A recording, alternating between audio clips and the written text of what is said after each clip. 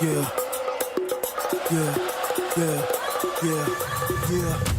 We out of here, you can feel it right. Light it up till it's feeling bright. On the move like we feel a groove. Out of sight like we got a mic. Bustin' in like we finna fight. Get the pen it right, I'ma pin it right. Try to run on the winning tight. Heat it up like some minute rice. Bet I beat you to the finish line. Cause we out to get it feeling fine. Keep it up or we'll be creeping up. Running up the mountain steep and rough. Jumping over hurdles, beat the rush. Hold it like a girdle, blowing out the burdens. I'ma keep believing till I touch. Get another level on the clutch. I'ma get up in your face, whoa. Steady keeping up the pace, whoa. Get the feet that you can taste, whoa. Squeezing by you like some pace, whoa. Feel your confidence embrace, whoa. This is the beginning, ain't no way to spin it. Headed for the finish. This shit is dead. Now we caught up in the flow. We gon' give a little roll. Ready, set, go. Are you ready for the show? Now we caught up in the flow. We gon' give a little roll. Ready, set, go. Ready, set, go. Ready, set, go. Ready, set, go. Ready, set, go. Are you ready for the show? Now we caught up in the flow. We gon' give a little roll. Ready, set, go.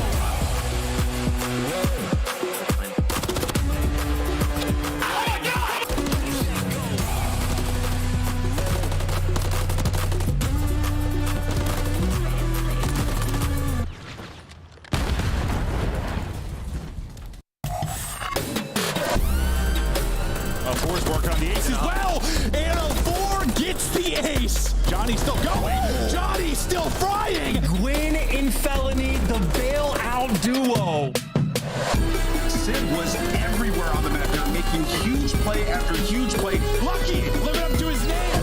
Now 1 versus 2. Battle's gonna win. Battle's gonna win. What in the hell? Absolutely unreal.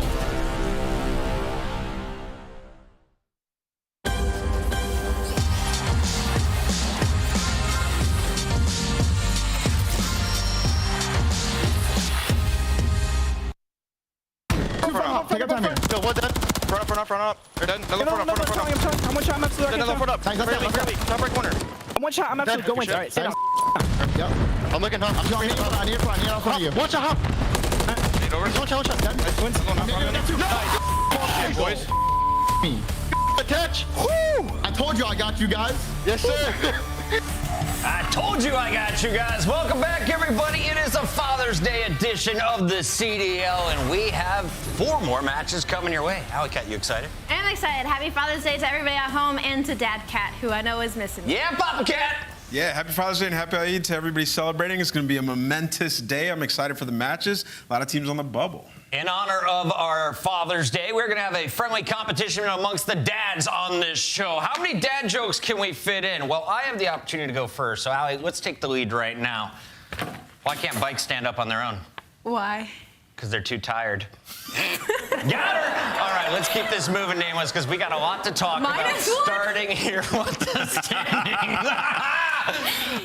We got so many teams in the hunt right now. You got to be in the top 8. How do you get there? Well, you need wins. With every win, you get 10 points. And our 7th seed to the 11th seed, they're only separated by 15. Los Angeles Thieves, falling yesterday, means they only have a 5-point advantage over a 3-way tie where Carolina, Vegas, and Minnesota are all knotted up. Yeah, it should have been an opportunity for a lot of these teams to pull away with a little bit of a lead. Ended up being a couple of upsets. So now teams like LA Thieves and Vegas Legion are looking to maybe jump over the Carolina Royal Ravens, which made me really sad yesterday. I always said he didn't think Clay and them would make it to champs. Is Vegas Legion fake spaghetti? What? Are they impastas? What? Impasta. All right, let's move on. Vegas Legion looking pretty good, Nameless. Attached leading in the final game. You also saw him popping off in the first hard points. What are your expectations for a team that you said could go 6-1 here? Yeah, I mean, you said today's Father's Day. By the way, Attach was playing. It seemed like it was yesterday. I will say he was dominating.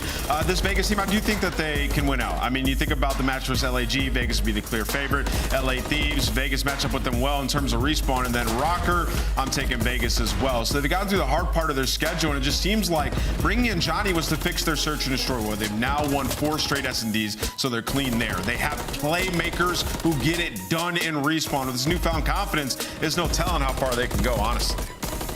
Attach has been shooting well, but so has his opposition today as Vegas takes on the Gorillas. He's got to look out for DiamondCon, a guy who's just in his second year here, Alley Cat.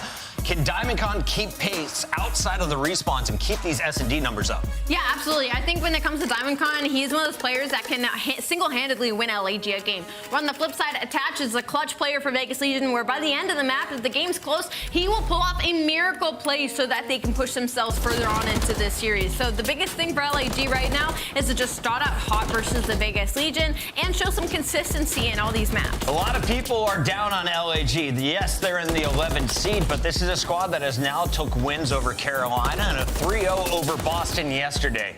Where are the Gorillas' strengths right now? Yeah, I would say search and destroy. I mean, DiamondCon talked about it in the post-game interview. He was like, that's the mode that we just have to lock up, right? And they had a great one yesterday, 6-2. Flames had a good showing with 3 first bloods in a 6-2 win. Is very impressive. And he also had the most damage across 3 maps. And to me, Flames is the X factor for this team. If they're to take, those search and destroys, he has to play well, but also steal that one respawn because his numbers have went way down in respawn. But yesterday was a good indicator that they have not given up yet, Chris. If the rumors are true, Flames once played the piano by ear. Now he does it with his hands, and he's looking to put those hands to work. At 130, we'll see 130 points and just 10 back. You beat Legion today, you have a 4-way tie for 8th. I mean, there is just, I don't know who the favorites are right now. Some teams are beating the top 4, and some are falling short to teams that are below them. So it's been a very chaotic weekend. It's going to come down to the major. Yeah. Top 4 matchup to look out for, though, is our Monster Energy matchup on Sunday. Optic Texas is taking on New York Subliners, and if you're looking at the records, they are devastating. We are currently seeing Optic 1-3. Yeah. You lose again today, you're starting in the lose bracket, right? Yeah, and that's why this match is so important, right? Because we know Optic maybe had the hangover from winning that championship, maybe weren't giving it their 100%. Well, today they will be, and they will be going up against another top 4 team. Their Optic Search and Destroy has been struggling, but they're going up against a New York team that always gives them a run for their money. And when you talk about New York, Allie, they've been good in hardpoint, but they've been falling short elsewhere. Yeah, they've been falling short when it comes to Search and Destroys, which is not something you thought you would say say when it comes to the New York Subliners, because they have the dog and Kisman, who's been averaging a 1.3, as well as Hydra, that when that guy is on a roll, it is very difficult to shut down. But throughout the entirety of these qualifiers, all of the top 4 teams have shown a couple of weaknesses, mainly New York Subliners with the pressure of being the only team without a chip thus far. This is an opportunity for them to get this win over Optic Texas, who's been losing to teams like Vegas Legion. Yeah, and when you talk about this matchup specifically on the season, Optic Texas, they're 11-8 map count, right? They've won a majority of the series, but the search and destroy has not really gone their way. It's actually 2-5 in S&D. And then when you flip it over to New York, Chris, and you talk about it, they've been working on their hard point. What cost them the last time they played? It was the HPs. They got obliterated on that Rio, and the Vista was a 20-point margin. But this is a different New York when it comes to hard point. It was so close to having 2 teams at 1-3 records, but you saw the Subliners clutching up against Minnesota in a round 11 game 5. Optic has been the opposite of clutch in game 5s. If it goes the distance, can Optic steal a dub over the Subliners today? I don't really know, Chris. The Optic Texas that we've seen during these qualifiers has been extremely lackluster. They were getting really good at search and destroy, and now it's like they've completely hit the reset button. I mean, they just got a 6-0 loss to Carolina Royal Ravens, where they had the majority of first bloods, 5 of them in that series, and not a single round to show for it. And on top of that, like, their map 1s haven't been as strong as they have previously. Previously, they were 8-1 in map 1s. They were starting hot in these series. That is not the case in these past couple matches. Nameless, we came out of Major 3. You said Optic can't get complacent. After the 3-0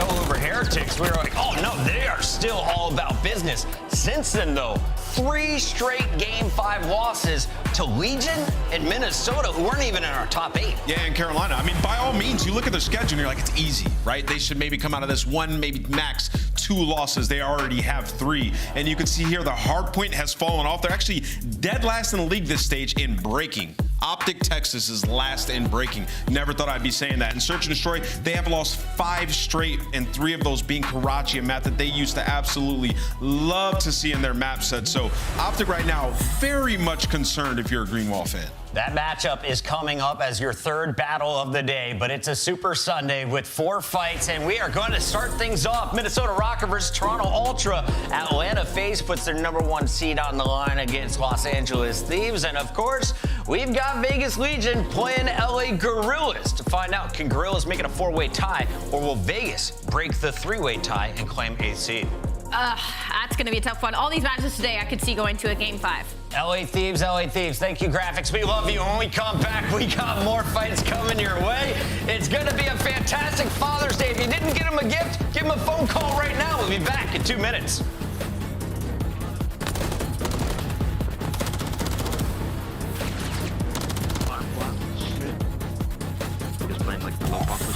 All right, fans, time is running out to make your picks. Choose your winners now by scanning the QR code you see on the screen. Hurry, it closes at 3:15 Eastern. The Champs Tracer Pack is available now. The bundle includes a Reaper Operator skin, Ripper Weapon Blueprint, Death Stare Weapon Blueprint, Cuts Deep Charm, 2 calling cards, 2 emblems, and 2 weapon stickers. Use these items in both Call of Duty Modern Warfare 3 and Call of Duty Warzone. Available in store now using Call of Duty points. Never miss a match of your favorite teams with the Call of Duty League Calendar Sync. Here's the fun part. When you add a calendar, you'll also receive a Squad Up calling card you can use in-game.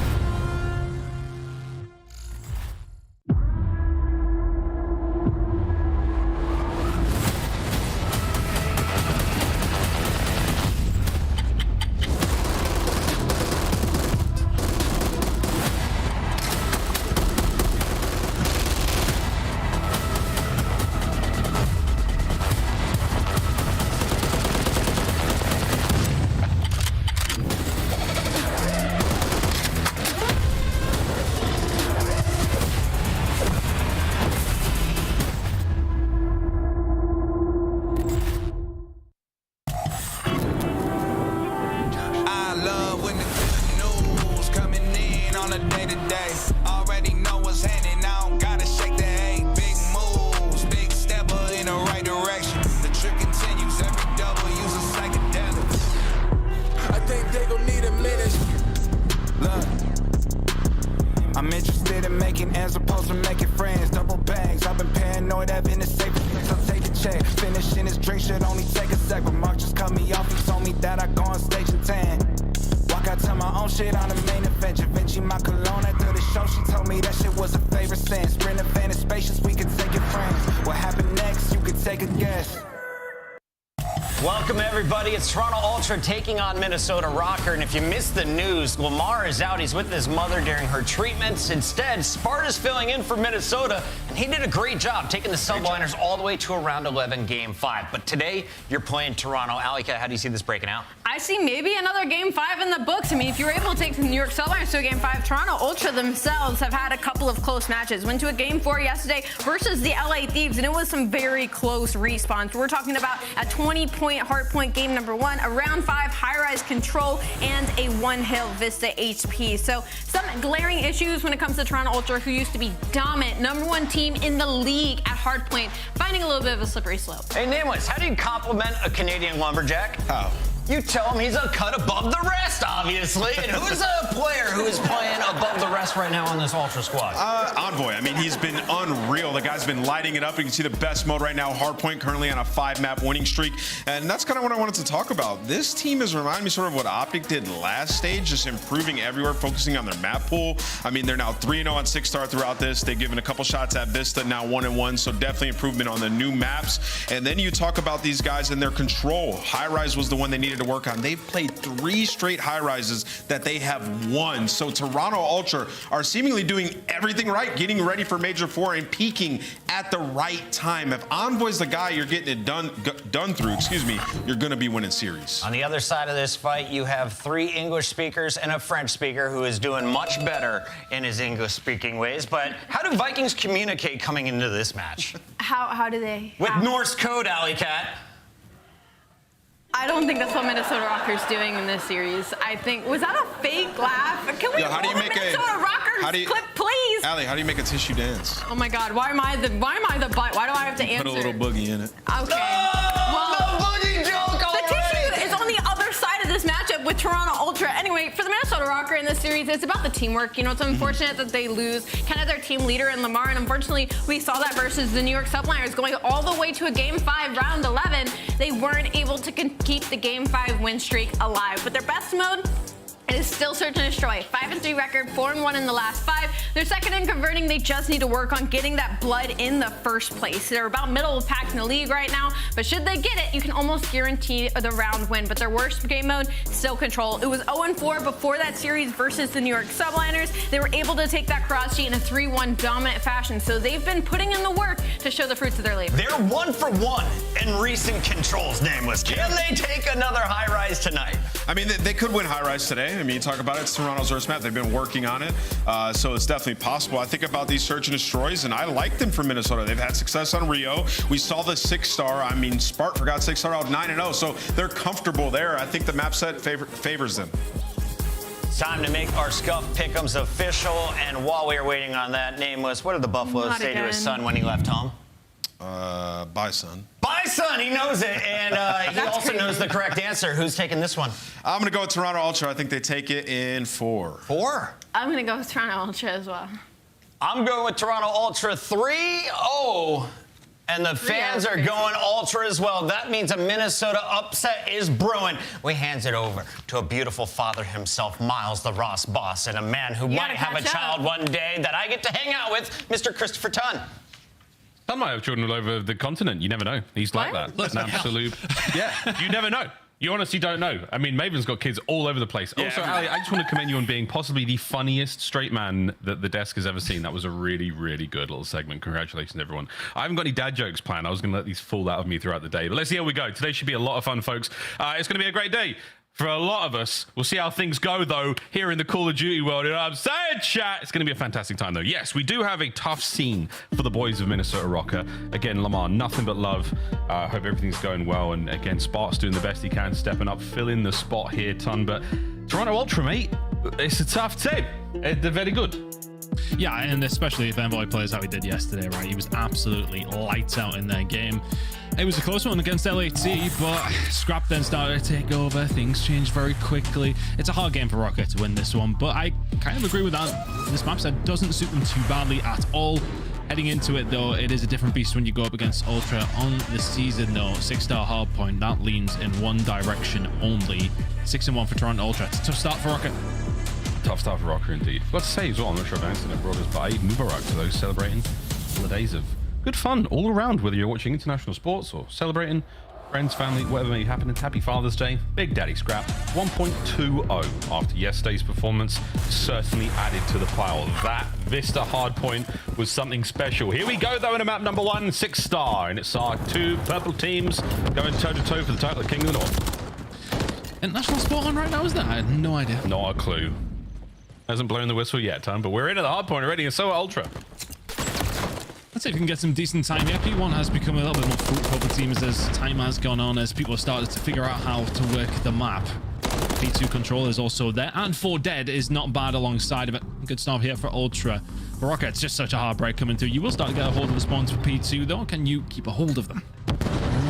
That's the next question. P1 so far so good for our Canadian colleagues. Lynn's nice 2-piece though. That's going to soften up the defenders in a big way. Scraps down and out and a perfect wipe. 13 odd seconds to go here, and that is ideal, frankly, for Minnesota Rocker. They're the purple arrows on the minimap. You get a perfect 4 down, you get some spawns, and now you got some time. Rotation coming in now. Do you see the push coming up through the back though? It's a bit of a pinch being set up. They've just done this so wonderfully, but Standy Lynn's going to have to hold very, very well. Unable to do it. Lovely break coming through from Ultra. That's the thing for Rocket. You get to hold the spawns. You got plenty of time to set it up, but Ultra have got plenty of time to work out how to break it. Scrap with a big kill down the right-hand side. Spots found too, and I was impressed with him the other day. Gonna have to be another level though if they want to find a win against Ultra. Oh yeah, but good luck lads. Watt standing on the approach, gets himself 1. The in and out hit, that's good enough for now. Last man left before the spawners come in was Kleenex. He makes a meal of it. Over to Gunless, he's up next. No 2-piece for him. Kleenex finally brought down. Spar in there on the 4 spree, goes out and about. But again, time very much in the hands of the boys of Ultra here. This is good work from Linz, but totally surrounded here, Ton. It has been a battle for P2. That's brilliant from Insight. Finds 2, drops back around, helps him out. His team coming in on the reinforcement side of things. It is going to be a rotation in here for Rocket, but with 10 seconds to go, you're very much going to be here if you're Ultra very, very quickly. Envoy's already found the spawns, though, and this is an issue. You're going to have to turtle up just a little bit as Rocket get a bit of a split. Awkward situation for both teams now. It's all about winning your gunnies. Oh, that gunny win from Standy is a very handy one indeed. Scrap makes the lobby a little more dangerous. Nice work there out of Standy again. So you've got the space now. Good stuff out of Minnesota Rocky. You turn a bad situation to a much, much better one. Now, the classic P3 hold. Will they get it done? I don't think there's a trophy to be seen here. And I'm not talking about the trophy cabinet. Oh dear, I'm talking about the point. That's going to be Toronto Ultra in. And my good golly, Miss Molly, they've got them kills. Yeah, just brute force through the front door. You get a little bit of a place where you can contest, and then from there you push forward. Just winning their gunnies. Really good play coming in from Ultra. 24 seconds to play for. Was Rocket the first ones here. Should be a cleanup crew coming on through. Scrap finds 1 and 2. Gonna force his way through for the 3rd as well. It's 4 in a row from Scrap. It's all about him on this hill. 15 seconds to go. You're going to get every single second. And they're going to be the first ones here over towards next. Beautiful from Ultra so far. Feels like they just feel super confident to be able to find the breaks. They're not rushing anything. Take your time. Process is working. This again, maybe not so much about winning the rotation fights, but getting the break practice. Trophies down in here for the boys of Rocker. Scrap upstairs, gets himself a cruise. 3, 4 in the feed. My good God, a top rope. He was feeling that one. Not a necessary play whatsoever, but a good time had nonetheless. Ultra now forward they go. Envoy cut down as Rocker right out of spawn, right into the fight. Oh wow, they've done so well to find those couple of gunfights. Coming in at a disadvantage. Scrap does have that cruise missile as mentioned, so keep an eye on that as the game does go on, but he's been flying so far. Is able to find one. Lynx here to just try and pick up the pieces. He cannot. Really nice break back from Rocker, but Envoy with the flank. Smart plays again from Ultra. They're always somebody seems to be in a spot where they can make a little bit of a special play, and it's been working so far. Healthy lead heading into a second rotation with 15 seconds remaining on this hill. And it's just really been about the breaks. It's been fantastic from Ultra so far. So far, so good. Rocker have been starved for points for quite some time here. Kleenex. The hit and run. Standy just got absolutely turned inside out, decimating the competition right now at 11 on 11 there. That's going to be Kleenex. Back over to P1, the first go around of the hard points. A very large lead right now for Toronto Ultra. No tremendous surprise. Rocker, it's already a better look in their hard point games. So the first time we saw Spart on the roster. over to Scrap in the hard point. Instant kills, 18 and 9. Looking for number 19. Might be able to get it here, but either way, his boys have got the time, trophies, you name it. It's all looking good for Ultra. I mean, you see them yesterday over, what was it, the final 2 hills of Vista up against LAT. Went 15 and 1. Just turned up when he needed to. It was ridiculous. And he's had the kind of start that he had at the end of that game. Look at him just still going 19 and 9. The guy is a joke. Spark will find 2, but it's been Scrap holding it down. He's still going. There's just absolutely no way you can outgun this man right now. 21 and 9 from Scrap, 5 in a row. Get the cruise missile in. You might have another one. Good lord. Oh, no, this is not good looks. This is brutal display. Is Scrap almost single-handedly dominating Rocker. Even from the grave, his trophy's got his trades. Magnificent. Over to Rocker now. Once again, P2 hardpoint rotation theirs. They are in first. Will the setup pay off, or will it be another break for Ultra? Just seem a little bit soft on these holds at times. I think that can happen. You've got a standing coming through. Yes, okay, Spart's had a couple of good games for them, of course, but it's just about the comms, making sure you're holding the right angles. Ultra are just playing it so well on top of that, though. Yeah, this is a two-piece. Yeah, this is just great. He's 26 and 10, mate. Oh, it's just magnificent. You know what? You've heard enough of me and Ton for now. I want to hear what Ultra sound with a quick listen in. Vent a second. Ladder now. Gone outer. Could be baller gonna make. Vent outer. I killed the vent. 2 outer. How much we look for? Could be 2 ladder. Sorry, soaker. Be out right now. Nothing outer. Nothing won't. Could lobby. Ladder. That's not hit lobby. Weak ladder, Jimmy. One out again. Okay. Free all. The him through the front wall. Yeah, I'm Oh, you guys through the front. I have all mid. No. Some of them. You my statue or no? Be one step. I'm about to shriek this. Need me to go for it. Shriek. I hold you out. I will hold you with Tubby. They're gonna jump up. The whole front. Three outer. 2 outer. 2 outer, 1 with DJ. One hop. Hopped in, last one Tiki. Hopped in. Last one Tiki. Last one. Hold no, Jimmy. I don't see me. He's not shot me. Let me think upstairs. Could go front. Let's go. One shot blue. He's close outer. He could cut. I have outer. Hold your hop. And one spin. Smart spin. Me. I'm picking that. Put our again. Dead. It's lobby. Stun. I don't have trips. Push down mid. For it. Yep. Keep going. You can be here front. Do 1 steps, boys. I'm leading outer. Yeah, I'm gonna help you guys. I feel like they're gonna push this. Water steps. Alright, 1 water step, 1 front. I have my hop right now. And 1v1. Outer. Nice. Waiting for me. Dead. Nice. Last one. Hop again. Not weak. Shout out. Nice shot. I'm just going to. I'm in blue. I have all mid cut. I'm wrapping to the right now. I'm playing a weird spot. Maybe get to office. Vent grab, dead. Vent grab, dead. 1 shot vent going blue. In blue, Eli. They could be in water. Nothing water. Heard you. I'm wrapping our setters. Yeah. I'm dead. Where's open? Where's that? Top blue, gunners. 2 top blue, gunners. Or you and you, Jeremy. There's 3 here on this side. I know. Trying to hold your right push. Me on the right side. Right side. Absolute dead. Weak. Step. Right side again. Right side. Close right. Absolute on the statue. Gunlet still. The our side. Nice. That's 4. I'm gonna try to pick up mid off phone, okay? I have mid. I have all the mid. I'm home. Can be office shots right now. Nothing mid, okay? Let's go, Leslie. Still top weak. Below gold. 1 mid. And now for something completely different. That's the tornado on time. On the right side, just crouching on it.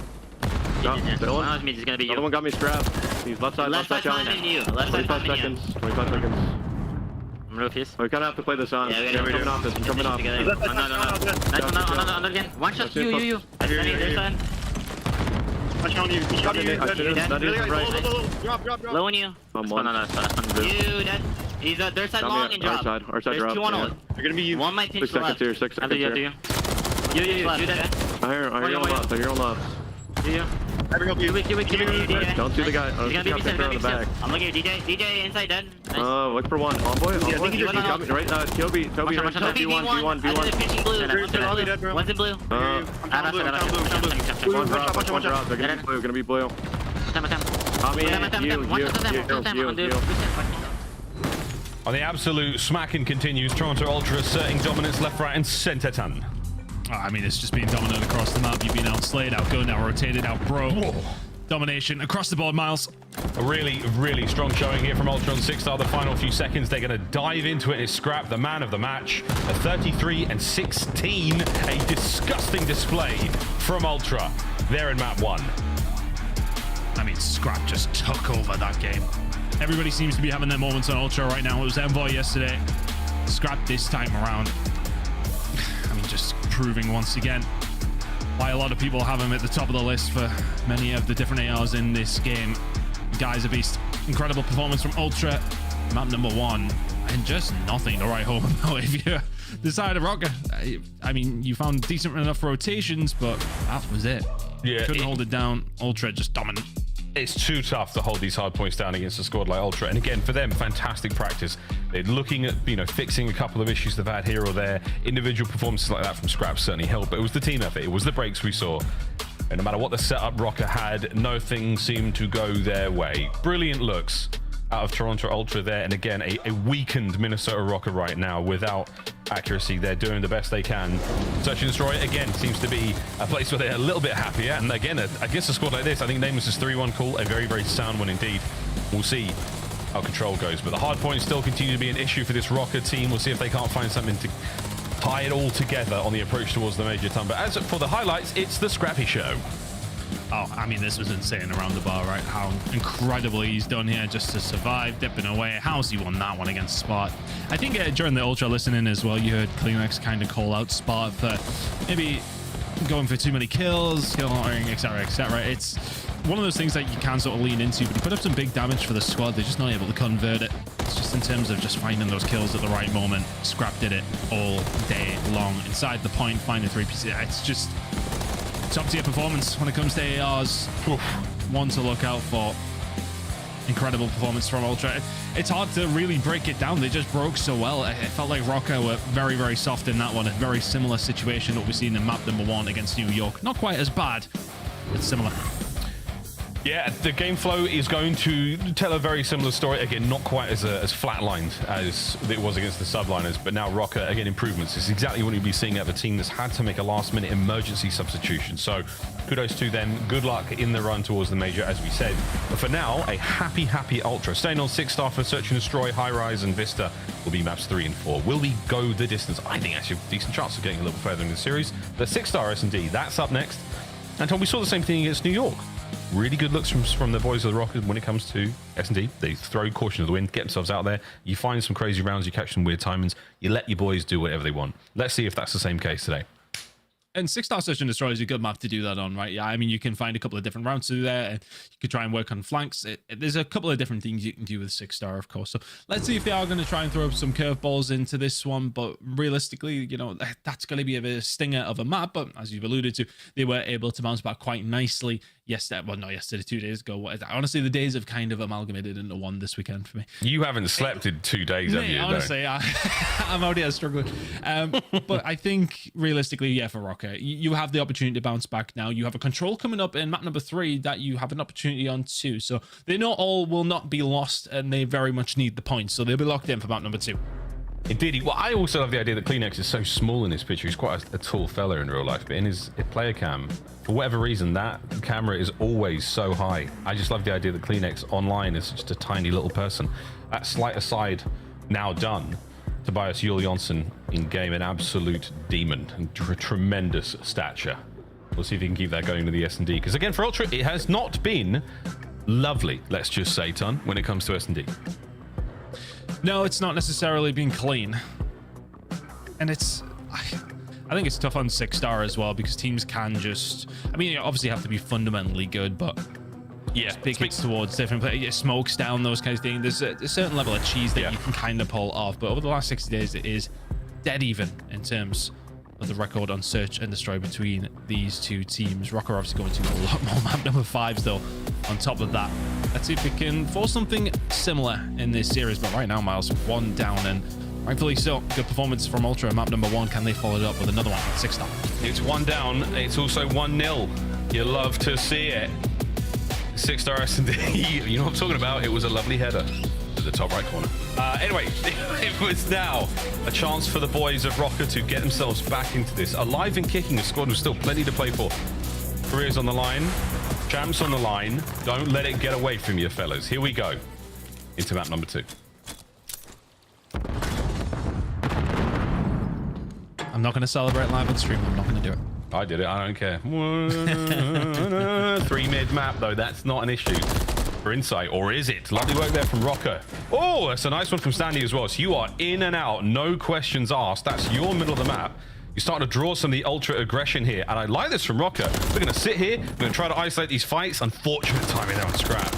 But a funky strategy that nearly pays off. And what do you know? It's now a 2v1. Scrap against Gunless and Spot. Ah, they've read it as well. He should be dead right, even if he found one. Rocker, and just a big setup in the middle of the map. Can rotate which way they really want to. Probably don't want to get too mixy and over towards A with no trophy systems available.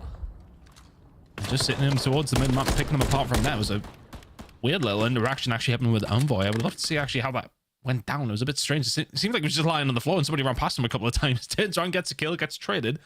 Relevant though. Rocker will find the round. Yeah, it was weird. I don't know if I'm just like... I mean, this was nice from Standy and Linz though. Really good play. I saw moments like that. Funky to the mid. Oh yeah, it's absolutely could have been really messy in that middle of the map, but I think the little moments like that show that the chemistry is definitely there. These two players starting to really get in the groove with one another. It's a dangerous submachine gun duo on paper at times in game, not the same, but here we go to the next round. Spark catches a scrap. Wow. That's a 3 spree now for the newcomer. And a free push over towards B as well. Gunless catching Envoy. It just feels like Ultra not quite as squeaky clean as they would like to be when it comes down to 6-star. This will make things a little bit easier now, make it a 2 versus 3, but difficult situation. Big grenade comes through. 2v2, but the bomb did go down. Oh boy, it's a nearly massive win from Spark. Sorry, mate. There's a, oh my God, Insight manages to pull that one away. Oh, and he's going to get to the bomb in plenty of time. That is brilliant. It's a bold chow, though. I mean, I trust in Linz's ability. He must have been called out weak, and Insight is still gunned him. I wonder if he just plays the time a little bit more. Do you step on the gas, though? It's one of those 50-50 situations, but Insight punishes him for it. That's what Insight looked like during that fight, and Spark was half a bullet away from the win there. Ah, okay, 77 HP, but Linz, that's a tough one. You know, hit once there. Insight. Yeah. Plums of steel and an iron nerve takes the round. Good work. Around that didn't look likely for Ultra.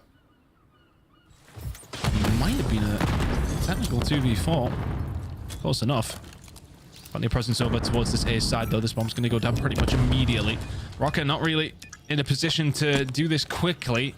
So instead, he might win the race here. 40 seconds to go. That bomb needs defusing. Yeah, you got members of Ultra all over that site. The only man on the outside is going to be Insight. Big deep spread here from Rocker on the retake. 2-2 split. We're going to go end to end. We'll find out if it's tip to butt or if it's butt to tip this time round. But Gunless, he's going to be the man flying in first. Kleenex up close. Oh, it's massive work from Rocker. Oh, the setup has absolutely been ripped to pieces. Gunless is in and Rocker with the round. From the minimap, it looked like Insight might have got one of the worst cut timing moments I've ever seen in my life. It was incredible. I don't know if it would have made much of a difference to the round, but the arrow turned one way and somebody ran immediately past where he was just watching. It's a tough one, but a really good break coming back through from Rocket either way. Fantastic job. Really good break. If only they could have done that on map number 1. The setups be damned. Rocket 2-1 to the good. That is an unbelievable retake. That's certainly one that Ultra are not going to be enjoying to watch back. And kudos again to Rocker. This is a very, very tough sort of mental deficit you're playing from. Find, you know, even a modicum of success is still something to be applauded. So here we go. Another round now. That Rocker on attack. See, Ultra a little bit more wary with the push coming through the pool side this time. So they have given up a little bit of control over towards A. Standy just going to stick it. Nades coming in. Gets out. Nice and clean. Bomb down 4v4, but Ultra very close. But keep an eye on Lindsay's on the immediate flank. And there you go. Punishes them straight away. And it's all of a sudden a 2 versus 4. And once again, Rocker with another absolutely delightful round. Kleenex 1v4. Will it be Linz to get his third? You would imagine so, but Gunless will be there for it. Outstanding teamwork from Rocker. The plan coming together, and whether it's a good old hit onto A, when you have that one man on the pinch, Linz, an open lane for him to work with. No hope whatsoever for Ultra there. Just a really good job. I mean, it's just that timing. When you are that island player, it's always about making sure you hit at the right time. It's not necessarily about just these quick flanks, making these sprinting kind of decisions in terms of head down, see if you can find a meter flank. It's all about the timing. Times it absolutely perfectly. Ultra on the attack now, but the 3-1 is starting to look a little bit more commanding. Couple of hits spotted there. Standy, the stun will connect, and it's only going to slow them down. You saw plenty of bodies. Island player now, Kleenex on the top side of the minimap. But looking at the Rocker lineup there, Ton, they've got guns on him. So it shouldn't be too surprising when the play goes down. Here's the smoke, and you're into it already. Lins get some damage dealt with no kill. And Ultra get away completely unscathed. Big flank fight going to go down. Spot will find Kleenex. Yeah, Rocket just seem a little bit more wise to it, don't they? Ultra now going to have to back on down. Standy getting aggressive, though. And it's not just wise, but it's bold as well. I mean, you've got Standy way pushed up. And I mean, if he'd taken 3 or 4 more steps there, he could have a 2-piece here. Spark, though, perfect position to be in. What an awkward spot this is. Huge damage. Insight knows there's not a hope in hell for that one. He might go for the rechild, might find a corner. But right now, Ultra pulls apart and in very, very tough spots. Here comes Lins again, number 4 in a row. And as you said, it's kind of bold in terms of how they do set themselves up and keep an eye on these flanks. But Insight, we've seen these from him before. This would be quite a special one. Yeah, just gonna drink at the bar, mate. This round's over. It's done so. I love the commitment from Rocker, though, to making sure that that's what they're holding down. They are confident in their ability to sort of say, right, okay, yeah, okay, they're going to get the bomb down. We've got the information. We can see that it's happening. We feel confident in our ability to go for that retake. Don't necessarily have to commit to that. So we'll watch the flank. We'll team up together. We find somebody there. Makes the retake easier. It's interesting. I mean, Rocker, once you've got a slightest advantage, they isolate players, they mutilate them. It's very, very, very decisive. I'm actually thoroughly enjoying this. Rocker, 4-1, making Ultra certainly look, I want to say average, but clueless in a way. They've got no hope here. Whatever the play may be, they're being cut down. Speak of the devil, though, Insight makes himself very much known. Envoy on the quick pinch. Spark's in trouble. Gunner's now battling for it. Gets himself 2. Makes it a 1v2 now for Spark. I don't hate his chances here, Tom, but it's still a tough spot to be in. 7-1, having a game. And honestly, it just from Ultra, they just sick of messing around, to be honest with you. You can see the 4-man hit comes in. It's all about the aggression. Find those fights, feel confident that they're going to. Now Spark left in a doable but tough situation. He's managed to just slip the net, completely undetected. Insight was the only man looking back and forth, and the flank is on. Number 1! Ooh! A single bullet, the difference maker. And Spark is kicking himself. That would have been one hell of a round win. Not far away. Kleenex, very efficient with his shots. Makes the difference. Spark, unfortunate that really, really good effort.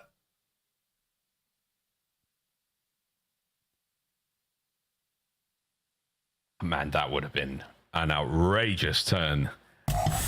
I mean, that's the one that really tests the mental there for Ultra. You managed to survive a tough round like that after 2 sweet kills from Kleenex. But here we go, attacking round. Kleenex, a man with a bomb, looking to overwhelm the A-bomb site if you can. But right now, Ultra, it's towards B and it's a lot slower. They've got a ton of Rocker players to deal with here as well. Yeah, Ultra very clearly adapting to the situation that has been going on now, because Rocker have really been winning that battle in the middle of the map to a certain degree. It's always been about those flank kills that are coming through or not. Big grenade from Spot, though.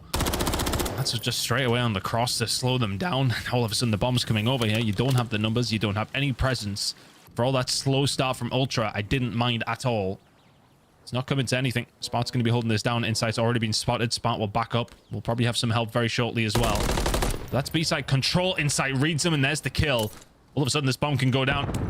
Absolutely. Game planted immediately. A little coverage up front. It might be a 3-man hit from bar side. Oh, wow. Kleenex ate a ton of damage there. Still able to get the bomb plant down. Oh, boy. In the fence. Standy wins it now. The pinch is on. And Insight, his presence has now been made known. He is in trouble. Kleenex now pushed back as well. You've been split on the defense here, Ultra. Time this right and you may be able to stay alive, but you've got an open bomb that needs defending. Insight back in it. Insight back in it with a 2-piece. And now it's a 1v1. He's just going to jump it. He's just going to jump it. Is Insight going to read it? He would have known the timing. Has to have a look very, very shortly. Looks in time and Insight again. You just never doubt him in those situations, ever. The king of clutch. Once again. Beautiful timing. And Standy, I love the play call. He wasn't terribly far away from completing it, but a quick look in the replay. I thought Insight was dead to rights here, but perfect timing on Gunless. The second onto Lin's absolutely outstanding through the smoke, and then just a brilliant look. Here is the first kill as well. I thought Spot had actually seen him on the cross because you can get a little angle from back there, but mustn't have spotted him. Gets himself caught out. That is a beautiful ace as well. Brilliant stuff there from Insight. Got to be absolutely happy with that. A lifeline now for Toronto, sorely needed and purchased well. Can we get streaks? That would be ideal for Jamie Craven. It's going to find Envoy pretty much straight away, though, but they should have. Stanley dead, so right. Scrap gets caught out. Kleenex is not there for the trade. That's a tough one.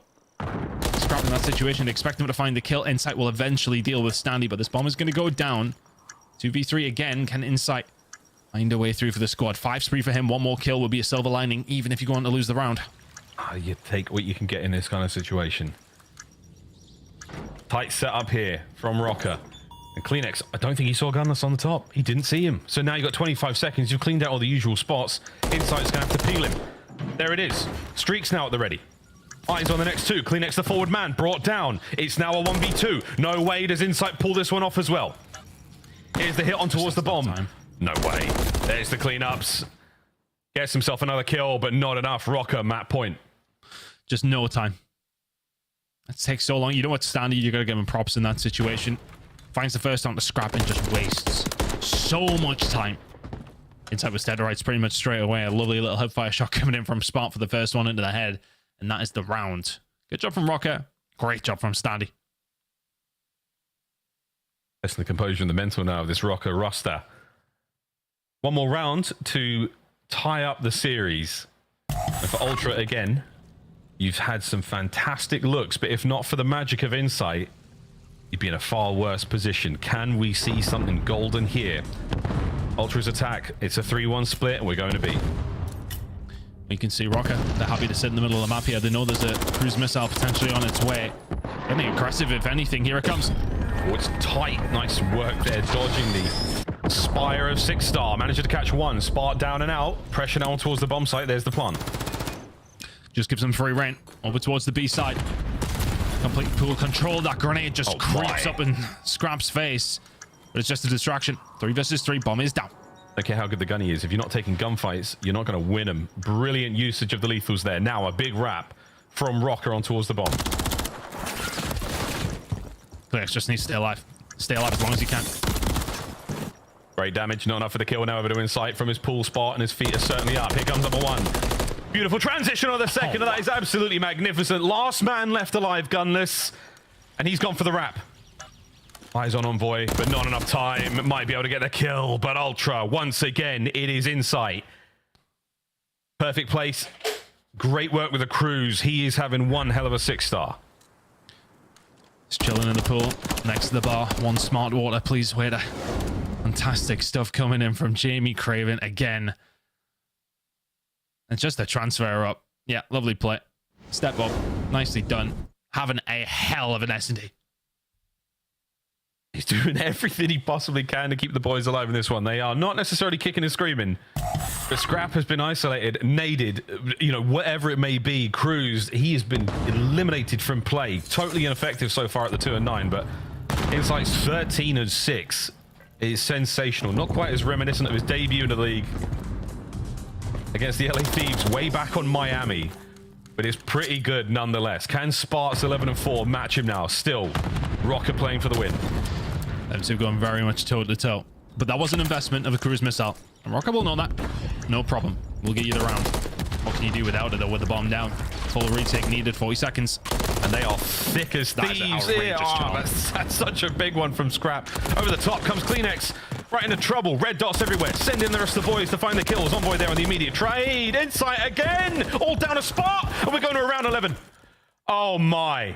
Ultra. Survive. I just don't know if Linz needs to go for that. I mean, he's the kind of player that you don't leash him. You don't tell him to sit back. You let him go. You let him show his talent. I'm not sure he needs to go for that there. Goes for it. Gets picked. Puts his team in a tough situation. Round 11 we go. This is what you wanted to see. I mean, look at the first bloods. Those opening duels. Massive advantages there from the boys of Rocker. But the last 2 have been very, very important. Now we find ourselves at round 11. All the stats go out the window. Good luck. Have fun, fellas. This is going to be a banger. Rocker. Don't let it happen. Ultra let a lead slip yesterday on Search and Destroy on Rio. 5-3 up.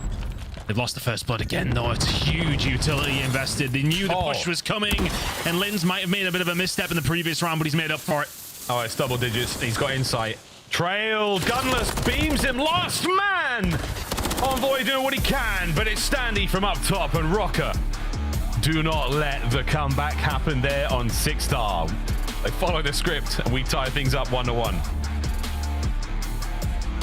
Seems to be an inquisition on the Toronto Ultra side of what the hell bloody happened there. I mean, just incredible utility used from Rocker straight over the top. Trophy system maybe didn't get down in time, makes the difference. Scrap falls, and you picked apart. Rocker, fantastic job, and deservedly find themselves one apiece in this series. Some really good plays in that 6-star Search and Destroy. You got a series here, Miles? We do have a series. Again, this is where things get a little bit tough. Again, when it comes to the next 2 maps, you're definitely still leaning towards Ultra. You still have to give the props to Rocker for getting this far, but the respawns are so much harder with a substitute. But Scrap doing what he can. Spart, excuse me, doing what he can with the 11 and 5. Not Scrap 4 and 10. Come on, mate, get it together. Round 11. Either way, though, beautiful looks out of Insight. That 14 and 7 is definitely something we'll be lauding for a while. There was some brilliant rounds from him there. And that 10-minute game of 6-star, a lot of fun indeed. High-rise control coming up next, though. We'll see how this one goes in just a moment. Good job from Rocker, though. Put themselves in a position in high-rise control. Yeah, you probably still lean towards Ultra, but it's, as mentioned, one of their weaker maps that they have been working on. They looked fantastic on Vista yesterday, though, so it does feel as if Rocker need to find a win here in map number 3. Tough one, though. I mean, look, a very, very close game. We headed to around 11. Ultra couldn't quite get the job done, but Rocker very much in this game. For many teams, this is probably the deciding factor in this series, whether you get to fight it, win it or not. I mean, if you do manage to win the high-rise Rocker, who knows? You can lose the Vista and make it all the way to that final map. Game 5 could be a lot of fun. We'll find out what happens, though, in just a short moment, folks. We're going to go to a break and find out who is going to be walking away with the dub. Rocker versus Ultra. High-rise control in just a moment.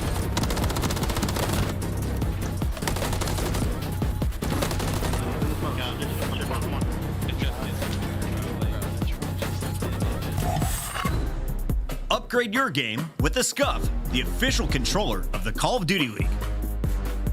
Scuff Gaming is doing an ultimate giveaway where you and a friend can win a chance to go to COD Champs this year.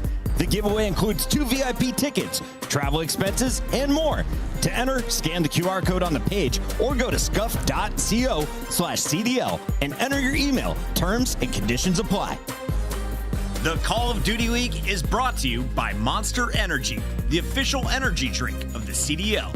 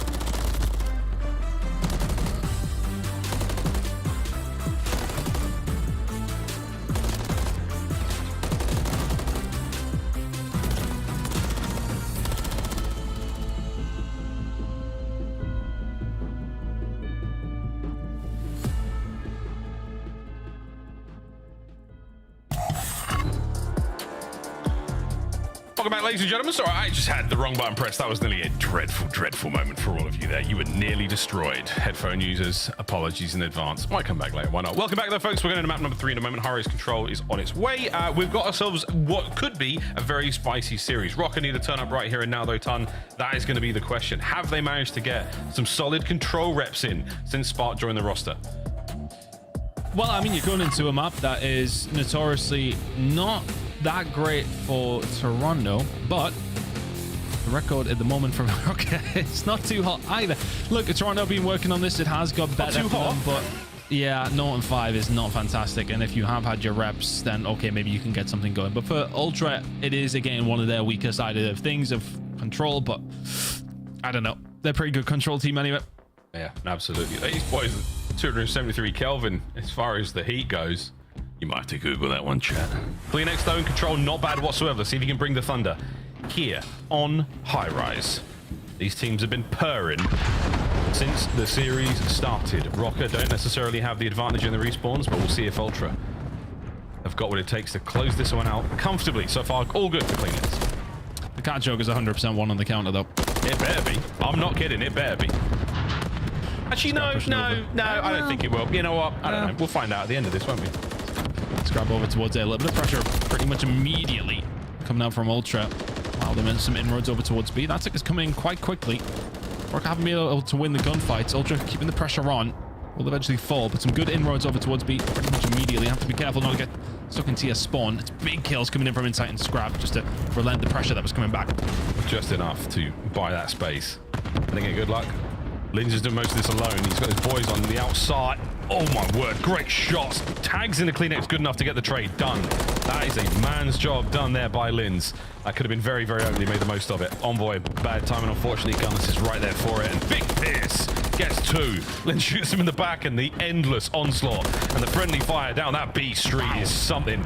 Spar's win there makes that a little bit safer. And Ton, less than 30 seconds to go. We're just having a square off down B street, are we? Damn. Good shots coming in from Envoy. Gloves are off. Very much so.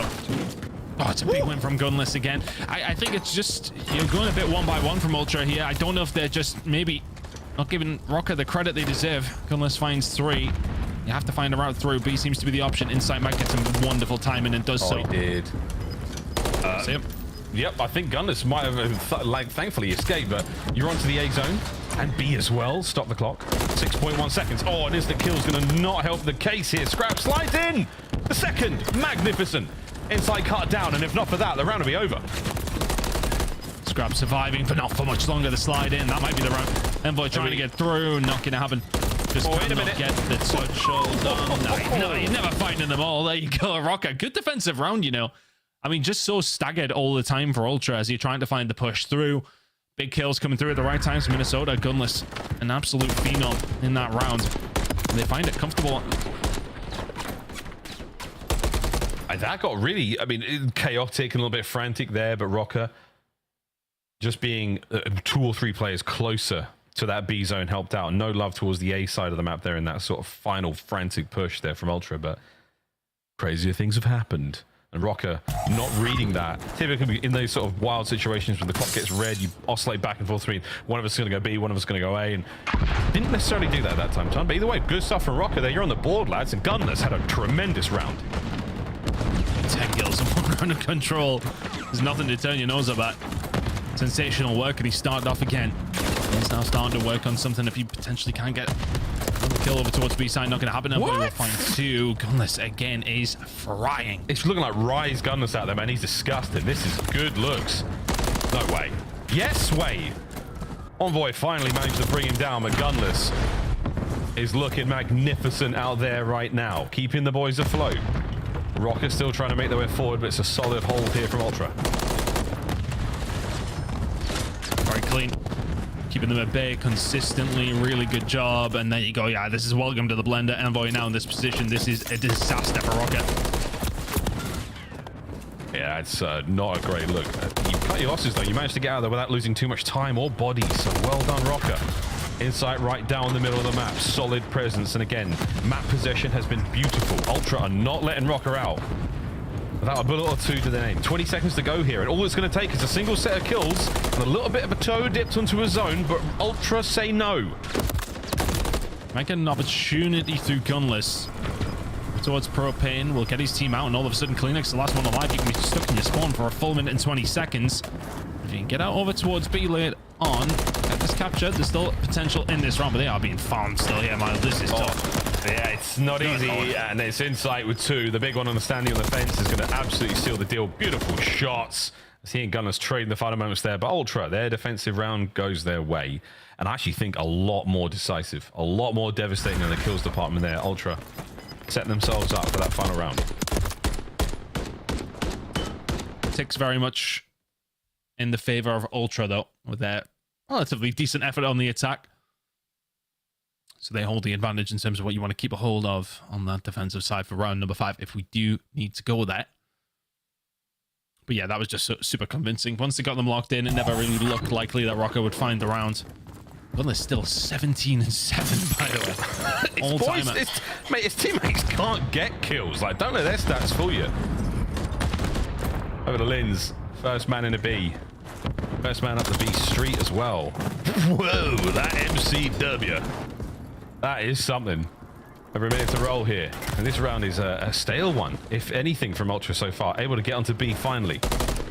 Here comes Standy. Gets inside back for the previous round. 7-11.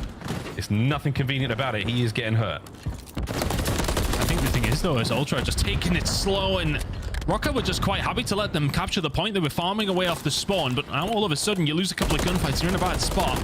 Trying to come back in off the respawn. Yeah, okay, you're going to be butted up, but attacking on two fronts are Ultra. They can continue to hold this down. It's a bad spot for Rocket. Bad spot. I've got that song in my head non-stop. How do you like him now? Will the B zone say goodbye to it? It's nearly done. Beautiful work. That is going to be captured over towards A in a second. One segment done. There's already a member of Ultra there, an Envoy. Right off spawn right into it, but he's run out of teammates. He's got to win 3 gunfights back to back. And this is not going to be an easy thing. Trophy certainly helps. There's the first, and Gunless absolutely pierces him. Scrap was on a 5 spray at one stage there. One of the crews did not nail it down. Great shots coming out of the respawn. Still a good position here for Rocket, though. Pressure still through the mid-map for Ultra. They do have some presence. Are they going to be able to make it count, though? Plenty of options to maybe try to get yourself up to top heli. Insight's going to be dealt with. This next wave of kills are important. They're mostly being won by Ultra. Trade's just about in their favor. And the A zone now, a body in it. 1:37, the clock paused. The fights are being won. This could be it. Scrap posted up. Absolutely spitting across the spawners. Linz unable to get out with his life. The second segment on the way out, that is going to be it. This is the second man on the zone. Done. Dusted. The round cleaned up. And that's a big attacking round, and Scrap's starting to feel it. A little bit more like it. And I think the problem was that you just never really cleared it out. If you're Rocky, you've seen in the previous round on the defense, Ultra, they find a 3 or 4 dead, they push forward, they find that final play if they need to, they lock you in your spawn. But because of where the kills are found from Rocket, it's always very, very difficult to then get that mid-map presence to then push forward. You're then waiting for them to make a mistake. They don't. Ultra find the kills, force you back into your spawn, capture the point. Sounds simple, it isn't. But Ultra, 2-1 to the good now. Cruising here in the control, to be honest with you, apart from Gunless, who is trying to put up some sort of resistance. 22-12, but the rest of the team need to try and keep up if they can.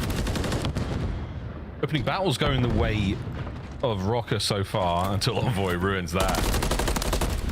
Aggression from Insight pays off with aplomb. Nice work. And now all over the map, you've got Ultra. Maximum possession. Rocket are trapped to the inside of their spawn, and things are starting to get real ugly. The wheels are starting to come off. Insight's nice big 2-piece there. 16-11 from Scrap. Tough. They are so good on this Ultra side. It's just so hard to get anywhere. Envoy now with an MCW in his hand and a cruise missile in the back pocket. Phenomenal work from Ultra here. 26-19. Okay, it's not done at all here. Rocket can manage to find a way out, and Standy will find 2. Great job from him. Spark finds another. Scrap could do with staying alive. He's going to be pressured almost immediately. So working on 2 fronts potentially now if you're Rocket. Get something going over towards A and B. That's a nice shots from Kleenex at range at spawn. Oh, and the difficult thing again, the cruise is absolutely brilliant timing because it's going to suck away a few seconds you sorely need for Rocker. Scrap winning a big one downstairs. Damage in the standee as well. Good enough now to keep him at bay. 20 seconds on the clock. You had one opportunity there, Rocker. A couple of big wins and that cruise might have just dealt the death knell. Still have an opportunity. 12 seconds to go. Kleenex is going to be a right pain here as well. He's going to find one and immediately flank. 8.9 seconds is what's remaining because you're on towards B. Locking it down here. There's a tick. Envoy's going to go for a Kleenex on the Overwatch, but you need to make something work off the top of the ladder. Gunless has fallen, and that's going to be the round, and that's going to be the game. Oh, wait for number 3, Stanley, though, on the sprint towards A. He's in. 0.2 seconds on the clock, and it's not over yet. He cannot die in this situation. The propane has been eliminated from play. On to B in a moment. Yes, this game is not over just yet. Progress at A, 1 segment down. Progress at B in a moment as well. All players from Rocker are in a zone. Envoy now on the retack. As Kleenex gets involved as well. Ton, we are not out of the woods yet. Envoy! Wow, can't win it. Big P captures B. How on earth did they manage that? My goodness. By the hair on their chinny chin is the answer to that question. Gunless going huge, 28 and 18. Having a hell of a game, but you've only got 5 lives remaining. You have to be perfect if you're Rocker. Oh, that helps. That certainly helps. Gunless once again, pushing 30 now. Not in age, but in kills. Actually, you never know. Actually, yeah, you never know. We'll find out. 35 seconds on the clock, though. Life count not good, but a single set of kills is all it's going to take. Can Rocker find the magic here? It is truly never chalked. They're on to the point. In just a moment. Through B, they're fighting, but it's in sight in the feed. Turn Envoy on the flank, and that is it. A magnificent effort, but not enough in the end. Final few moments here, and we're going to that dreaded Vista. Oh, you got to feel for Gunless doing everything he can, and they still get B 3-1. It's a 30 bomb for the L, and that is going to be tough. Honestly, for Ultra, their defensive rounds were just so clean. Yeah, okay, they let them through towards B, but the damage had already been done in that stage. The lives, insurmountable. The first one was as clean as you could possibly want, and Ultra dominant. And map number 3, Rocker's still struggling on that high-rise control. Not a bad look though whatsoever. That could have been. No, we've seen far worse high-rise controls in our time, but that one was a tough one for Rocker to lose. Now they have to somehow defeat Ultra on Vista. We saw what Ultra did yesterday to the LA Thieves. Can they do it again against their purple comrades? It's going to be tough. Lins has not had the best of series, to be honest with you. 8 and 28. Had his moments in the search and destroy, but he has struggled. And that is the hallmark of an SMG on high-rise control. It sometimes can be very, very tough. Standy, though, I mean, look, he had a couple of moments here and there, did really well in the search and destroy, had a couple of bits of good play, but they're out of control, but it was really about Gunless just trying his hardest to keep them in the game. Ultra were very, very good throughout, defensively especially. Yeah, we saw the defensive plays have got a bit scrambly at times, and everyone was desperately trying to pick up those one-shots around the, the cage and around those generators, but either way, man, a very, very good look. Mostly the AR players, as is tradition, they're on high-rise, those long lines of sight. The MCW singing for both teams. And again, I think when it came down to the attacking rounds, Ultra definitely had their number. Defensively, were pretty clean as well, but I'm tipping the cap in some regard to Rocker. There's no way I'm letting them get away with just, they got bodied here. They did not. They gave what they had, despite the odds being stacked against them. Every little helps, and if Linz finds 5 or 6 more kills in certain moments, you'd never know how things are going. We can still be playing right now. You would think so. Good job from Ultra, though. Very comfortable. And the Vista hard point coming up. You've got to be feeling good if you're an Ultra fan now. If Rocket can force that map number 5, very solid at it. But can they do it? That's the question. Vista hard point's going to be tough. I mean, if you're taking 6-star for any sort of example, then it's going to be a rough one. But you never know. It's a little different. It's not quite as fast-paced. Let's see if they can find something. Well, Rocker's hardpoint has not been very good at all. I think there's incremental improvements of, 12 to 20 points at a time. But I don't think this is a good one for them. I think it's going to be a very, very difficult time. Very difficult time, especially against the way Ultra are looking right now, which is squeaky clean and hard as a rock. We'll see if anything can go their way, though, because for Rocket now, I think they're feeling it as well. I mean, no matter what you're going through, no matter how you're playing, the writing is certainly on the wall, and Ultra licking their chops, man. Just salivating at the prospect of getting into this map and getting to roam around. You managed to not lose the high-rise control. You don't have to see an S&D to win the series. You've got to be feeling fantastic. I mean, it's not great reading, and that just tells you the story realistically of a hard point. Map 4 record looking a lot cleaner. The side of Ultra, and well, not quite as bad, I suppose, for Rocket. Those map number 1s have eluded them, but when they have got to the map 4, it's not too bad. But 8-2 for Ultra, very much a strong team across the board. You'd expect them to be able to convert this. It's just very tough because, I mean, if Scrap plays anything like he did in map number 1, the game is going to be difficult for Rocket, but they have to just think in their mind, look, we need those CDL points. Let's see what we can do. If we can force this map number 5, we absolutely have a chance in this series. You know, I think the bigger worry I've got is actually Insight right now. I mean, watching him just shoot bots, there is a calm and laser focus on his face that I haven't seen in quite some time. He has not had the best MW3 by any stretch of the imagination. Doug dominantly looked on MW2. Doug brilliantly looked on Cold War. This hasn't been his game. Maybe that's a change because Scrap's on the roster now. He's finding a lot more of those kills, but the Insight of old has not necessarily been there. He's getting back into that form as of this series, as of this stage. So we'll see how the Major looks for him. Insight, again, a key part of the Ultra success. And Vista Hardpoint, if you saw it yesterday, you know what you're in for. Strap in, Rocket fans. This one might get tough. Well, 7th in the whole percentage is fantastic. Rotation doesn't surprise me whatsoever for Rocket, but they need to be able to make sure they hold on. That was the big problem. The rotations on 6-star were fantastic.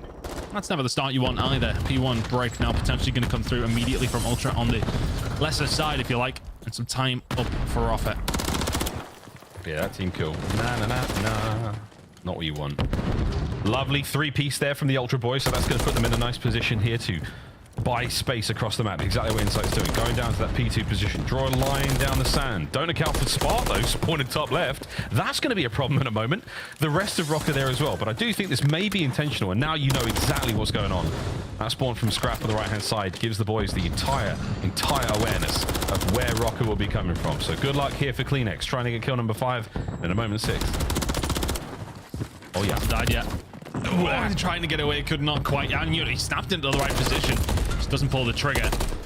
And that's just a really good hold, though, coming through from Ultra. Insight yet to die as well. 6 spree for him would be massive. Can't find them. So if you are the side of Rocket, you do stop the bleeding somewhat. But the bleeding has been quite significant already. Looking towards the spawns, it is going to be Ultra on the better side of things. But P2 control is here for Rocket. Let's see if they can get some good time. They've got it. They're in. Can they account for Scrap, though? He managed to sneak right on through, and there we go. Lovely high ground coverage there from Rocket. All the base is covered. Kleenex, a problem. Lovely teamwork there. Keeps him alive and kicking. 6-2 to start the map off. Not bad whatsoever. Unable to close out the streak. Envoy. Again, just trying to poke holes in the defense here of Rocket, and they've done it. That's a good break with 25 on the clock. Inside holding down the mid. Kleenex on the outside. Scrap filling in the gaps where he needs to. And just keeping them a bit. Just irons up. Good luck in these gunfights. It's been dominant from Ultra so far. Envoy, the only one who's not really joining the party. Looking at this, though, Gunless, such a big performance in map number 3. Only 1 kill to his name so far. Ooh, Scrap, just unfortunate timing there. Either way, the final seconds of the hardpoint come to a close. New hardpoint open for business, and Insight, this is a lovely pinch. The flank is on. Will they read this? They do! Oh, but Gunless continues to be a menace in the 1v1 fights. Wins a big one. On open avenue now to hit that hardpoint. Go for it, boys. Get in there. Wait for the reinforcements. But Kleenex, wow, the in and out. Finds one. Gunless again with the Renetti. Scrap down low. Brought down, and my word, the pressure is now on the hardpoint. It's continuing as well. Lins can't find it. Insight shuts it down. Keeps a hold of some sort of presence towards the backside. Spawn's still out, though, to the side of Ultra. Insight's just finding kill after kill after kill. That's 4 unanswered for him. Nobody else at Ultra has found anything until Scrap does there. All about Insight, staying alive towards the back. Puts his team in prime position for the rotation coming in as well. It's another kill for Insight. That's a 5 spree at 13-3. Casual. Complete rotation covered. The 2-2. 2 on the old, 2 on new. Here for Ultra, it's very clean here on Vista so far. The Gunners and Lins duo now from the top side of the hardpoint. It'll be theirs for a moment, but Insight looking for the streaks. One more bullet would have got it, but the pinch was there. So no worries for Rocker for now. Now, can you get the hard point, Ultra? Spawning quite far out. Boy's still behind. Standy looking for him. There's the cover. Lens falls through. And eventually will pick up the kill. So there you go. It's going to have to be the front force now for Ultra. Can you find a way through? Clinics will be the first one to potentially open the floodgates. Yeah, Lens is going to be able to answer back door, having a much better map now. Starting to pick it up 12 and 10 from him. He needs to perform for this Rocket side if they want to hope yet. Oof, and the snap in there from Envoy. Massive damage, just going to have insight. Yeah, should be able to get that, and he does. Nice work on the trade front, but when it's all said and done, it's Rocker in there. Lins on that force spree. Kleenex having a game of his own. The snaps like that are 16 and 8. You've got two absolute monsters on the side of Ultra, keeping that map in their hands. And yeah, the score that matters at the top side. It's not really that different. Ultra in a commanding position in terms of the kills. Insight is just relentless at the moment. But at the same time, Rocker have been kind of tough all the way through. They've somehow found a couple of different moments here and there, mostly off the back of Lins, who will find himself another kill. Having a decent map himself, the interactions have been there, but the hold so far for Ultra is good. Over towards the bridge. Oh man, it's a battle between all of our players here. A slight lead from Ultra. Kleenex at 20 and 9. We'll keep an eye on his insane kill count. What a snap there, Tobias Yul Jonsson looking for streaks. Hey, turn around, man. No, Kleenex. Oh, he could have got it, and what a play that would have been. The bridge hard point with 15 seconds to go here, and the stat lines across all of our players in this lobby are preposterous. Oh, it's absolutely absurd. I mean, 24 kills. He's got 7 more seconds of that rotation of hills to add to it as well. My God. I mean, over one rotation, there's number 25. Yeah, we'll count that one as well. No problem. 25 kills in a rotation of hills. And my goodness, Kleenex. This is ridiculous. Be right back at it on a 5 spree. Can he get another one? Number 6, where are you? He doesn't get it. He gets the next one, though. That is unbelievable from Kleenex at 28 and 10. A 6 spree. The man is seeing the code. Truly, he is the one. Oh, when some people are locked in, you can just tell. I mean, this is ridiculous from Kleenex. 28 and 10, he eventually will fall. My goodness. Oh, how can you come out of that if you're Rocker? What can you do when he's dropping 28 on your forehead? It's not a lot you can do. It's not even been 6 or 7 minutes of gameplay yet. Oh, man. And the scoreline's starting to get a bit dangerous, but Rocker are keeping themselves in this. I mean, if I were on Rocker right now, or if this were going to rank play, it'd just be non-stop in the comms. He's cheating, he's cheating. He's not cheating. He's one of the best Call of Duty players you've ever seen in your entire life. Keeping the spree going. Don't forget about Insight on the 28 and 9. We are doing tricks on it, chat, but with damn good reason. Eyes on P2, though. Rocker have got it. They aren't out of this yet, despite the shenanigans. And the shenanigans get worse. Ultra will find the break. Hey, but it's like, you're right, though. Look, you can see the kills that are coming through for Ultra. Insight's on another spree. Kleenex is 29 and 12. And yeah, well, it's realistically, yes, okay, it's an 80-point game. But that's not insurmountable for Rocker. Decent rotation over towards P3. Find a break at P2. You can get a hold of the spawns for the next couple of hills. You can bring this back quite easily. Unreal. Again, you've got two players going absolutely wild. Lins is making a case for it as well now at that 21 and 19 in this lobby. To be able to keep up like that in some regard is special in its own right. Over 100 points now for Rocker. You are not out of the woods yet, lads. Keep swinging that axe. For Ultra as well, they have started to slow down. I mean, it would have done very well to keep up what they were doing because it was insane, but Insight and Kleenex just starting to back off. Dropped it a gear. Now all of a sudden, the rotation over towards next has come on through. Scrap Envoy now starting to pitch in. A hold going to come through. There is one player who has managed to slip the net. Standy will find a kill here, no doubt. Insight gets taken down. Potential break could come through off the back of that push coming in from Standy. Oof. We're in. That's our hard point. And the guns are ready for Lins, but there he is. A punch through the back line. Insight upstairs, can't get anything done. A Rocker. Look, man, it's not over yet. They are mounting this comeback. 30 seconds remaining. Gunless through the middle. Can't get a second. Huge damage, though. Over to Spark by the bar side. Lins from down low. It is absolute pandemonium on the point. And Spark, last man standing here for Rocker. 30 seconds away. Managed to catch up. Rocker have been so resolute. Every single time they've had an opportunity to soak up good time, they're taking that opportunity. Rotation over towards the next is going to start coming through. Big gunfire about to go down here. If Linz can hold on, he's got some backup as well. This is looking good for the rotation for Rocker, who are on 10 seconds away. After what Kleenex and Insight have been doing to them, it is tippable. I mean, that is the fortitude. Watching out for that teamwork, though, the crossfire over towards this new hard point. Linz managing to walk away with it. Beautiful shots onto Insight. He may not have been present in the high rise, but he certainly showed up here on Vista. A force spree from Linz, and we are far from done. Incredible work from the side of Ultra now, because they're going to be able to use this cruise missile. They've invested it eventually, falls on through, finds only his teammate. Hasn't found the break. Linz is left all on his own. Well, things get a little bit spicy, and the explosions ringing in our ears still. Let's go for a quick Minnesota Rocker. Listen in. Nice. Okay, come on, one up. DJ. One shot, in DJ, one bullet inside. One second here. P1. Alright, this big kill on P1, and one is already deep. One cat. He's dead deep. Go P1. One on you, bridge. He's shot out long, Phoenix weak. One gonna be dead mid. P1 dead. Going one bullet back office. He's inside office right now. Cat weak. I don't see him by the door. He's probably behind the door. Behind the door. There's spawn shots on me. There's spawning shots. Yeah. One cat. 20 both sides. It's gonna be top mid, okay? Nothing top mid. One shot. I can break the hill. One shot no. No, weak killing on time. P1. Nice. Good job. That's long. Yeah, we're coming through.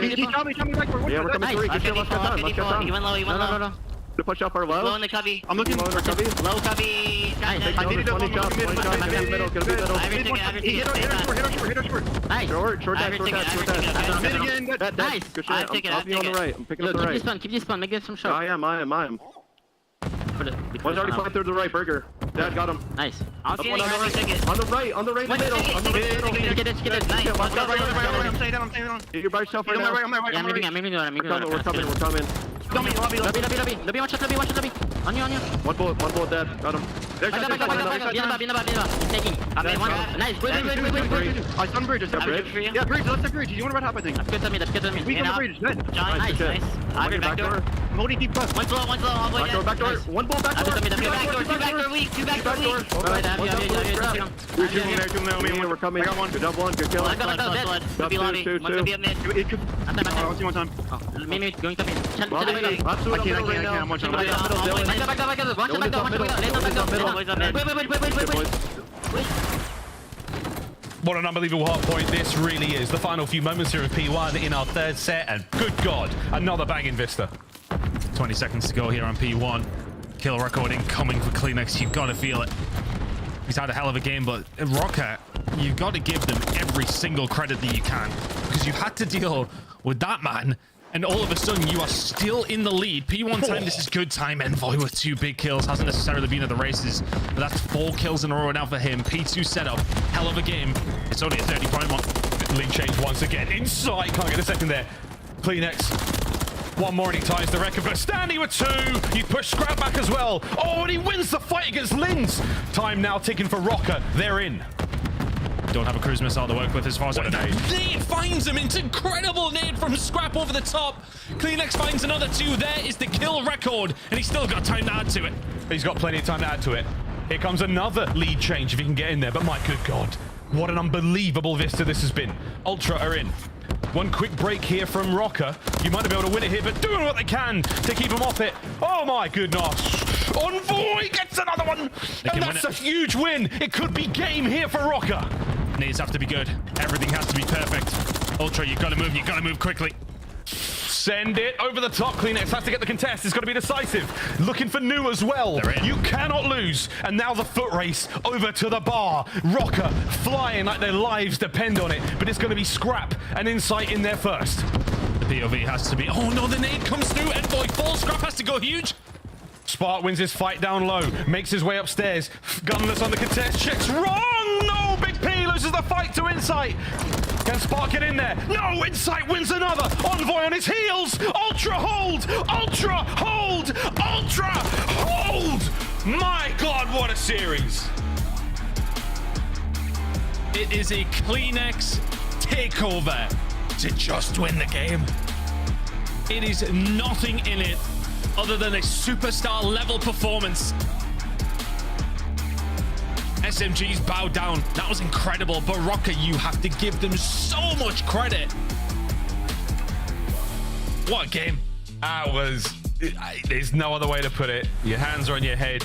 You came so close to dethroning Ultra there on Vista and forced the game 5. And Rocker, you get to 5 and you might win it. 46 and 30 for Kleenex. The number of the beast there in his damage, and that is because he is a demon. Pushing 8K. We may not see a performance like it for the rest of the season. That was something else, man. Everyone there putting up numbers as what was an incredible battle on Vista.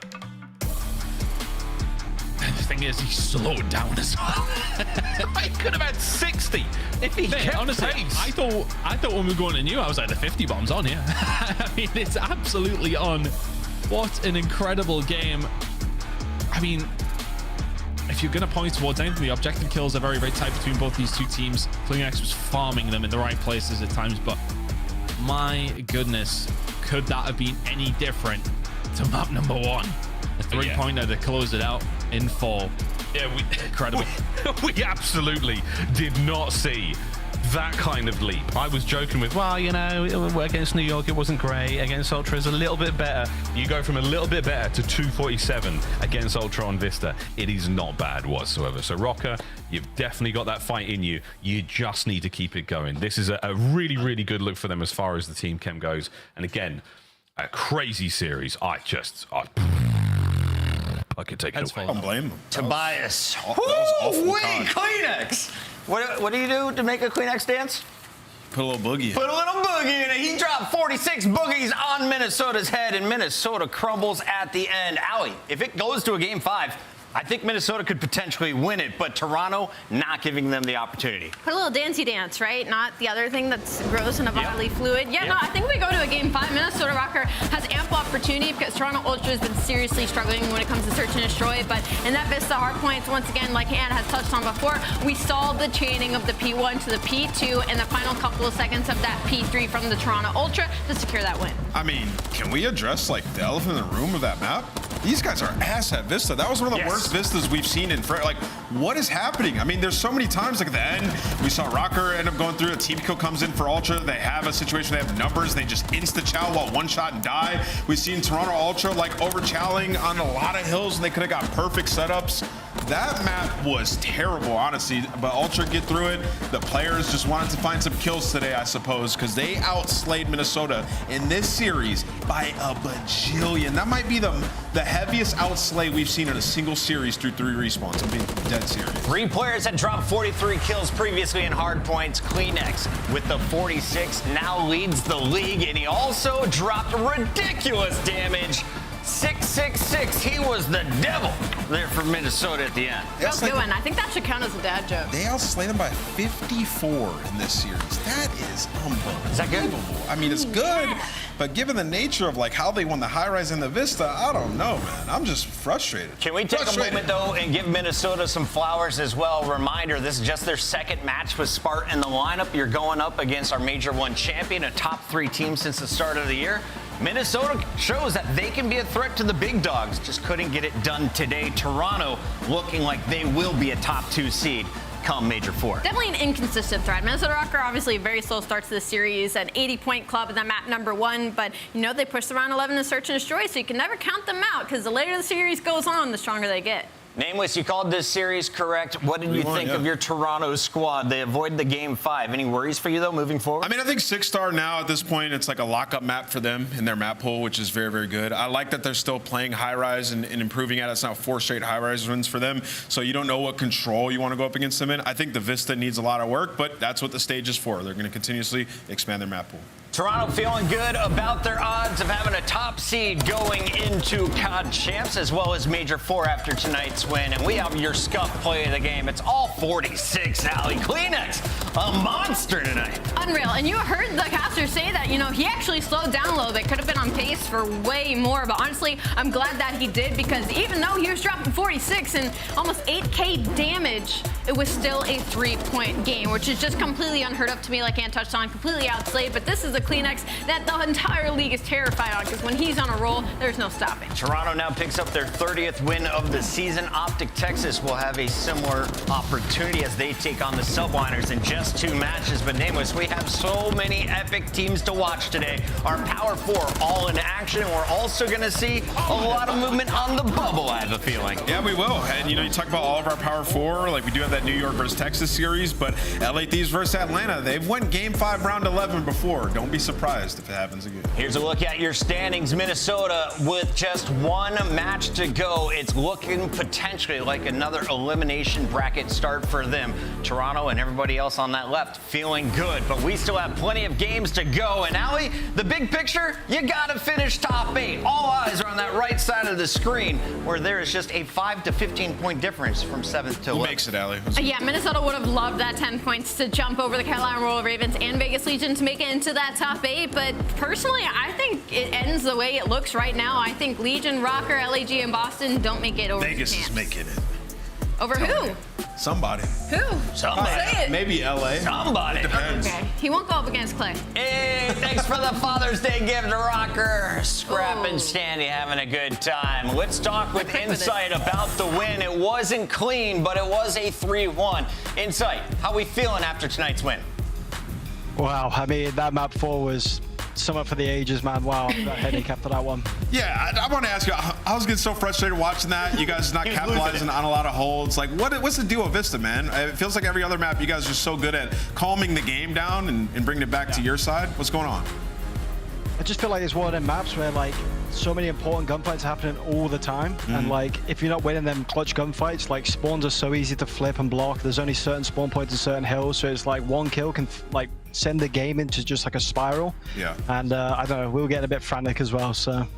Fair enough. And so you've actually set a personal best in that second search and destroy with 14 kills, but somehow still weren't able to close it out in that round 11. This is now the second one you guys back-to-back haven't been able to clutch up on. What's been kind of the focus with search and destroy lately, and how come you guys have lost your way? I think the biggest thing at S&D was just like making sure we're all on the same page, so like we can all call a strat, and like if it's awful, at least as long as we're all doing it, sometimes it can work. Yeah. But I mean, recently we've just had no ice, but you know, we're hoping it will come on LAN. I feel like on LAN we actually do get better at S&D. For sure. But I feel like the way we've been playing, I mean, we lost 2 6-5s, like still some positives to take away from it. Absolutely. Are you proud of you guys' performance so far in Major 4? What's the goal for this squad? To be honest, I actually am. I feel like Major 4, like pressure is like turning some people into diamonds. You know, you see some of these bottom 8 teams, they're like coming out fighting. You know, they're fighting for their spots, fighting for their spot of champs. You know, so you're seeing some of these teams like actually like put up a really good fight. But you know, 4-1, I feel like we played some like tricky teams as well. So I'm pretty like proud of the boys. And Insight, this stage, it's your best stage so far, man. Congratulations, you've been absolutely lighting it up. Feel like people don't talk about you enough. What was the approach headed into this one? Did you have a chip on your shoulder? To be honest, it was just like focusing on the plays I need to make in game. I feel like I was like out of the zone sometimes, trying to do plays that aren't me, like isn't me. Like I'm just sliding around too much sometimes, but now I'm just focusing on me, doing what I need to do. I've been doing this for years now. I know which plays to make, and it's just doing that, to be honest. Let's get it. Final question for you. Our Monster Energy matchup is between the Subliners and a 1-3 Optic Texas. Who gets the dub tonight?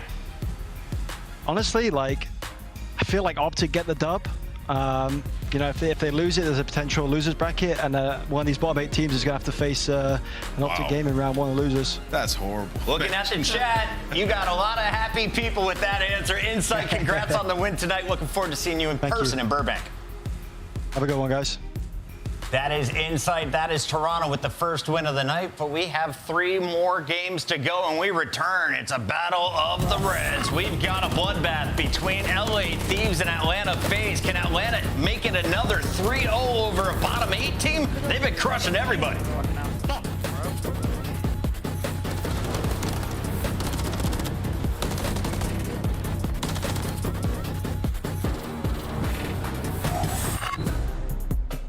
Upgrade your game with the Scuff, the official controller of the Call of Duty League. The Champs Tracer pack is available now. The bundle includes the Reaper Operator skin, Ripper Weapon Blueprint, Death Stare Weapon Blueprint, Cuts Deep Charm, 2 calling cards, 2 emblems, and 2 weapon stickers. Use these items in both Call of Duty Modern Warfare 3 and Call of Duty Warzone. Available in store now using Call of Duty points.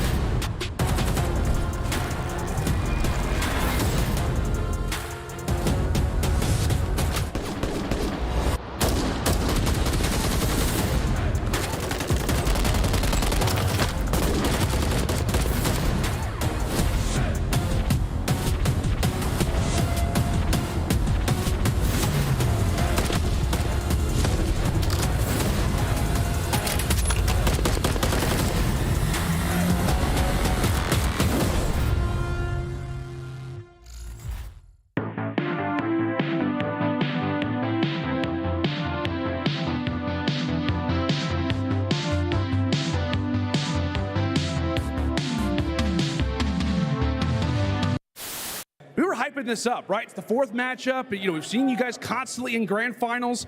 You guys came out and made that look easy. Yeah, I mean, like I said, we've been saying it online the whole time. Online respawns are different. No sound EQ. We're a way different team, and we just showed it right there. Also, people seem to forget who built that camp. I know how they play. I taught those kids how to play Call of Duty. So don't forget that. All right? Like, let's. Bridge, yeah, our bridge is shield. What's left? I'm cutting in. I'm not sure if I'm getting old, but I swear to God, Joe, sometimes when Celium talks, all I hear is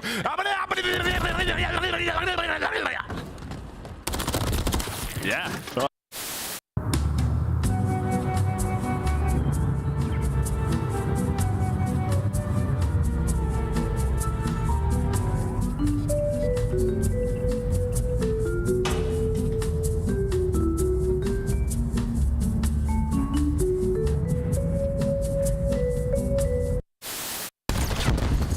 I have eight. Guarantee that kill. Oh my God! Let's go. They got one tick on me. You suck, dude. Let's get it, bro. We gotta win this out. Oh my gosh. Subplay?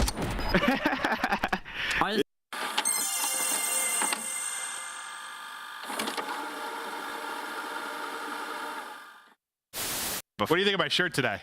It is a choice. It's a choice. Listen, guys, I put this shirt on. I felt pretty sexy, to be honest. Yeah, I looked in the mirror and thought, God damn.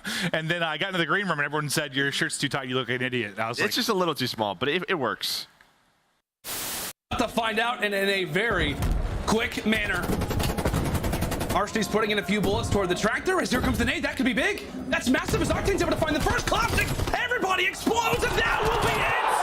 That will be it, Seattle. Getting one of the biggest upsets in CDL history. Biabuza. Now right back over to Illy. He takes his fight as well, trying to keep this 100% at 100. And looking good so far. 2v1 now. Dashy last up. Full health though. Chance to make a play. Next guy drops. Dashy 1v1. Versilli, former teammate. Ah! Just gunned to sleep. You have both players from LA Thieves trying to attack this from the middle of the map, but this might play right into Shotzi's hand. So they're going to get completely caught off guard, and the bomb is going to be able to go down at B. LA Thieves, you see how quick they do realize this. Dashy just fell off the map. But early in our 7th circle here, there's still 30 teams left. You don't have any resources. Get to the zone if you can. Win your gunfight. Maze somehow sneaks through. You see a lone Nubu Spartan running around like a chicken with his head cut off. There are so many squads. This is unprecedented. Being able to see this from the Codcaster is so special. There's our first moving zone.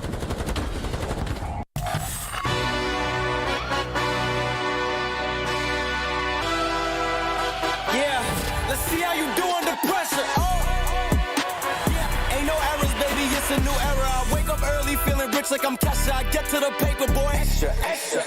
Work with me, you know that I got it. Come with me, let's take a trip to the islands. We up on the jet, we'll do more than just fly on it. Stand on that hill, you gon' die on it. Boom, boom. Back with a vengeance, I show you the ropes. Peace in my town, I can show you the coast. Up in the shots if they wanted to smoke. If you know, then you know. Hey, let's see how you do under pressure. Let's see how you do under pressure. A moment can live on forever.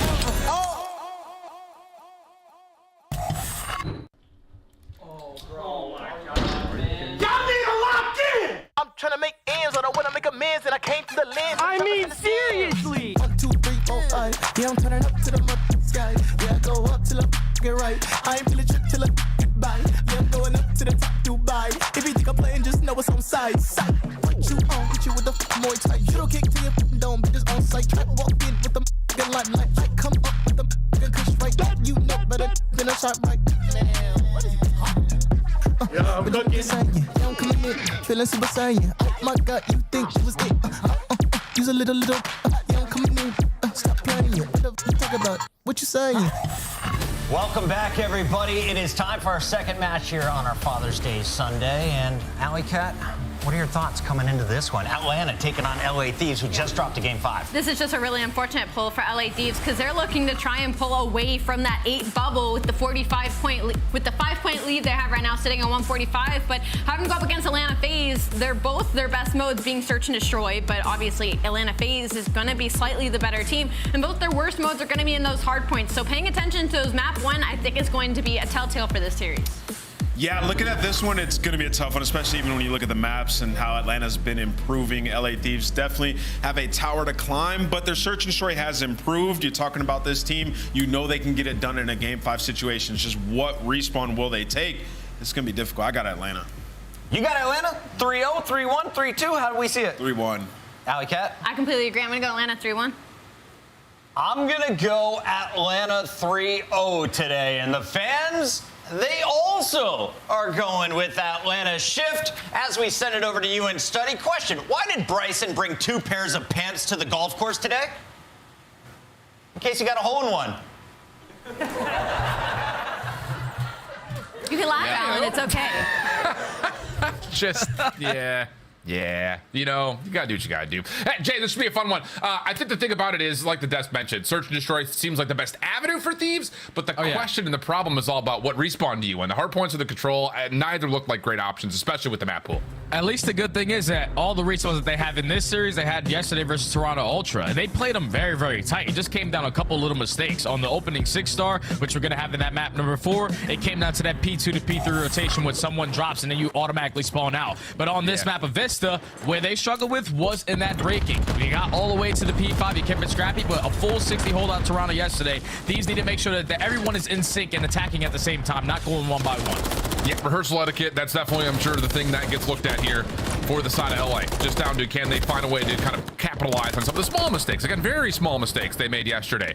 And so far, decent start from the left side of the map. They find the break, find an opening that will lead to some pretty good time, honestly speaking, as Atlanta's trying to fight through mid-map.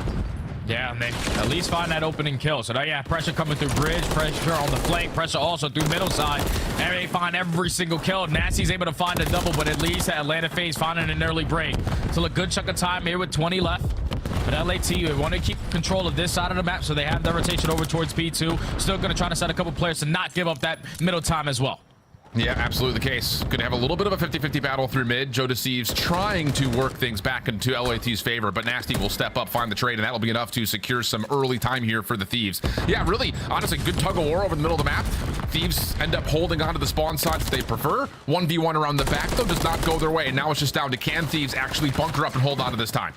Yeah, so far they found every single kill in the feed. And they know where the last player is in Celium because those spawns have flipped. So the pressure from Atlanta FaZe is all going to come from Burger's side. You're able to find that kill onto Cell. You're also holding down that mid-map control. So they have been uncontested for 30 seconds so far at this P2. Really great start from Nasty. He's been the one picking up on a lot of these routes that Atlanta are trying to hit. Of course, also one of the players that's been helping pick up when things start to get a little bit mixy around the backside of these hills. Good trades, good kills. Kremp working on the new side of the map. Not really able to find anything there. Joe Deceives, tough gunfight with Cell. Stuns, nades all out, and Celium just finesses the gunfight long enough to get the win. But Thieves do a miraculous job over the top of P2. Nasty trying to get number 6 with the cruise missile, cut short by a BZ, but still the lead about 35 points. You can just tell by the reaction right there out of Nasty. They were relying on that cruise missile to have in the back pocket so they can find an early successful break here at P3. Now you have to break into the setup of Atlanta FaZe. They have struggled with their hold percentage as of recent. The one time that they played it in this stage versus New York, they were dead last in hold percentage. You can already see the Thieves walk right through the front. They find every single kill, a break early on into this P3. That's exactly what we were talking about. Find a way to convert some of these breaks just a little bit more cleanly. And that's already a great start for the right direction for Thieves. Also, the follow-up mostly being battered back. Atlanta's still spawning close, but Kremp is doing a miraculous job over the top of the bar. Going to be on to 4 in a row, 8-3. Trades for Atlanta neutralize the hard point, but Thieves, they're going to look at this as a win. Yeah, this is a W here. Now you can still fight this from the front side because you want to try to flip those spawns and go in towards P4. Just got to make these kills count. Thankfully, Atlanta find a couple off the rotation. Now with only 5 seconds left, it's going to be Sit in a one-on-one versus Kremp. He is going to lose it, so you have the rotation if you are Thieves. You also spawn a couple players out from Atlanta FaZe. This is the opportunity to blow the game wide open. These kills, super crucial and important. Joe Deceives, good for the first. Looking for the down to a BZ. Able to lock it in. Thieves still not spawning close, though. So you got to fight up against Atlanta, stringing across the map through the old time. Kremp, backside stage. Only able to get a little bit of information. Can't turn that into a good gunfight. So now the last part of the hit has to come from the front, and that's not where you want to be. Atlanta pick it up, and now 33 seconds to fight for. Yeah, that's a good break coming in early. So you can walk away with the final 40 seconds, almost tied the game up. But it was a route right there from BZ, still pushing through that old hill, trying to double through the back end, secures the spawns for Atlanta FaZe, and now they are trying to at least put themselves back into that tied conversation in the scoreboard. Big gunfight, though, from Kremp. The fact that he jumps down from the top with that AR in hand, knowing where Draza was, and now the rest of the teammates all find kills. LAT with an early break, and they're not going to find themselves off the rotation to do, so they need that time. I will say, though, I think the liveliness that we saw from Thieves yesterday is still here on this map versus FaZe. But there's that little bit of an extra something. I think in particular in the last 20 seconds of these hard points, whether it's finessing the old time when you've already won a lot of it, we could talk about P2 with that, or the break opportunities we saw kind of countering some of that scrap time throughout 3 and 4. Now it's just down, like you mentioned, can they solve this late rotation over towards 5? And Civ and BZ are not allowing them even a chance to do it as Cell picks up the 4th and final with a little extra. Yeah, now those spawns flip. This is not the ideal situation you want to be if you are the Thieves, but if you are Joe Deceives, you do get blessed with an easy pinch spawn. Can you make it count? You find the player onto the point. You also find Draza holding down top mid. Now the reinforcements are going to be here. A clean 3 dead for LA leads to the break for the final 20. Now you have to work your way in towards P1 because this was an issue for them yesterday. That P5 to P1 chain caused them problems versus Toronto. Can't have it here.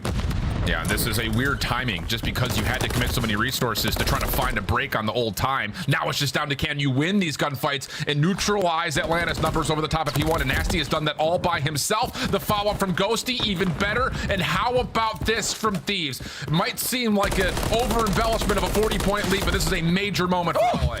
Oh, this is perfect because you have the control of the spawns. Atlanta FaZe are forced to hit routes, so they're not going to be into contest this P1 for a little bit of time, but they currently gave up mid-map control, so Sip and BZ, they're just going to work their way on these pinches, contest it a little bit. Jordan sees at least finds that one-on-one. You're going to leave it to a one-on-one between him and the BZ, but Thieves have more players. They should instantly reinforce their way back in. And that's 6 for Nasty. Trophy system down to reinforce the hard point as the rest of the Thieves come off spawn. We'll see if they can block the scrap plus also win this rotation. We jump to a listen in with the LA Thieves. I'm one shot. Nice, go, everyone leave me. I'm going south. RTP2, bunch of dead. Nice. BG, I'm sitting on burger. I'm one shot here. I'm just going to take a cell. He's cat. I'm sitting on burger. I have a shoot. Iron up, guys. Iron up. I'm looking for splits. I got still on time. Freeze and hold, guys. Burger sit. Top burger. Top burger weak. He's going round. He's two burgers. Nice. I'm putting blue. Nice. Nice. I'm throwing your trigger back.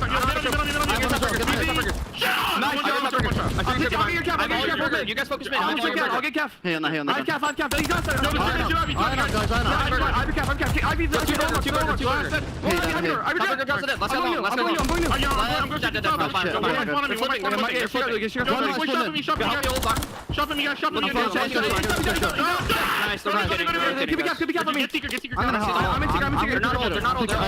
They're not old.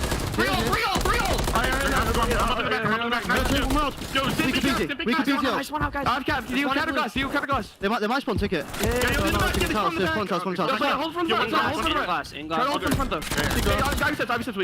Listen, take our time to break. He's trying. Let's try shot cat. One shot. I don't know. Let's go like last one. Yo, I'm shot. I'm gonna rip them. Let's try him. I'm behind him. It's one out. It's one out.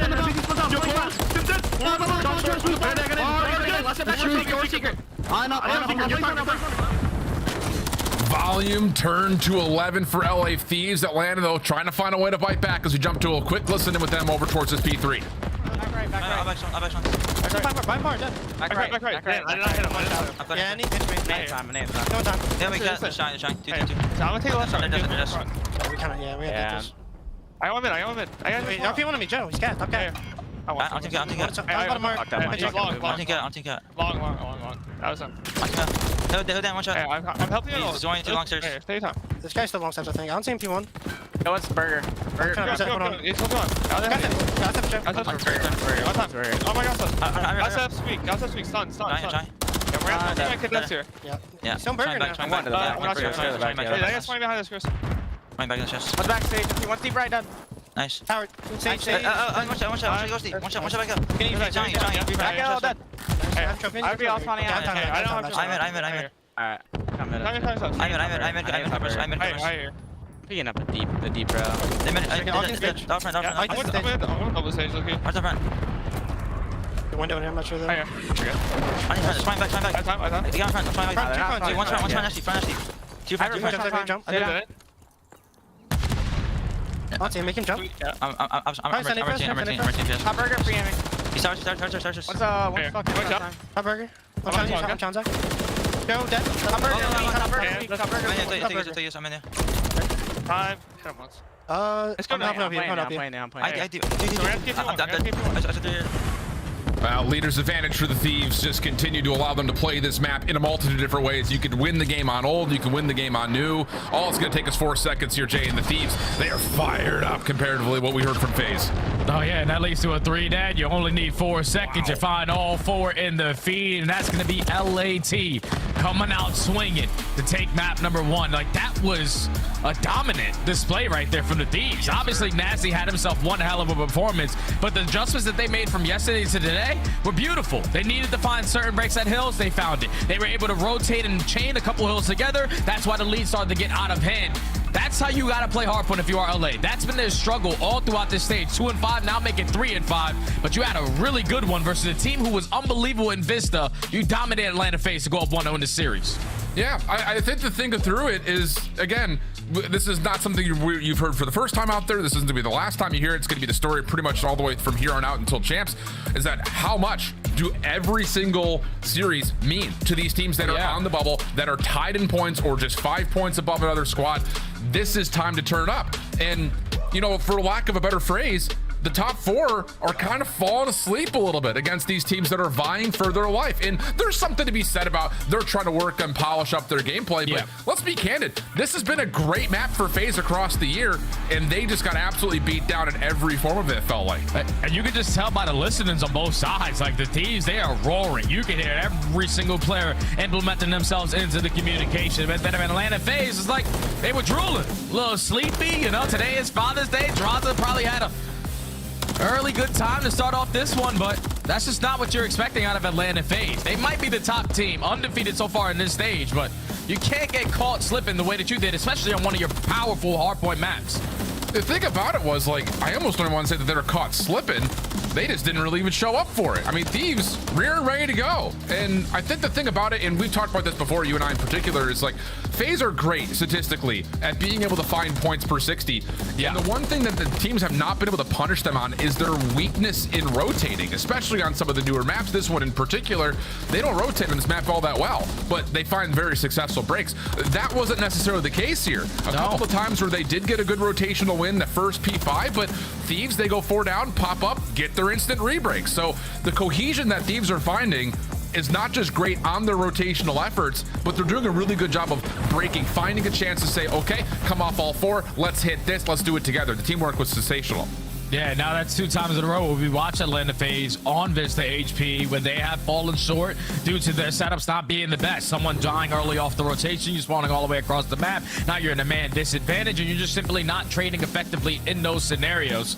So that leads to them not getting a lot of time off of these hills where they are rotating, where they're doing the dirty work. You're just not getting the kills to get that time. And now that's what the game flow is going to look like. Just every single time. You find a little bit of success there from the P4 to the P5 chain, but then not a full 60 goes the opposing way. Then they also chain it to P2. Then you get a little bit of P3. Like LAT on the second half of this game just took over.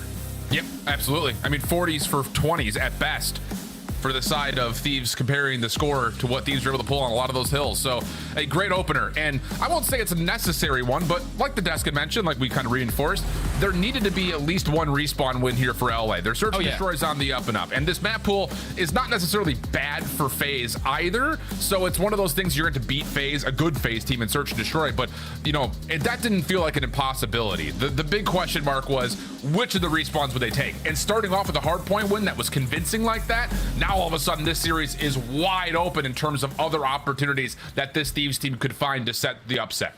The only thing that scares me though, Alan, is because right now, what are they? 5-2 overall in this stage in search and destroy, or 5-1, even better at that. But a lot of that has come on Rio search and destroy, a little bit of invasion. They haven't really played the other 3 S&D maps, so they're gonna have to try to figure out how to play this versus Atlanta FaZe, who don't really play a lot of Karachi search and destroy either. They do have a victory over Boston, but we know what Boston's struggle is, especially in search and destroy. They're trying to add this one to the map pool, so this might be another opportunity where LAT can catch them off guard. That's very, very true. I mean, at the beginning of the year, it didn't really get noticed all that much, but Atlanta did have this as like their tertiary map pick, but that was way back in stage 1. They haven't really played it much, like you mentioned, since, outside of a couple of instances, which did include a head-to-head matchup versus these teams. It was a 6-0 last time that Atlanta played on this map versus LA Thieves, but that was way back in the stage 2 qualifiers. So it's kind of an irrelevant statistic, you would think, at certain points, especially like you mentioned, with how hot the Thieves have been. I think the most impressive part about that Rio stretch they've been on, though, is how successful they've been able to be in opening duel win percentages. They need to be good there here once again against a FaZe team that has always been a staple opening duel win percentage team.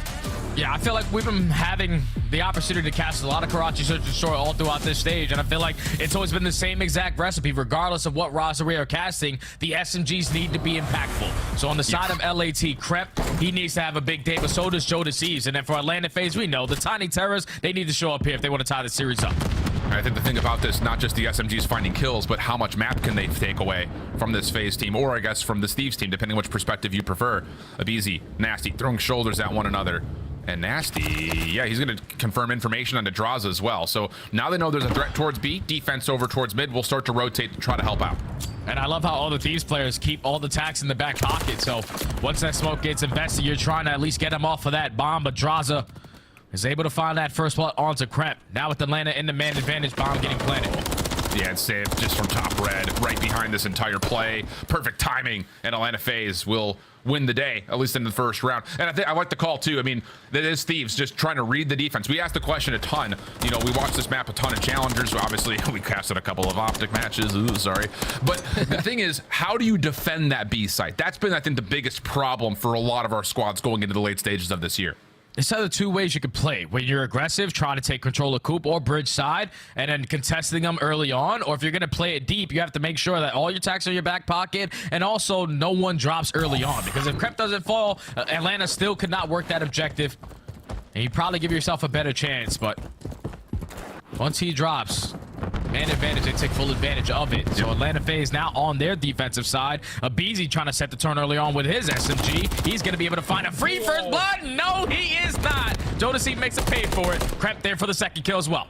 And they know where Celium is. Last player standing is Nasty. He's able to find Draza towards the other side of the map. So now you just pick up the bomb, you run it over to B, and you get the quick plant. And that's exactly what Thieves are doing. That is an unbelievable 1-for-1 gunfight win, though, by Joe Deceives. The rest of Thieves right there in place to deal with the remaining FaZe defense, and now it feels like a pretty impossible situation for Cell, who's going to take the long wrap over to market on this post plant. Yeah, but you can never put it past them. Cell just has to gain info early on.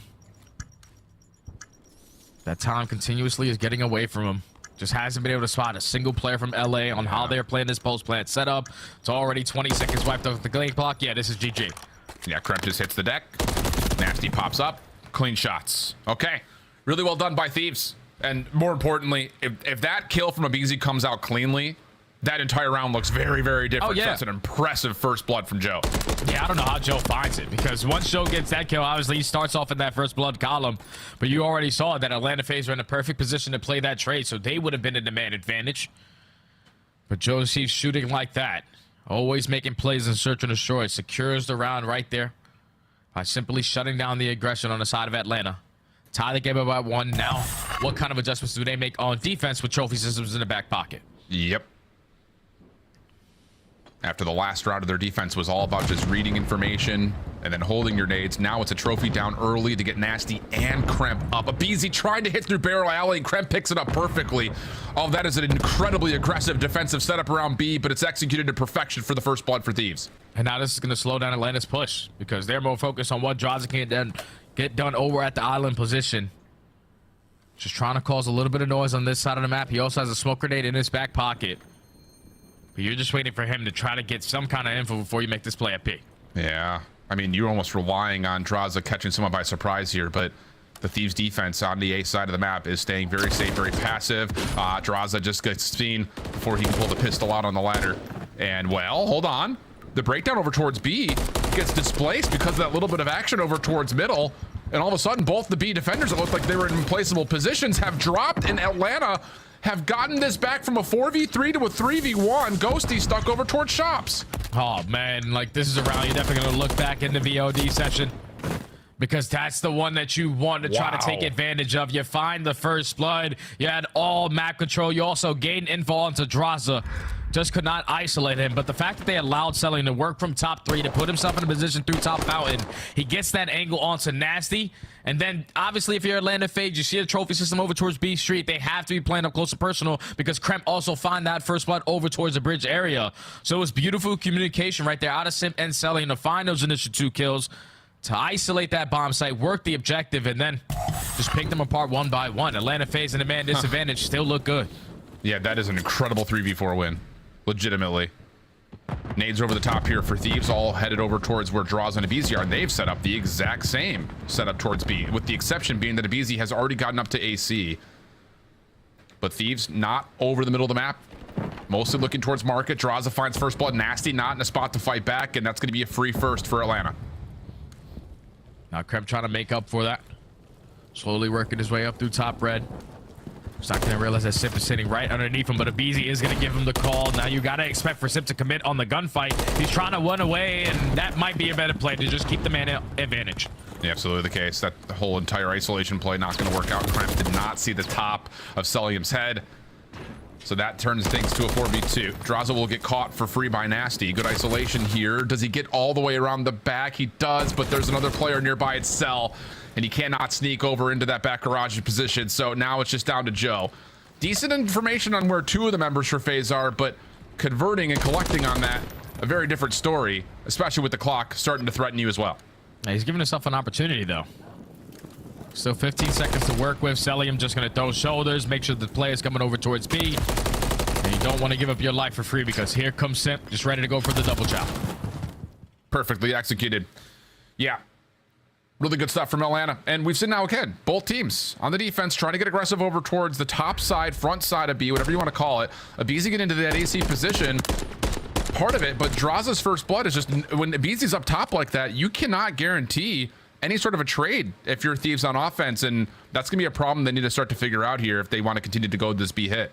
Yeah, you can't get blooded when you're the player carrying the bomb, still sitting in coop, because you gave Draza that angle when he head glitches the bottom fire car, lower side of the bridge for that first blood, and that's the first blood in the first 15 seconds. You can't really make a play call after that, especially on a map like Karachi.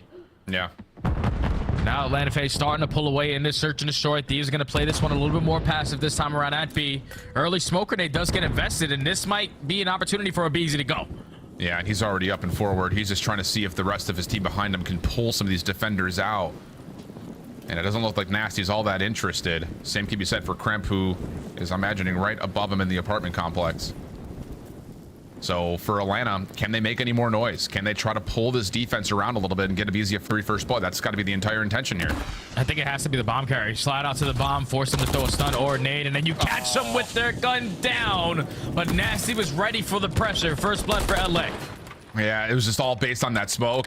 BZ thought maybe you could find a timing, but the patience doesn't really convert into too much. So now it's just the 4v3. Thieves still not committing to try to challenge on top of this bomb site, and the wall bangs are perfect from Draza. So that opens up the site. Cell's gonna get the top apartments, and once again, Phaser battling back this 3v4. They're gonna get a post plant, but Thieves, to deny the post plant through market, have a chance at this. 2v3 trying to clutch. Oh no, I'm simping able to win another gunfight, this time on the Joe Deceives. Now it's crept left into 1v4, and that's Atlanta FaZe now with back-to-back attacking rounds where they get picked off early, but they're slowly maneuvering their way around the map. You can just tell, like, LAT, they were expecting that bomb to get planted eventually. That's why Nasty is still throwing shoulders through bottom fountain.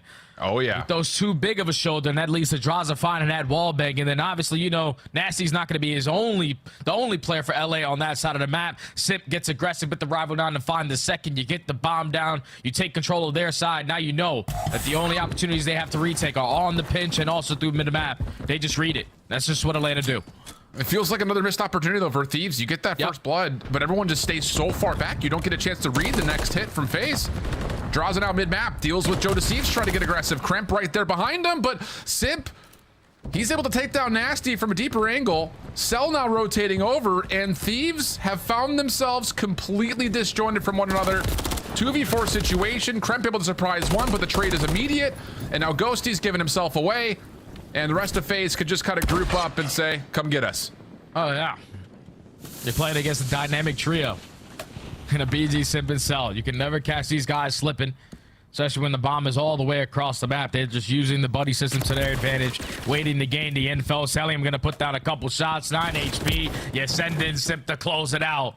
Atlanta FaZe with the perfect blind counter there in that round to match the aggression up through the map the same way they did on that defense. And now they put themselves at game point. Yeah, it's just, wow. This search and destroy, it feels like it could be a 3-3 game right now. It could. It should. I mean, this is what Atlanta FaZe do, Alan. Like those mid-round adjustments, even when a player gets picked off early, they're still phenomenal search and destroy players. They were somehow, some way, try to figure it out, and they've been doing that to perfection, even in the man down. Yeah, it's a great call. Feels like one of those mentally taxing, frustrating searches for the Thieves. A couple of different 4v3 situations gone awry, and now all of a sudden, not only that, you find yourself on map point, but you've got Simp and Cell on 5 in a row. They have been untradeable in these last handful, and it's not going to stop here as a BZ gets in the mix early. First blood traded, stuns are landing for Simp deeper, and Cell has gotten kill number 6, so he can call this cruise in if he wants to. Should lead to Simp for a free plant here at B. And for the Thieves, they are a little bit out of no man's land, in particular Joe Deceives. They're trying to chase down a kill, and they do find Draza, so not bad, but the cruise missile still connects, and now we've got Ghosty for a 1v2. And Atlanta FaZe aren't going to make this one easy.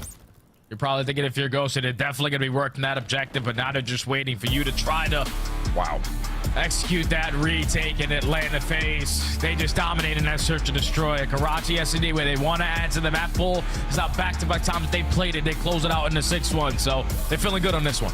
Yeah, I mean, really, you take a look at this map from both camps. For Thieves, they're going to have to be studying up on, whoa, how are we dropping these first blood conversions, these 4v3s, 4v2 situations.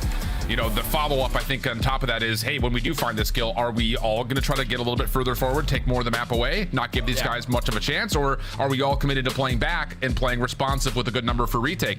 On the other front, for Atlanta, this is all about just, can you find a way to get yourself a little bit more efficient in those opening first blood duels? I mean, yes, technically speaking, they did win out in first bloods, 4-3, but still, it just felt like overall, some of those first bloods, those opening engagement attempts were just a little bit falling flat, and they got saved in a couple of rounds by how good they were on reduced numbers. Yeah, and it's just so difficult for LAT, especially on a map like Karachi SD, where you find that first blood early on at that B point. But then right after that, you already realize that Atlanta FaZe take top bridge. They also have a couple players contested to the lower side. And there's not really a lot of angles that you can check on the bomb site. Like, you can't work your way up through that middle ladder because you don't think, you're probably thinking that there's someone camping over towards top 3, especially in a position to watch that flank. It's just like, that's one of the more difficult sites, even in a man advantage, to still try to shut down. Crazy scenes. But hey, weird series to this point, because we said that Thieves would have to win through the hard point, maybe win one of the hard points rather, and win through the search and destroys. We still find ourselves in a 1-1 count, looking forward to a control, which, could get a little dicey. So don't go far. We'll be back with map number 3 on the backside of the break.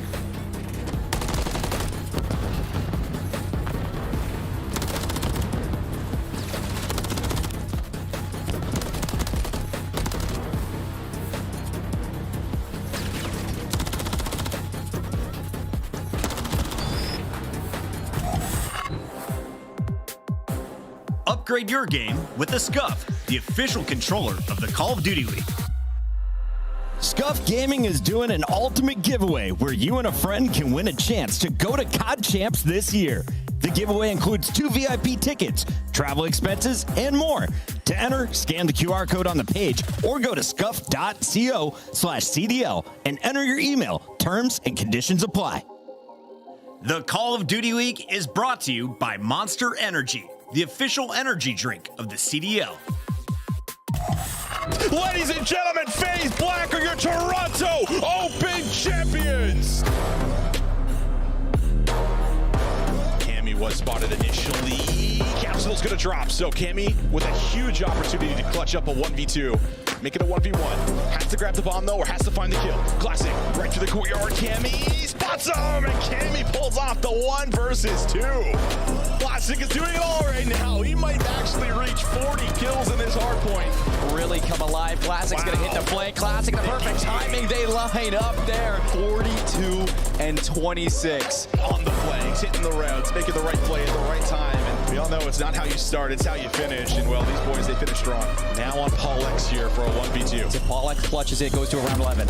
Oh, Paul X! Oh my goodness!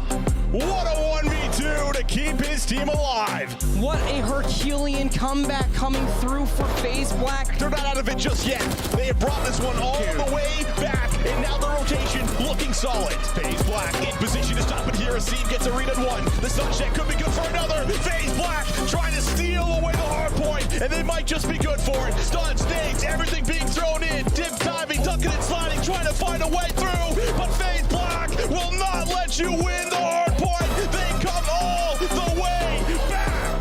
This will be the final push. Brack through the middle, able to clean up 1. Needs to put together more as he cuts through mid. Finds Major Maniac. That will be the second kill. Now they're on the point with 2 seconds to spare. They're finding the kills. No respawns. They were tested, but they were never bested. They were pressed, but they were never finessed. Ladies and gentlemen, FaZe Black are your Toronto Open champions.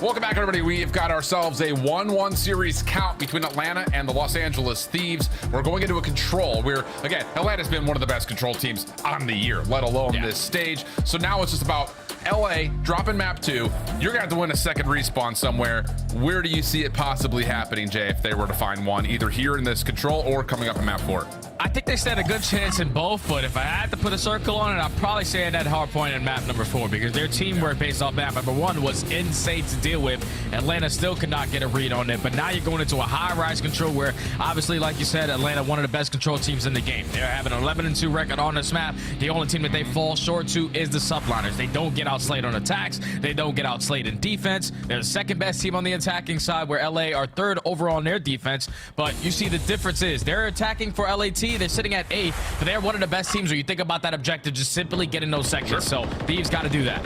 I will say, though, in the last handful of play attempts for LA Thieves, they've had a couple of 3-1 wins, and their only losses have come in round 5. So even though the record may not necessarily look all that great, they're stepping up, especially on this map for their control. First blood good for the defensive Thieves. Following up, Kremp's able to turn that into 2. And now Joe DeCeves can get activated and start to make a mess over towards the Atlanta spawn. Yeah, they already take all map control away from Atlanta. And now you're going to be slowly trying to work out of your spawn, but you still have Joe DeCeves contesting you. Great shots on the Simp. Going to have him one shot. You're sending Nasty to finish it. A clean 4 dead fit there for LA. Now all of Atlanta off the reset. At least they were able to stave off the potential spawn trap, and even more so, they take down Ghosty over towards B alley. So now the Thieves defense has to be a little bit cautious. Joe DeCeves oversteps. Uh-oh, but Nasty's gotten through 3 in a row. Knows that Dross is playing topside propane. Looking to see if maybe he can catch someone else on the cross out of the backside windows. Not to be, as 2 members for FaZe will jump on. Nasty there to meet him. Off 4 in a row, but easy mid-map. Confirms the trade, and now Atlanta have a chance to still completely put some pressure on this B zone. Oh, but Joe DeCeves over the top is able to find a W with the MCW. Now Nasty across the map finds a 3rd. All of Atlanta FaZe off the respawn again. Now with only 30 seconds left, they don't even have 1 segment done, so you gotta just keep up this pressure if you are LA. A little bit of noise, a little bit of action over towards A, but Thieves are continuing to just win out in the kill feed. Numbers exchanges always coming up in favor of the team currently in red, and Atlanta are down to their last 15 seconds. Efforts on both zones essentially at once. Sully making noise and then stepping away. Has Nasty a bit confused, and then with the pistol, the win comes out. Ghosty still holding onto the A zone, even depleting the little bit of progress that had been made, but the double stack over towards B is the next threat. It's already gotten 2 ticks of progress. Yeah, it already has 2 ticks, and you have Sim watching over them. They're able to find one. Drives with the unfortunate team kill. Potentially is going to lead to an opportunity still here for LA. It's a 2-2 trade. Kremp is able to fly and find that final kill. On to Draza, but selling him across the map, still giving themselves opportunities. Only 7 seconds left. Clock does not stop as Ghosty takes down Abizi over towards A. Septex sticks on to Sip. That'll be good for the kill from Kremp, actually, who finishes off the elimination. And that is a great opening defense from LA. A little bit of last-second hope for Atlanta, but it only turns into 2 ticks of progress. And that's what we come to expect, I think, from what this LA defense has looked like, especially lately. Yeah, that's phenomenal plays right there out of LA. You only allow 2 segments to get away from you. Outslay Atlanta FaZe, which you usually don't say on both sides of the field on this map. But that is the perfect answer to potentially take your 2nd respawn of the series. You were looking for one, and you start off great on this opening defense, but this is where they have to figure out how to get out of this spawn, how not to go 4 dead, because once Atlanta puts you in a trap, they don't let you out easy. No, they don't let you out at all. They are the #1 team on defense, both essentially in defensive lives to their favor, and they're the 2nd best team overall in allowing ticks to be captured. So, yeah, they're very efficient defensively. And with the holes and vulnerabilities that LA have had on offense, can they solve that problem? They're going to go to a gut check call, try to open things up over towards A, but a late pinch from Abizi shuts down any potential play, and now it's just on the Nasty to stall the clock out as long as possible over on the B zone, and Draza off spawn, able to find him, so the clock keeps on ticking. Yeah, unfortunately for Nasty, commits to that gunfight. Was not expecting 2 plays from Atlanta FaZe to Eagle Chow. Now you can see the rest of the kill feed is all white. Atlanta's starting to turn up to a whole different level. Finally, Ghosty is able to change that story. But LAT still giving himself opportunities. A lot of time on this game clock. You're still working on that 1 segment over at A, but you have 2 to make up for. Yep, absolutely the case. 43 in the clock. Cell into a power position up top on the helipad. Kill number 5. Looking for the cruise missile. Pistol out, trying to force the trade over towards Joe DeCeves. Still dancing with them. Pistol not going to be able to win the battle. Joe DeCeves turns that into a double of his own. Hold on a second. That's 4 dead. Joe's now on 5, and the Thieves can stop the clock and stack on B. Yeah, you get your stack. Just make sure you have your trophy system players in that positioning. So now you know there's 4 stuns and 4 nades that are going to come over the top, but the 2nd segment already going to be complete. The triple stack is good enough now to extend this game clock. Whole lot of time for Joe DeCeves to just try to find 1 kill, and now more than ever with everyone dropping around him. Absolutely. I mean, this next minute and 20 should first and foremost be about getting Joe kill number 6. No way he just steps into Cell, pre-aiming him. Okay. His teammates were still trying to come off spawn, and Joe just gets a little too aggressive, trying to take the 1v1 versus Cell, who had every information on where he was. Good follow-up, though, from Nasty, and then Joe off his respawn gets a chance for LA to push through the B zone and now to try to take middle map. And I love how Jaws is playing this super patient, just waiting for a gunfight to walk right in front of him, and he's able to find a double. He's not going to be able to get that 3-piece onto Nasty, but it's a shutdown play to now allow LAT off the respawn to rethink of how they're going to attack this, because now there's only 40 seconds left. You're down by 1 life. Good shoulder thrown by Nasty. Up to 4 in a row for him. But the problem is now we're down to 33 seconds. 11 plays 10. Lives pretty low for both sides, but more pressure onto LA, trying to find a way to get onto the A zone and do it in a healthy fashion. Cramp just trying to clear lanes. They hit the zone, back up. They do find Simp on the pinch. Trophy system down, maybe a little bit late, but Draza cannot fully contest from the backside shack. Instead goes to the ladder, and that elevation play allows the kills to come through. Abizi following up with the double, and Nasty, the last one standing, will also drop. So now Atlanta can push up and stop the Thieves from likely having any good secondary hit here towards A. Yeah, no more respawns. It's still 10 seconds, so last chance hope here for LA. Rallying 3 players over towards bottom blue. You have Nasty trying to go through a pinch through B site, and he's able to at least find one, just hoping that the rest of your teammates can find a little bit of success on their exit. But they don't find anything, and Atlanta FaZe are able to hold strong on their defensive side, but they do allow 3 segments to get away from them, so they have to make up for it in this next round. Yep. Just feels like, again, a missed opportunity on that Joe Deceives cruise missile. I think that's the only real nitpicky negative you could come away with, even though Atlanta do find themselves down to 1 We can't commit on that gunfight, Alan. Like, Yeah, I can understand if you had a couple teammates working out that backside window and they were ready to contest with you over through bottom blue, but everyone else went towards B Street. So that one-on-one is not necessary. You would have liked to have that cruise missile in your back pocket, but fortunately you didn't get it. All right, well, Atlanta find themselves back over to their offensive attempts. BZ over towards blue. We'll just wrap this down towards the underground. Propane tank already exploded, but Nasty's able to get first blood. Trade out. That's B alley. That's now being worked on here. Sell over and up. That's enough for him to clear out the player on pit. Plus the shots towards Kremp are decent, but not good enough. And with that, the Thieves can get to work on running this through the B side of the map. Yeah, they're already dominating B Street, so now you're forcing Atlanta FaZe to try to overextend, work their way over towards A. It's going to be very difficult to do so, but Simp and Draza, they somehow, some way find 2. Abizi there for the effective trade. At least you put the game clock at a pause, but you want to try to get B out of the way first. Yeah, absolutely the case. And as BZ jumps back over towards the B zone, Simp will throw the trophy system down for Atlanta to get to work. And here we go. Say Draza on one angle, deep over towards helipad. BZ on the other could be a disastrous little blender, but the defense works through it pretty decently. Secondary trophy system placed by Sellium. It's already gone though. But Thieves need to find a way to get over and contest this. Second tick of progress is going to come out freely. Third, may also just be completely collected just in a whim, because no one for Thieves is really even putting effort towards trying to retake this except for Kremp by himself. Abizi finds the kill, and now Draza is making a mess over through A site. And it's just what Draza was able to do, just being a nuisance over towards A. You were forcing that defensive setup from the LAT to be a 2-2 split. They did not have the numbers at either site besides a point, but Draza just finessed for so damn long that allows Atlanta FaZe to execute that 3-stack, extend this time. But now they have to work out of their spawn because LAT are just dominating in the kill feed. Yeah, this could be big, especially with how many players are already still holding on to potential streaks. Joe, Nasty, the 2 in focus right now as Joe gets to 4. Shots above, that's number 5. Can he get this extra 6th for the Cruise? 21 and 15 map from him so far. He's put on a display, and the Thieves defensively are still holding strong at the Atlanta front windows. Yeah. But you just can't allow players from Atlanta FaZe to slip their way on through. Simp able to take down Nasty. Now you have a little bit of map control. You can start to work your way up through bottom blue side. But just gunfight's not really going in their favor. Every time you give Atlanta FaZe a little bit of an opportunity, LAT, they just strip it right away. Atlanta will get at least one member in Draza through the B alley. You can see LA are a little worried about this, but Joe again shut down, doesn't get the cruise missile. And hold on a second, you got a BZ at mid with Draza. They're just waiting to figure out where these defenders in the middle of the map are. Now it's just the isolation over towards Ghosty, but Ghosty gets 2. Huge play from him, so now everything relies on what Draza could do by himself. Good stun out, it connects, but there's a double set of crossfire here, and he's not gonna be able to find one of the 2. So now 12 plays 6, 20 seconds on the clock, and the Thieves defense is looking pretty potent. Yeah, they just gotta hold on to one more push. Atlanta FaZe is sending 2 players on the pinch. Draza unfortunately is gonna drop off the respawn, but this is their opportunity. You have to make it count. Simp and Sellium at least find 2, so they still have a chance at this. Now you gotta get on the point. Yeah, Ghosty traded out Simp on 4 in a row. Trophy system down. Here to join him is Draza.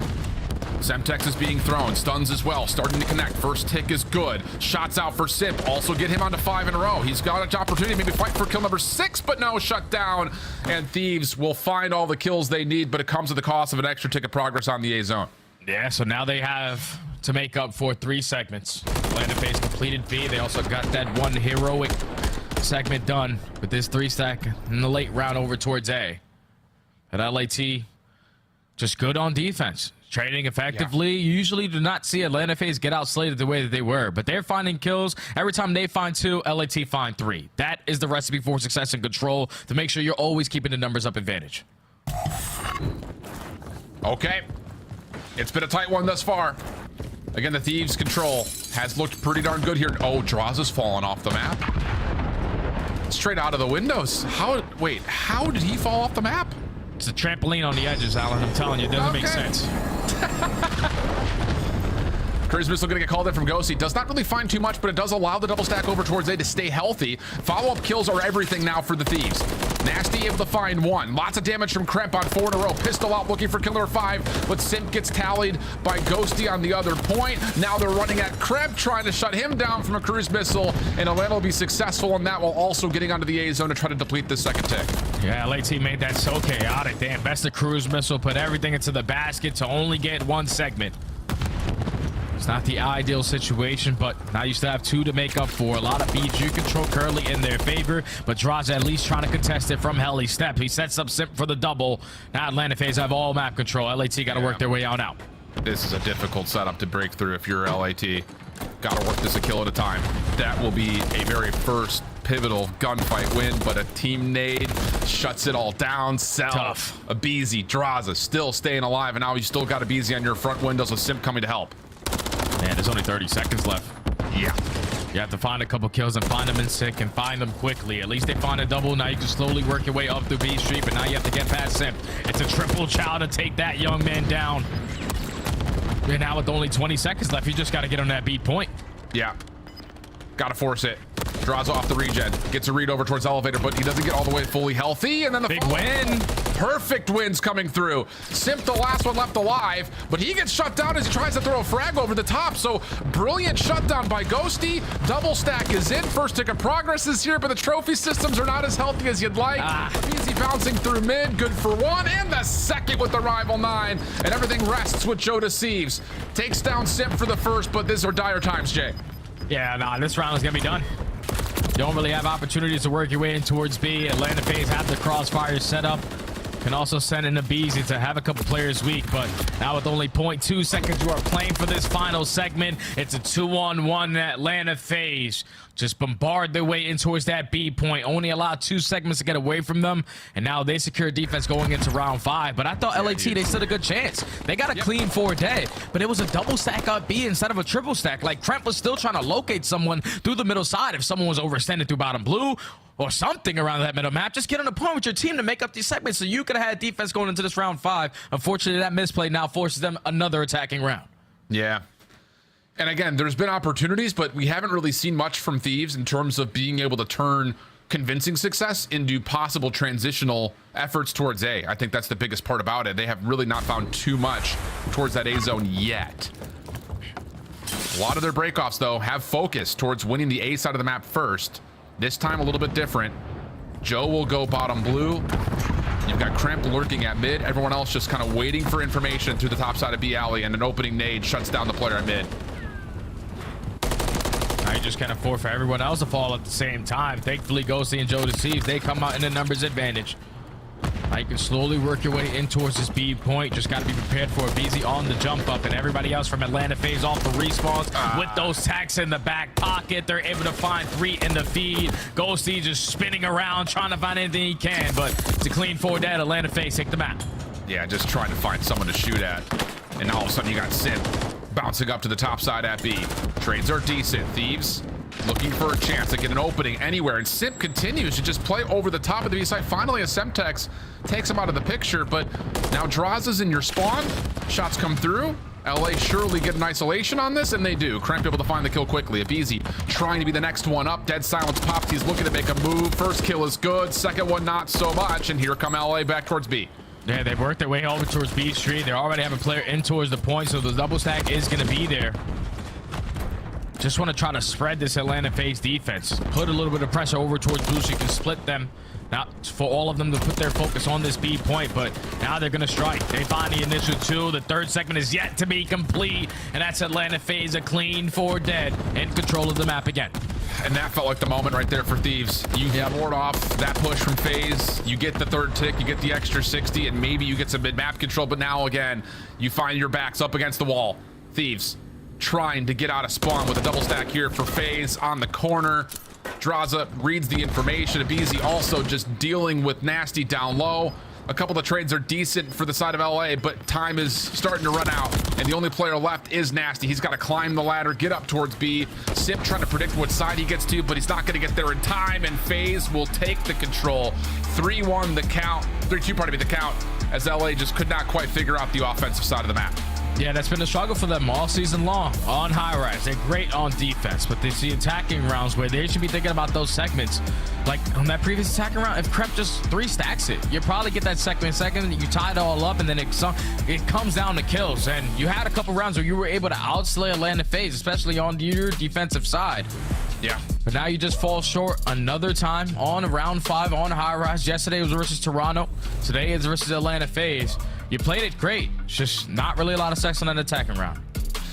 Closer. It's getting closer for Thieves, but still, it's a tall ask to go up against, I mean, again, the best team in control right now, it feels like, in the game. I mean, they've lost 7 total controls.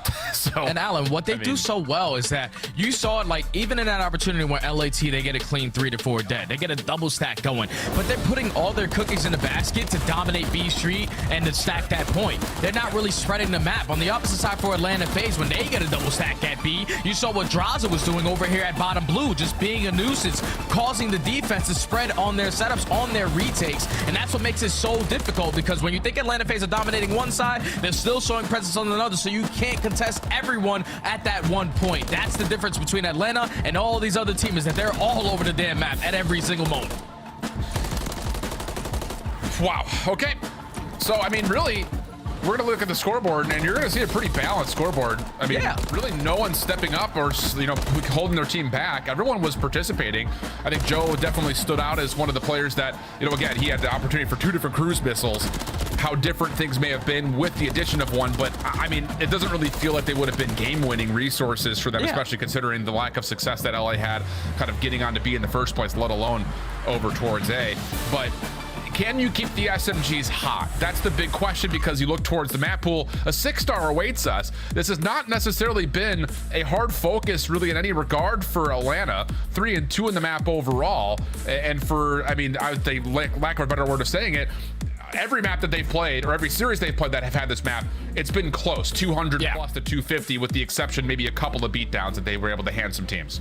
And I think Atlanta FaZe, what they do well on this map compared to all the other maps is that rotation percentage is great. The hold percentage is unbelievable, but the break percentage is not really there. 10th overall on this map. That's not going to lead to a lot of success, because you know, ever since the update, there's a lot of money hills. You get to that P2, you want to try to trap them in towards the back, because then you can easily find your rotation over towards P3, which is a full 60. And then if you find a couple kills, because you know they're still going to be spawning in front of you at that old hill, you can easily rotate over towards P4. So if you are Atlanta FaZe, make sure you stay strong in your rotations. Also in the hold percentage, but sometimes you're gonna have to find a little bit of success in breaks, and you have to do that as a collective unit. We saw it, we at least heard it in that opening listen, and it sounded like everybody was a little bit scattered around the map. They got to be more in sync here, because LAT, they dominated in rotation, they dominated in the holds, and the necessary breaks that they needed to dominate in that map number 1. So you got to be ready for it if you're Atlanta.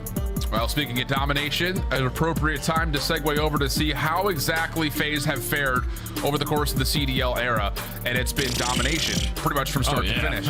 I think the only thing, and you know, this is where the conversation largely comes through when you talk about things like Dynasty, was, you know, as much as they've been great in the online phases, sure, there have been a couple of major wins, of course, the championship, but it's maybe not as winning than as you would think. I maybe that's kind of the way of putting it. Like, I think you think back to that Vanguard year maybe a little bit.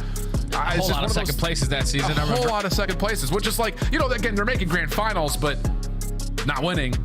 Yeah, it's going to be the problem to solve, especially coming off of Major 3, where they lost to both Toronto and Optic, not seeing a grand finals for the first time, what feels like in a long time.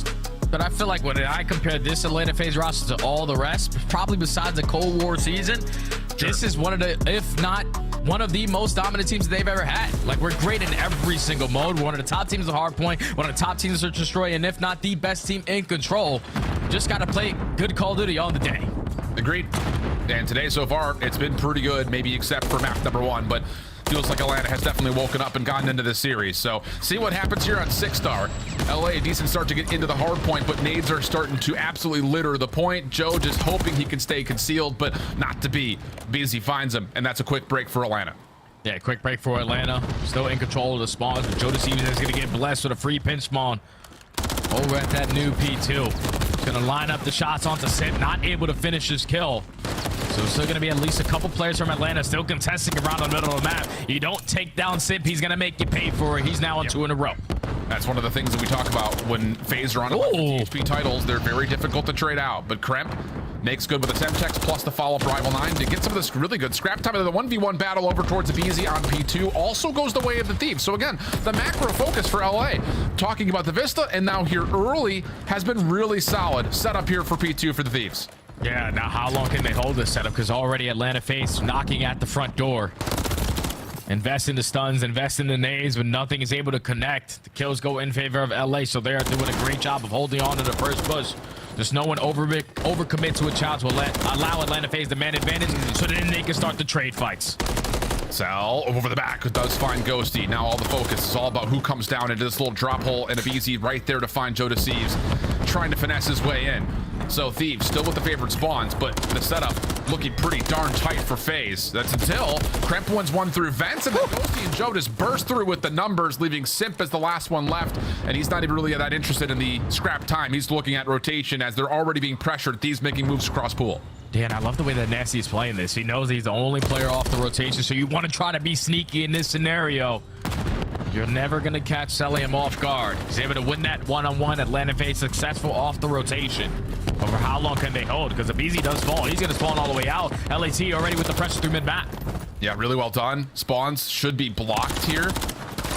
Nope, Atlanta will still spawn in. Oh my. The read here that they're... Oh! Difference. Joe's off 3 in a row. The read that Cell is here should have LA coming into the hard point with their guns up, ready to go. And it looks like that's indeed the case. Ghosty watching the middle. Nasty, backside heady. Not clean on the first set of kills, but Ghosty follows up perfectly. 3 for 1, draws a one, last one left. And Thieves will deal with it. Atlanta still spawning close, though. And this was the issue for Atlanta FaZe on map number 1. You can rotate, you can set up, but some player dropping at the wrong time allows a LAT to take advantage through the middle of the map. A successful break at that as they are still fighting for this final 10. All good, Atlanta. You can take that because we already win the rotation with a couple players that knew. Yeah, really good stuff from the Thieves hardpoint today. I mean, we were talking during the listen-in from map number 1. It's like, wow, these guys are moving together. They are all gunning, and the trust seems like it's really been locked in terms of who's watching what and how they're communicating it. FaZe looking to play off a bit of a pinch through the backside of the Sky Bridge. Right in place for it, though, is Ghosty. Just does not expect the second, so the Tiny Terrors getting to work on breaking the hard point, and they will be able to do so. Kremp last one left, but he's found by Draza behind, and Atlanta get their break with still 37 seconds on the hill. Yeah, this is some good time to find that break on, because now you know where the pressure's coming in from LA, over through security and also a little bit through that middle map. But they're trying to rally with the stuns and their nades to execute a break on in. The contest is going to be here. Celium finds it first. Kremp through the middle map finds it second, so I would take this if you are LA. Just try to contest it all the way to the very end. Sipsel holding on, and that's exactly what they're doing, Jay. No one leaving the point. And with these clean kills on the exit, now FaZe with a few members who have spawned up can take their efforts over towards the new hill. This has been absolutely flawless for Atlanta, and in particular for Simp, who's held his life for 5 in a row, doing it all on rotation while also holding on to the setup. And now Thieves in a little bit of trouble here as Atlanta are primed to try to take back the lead.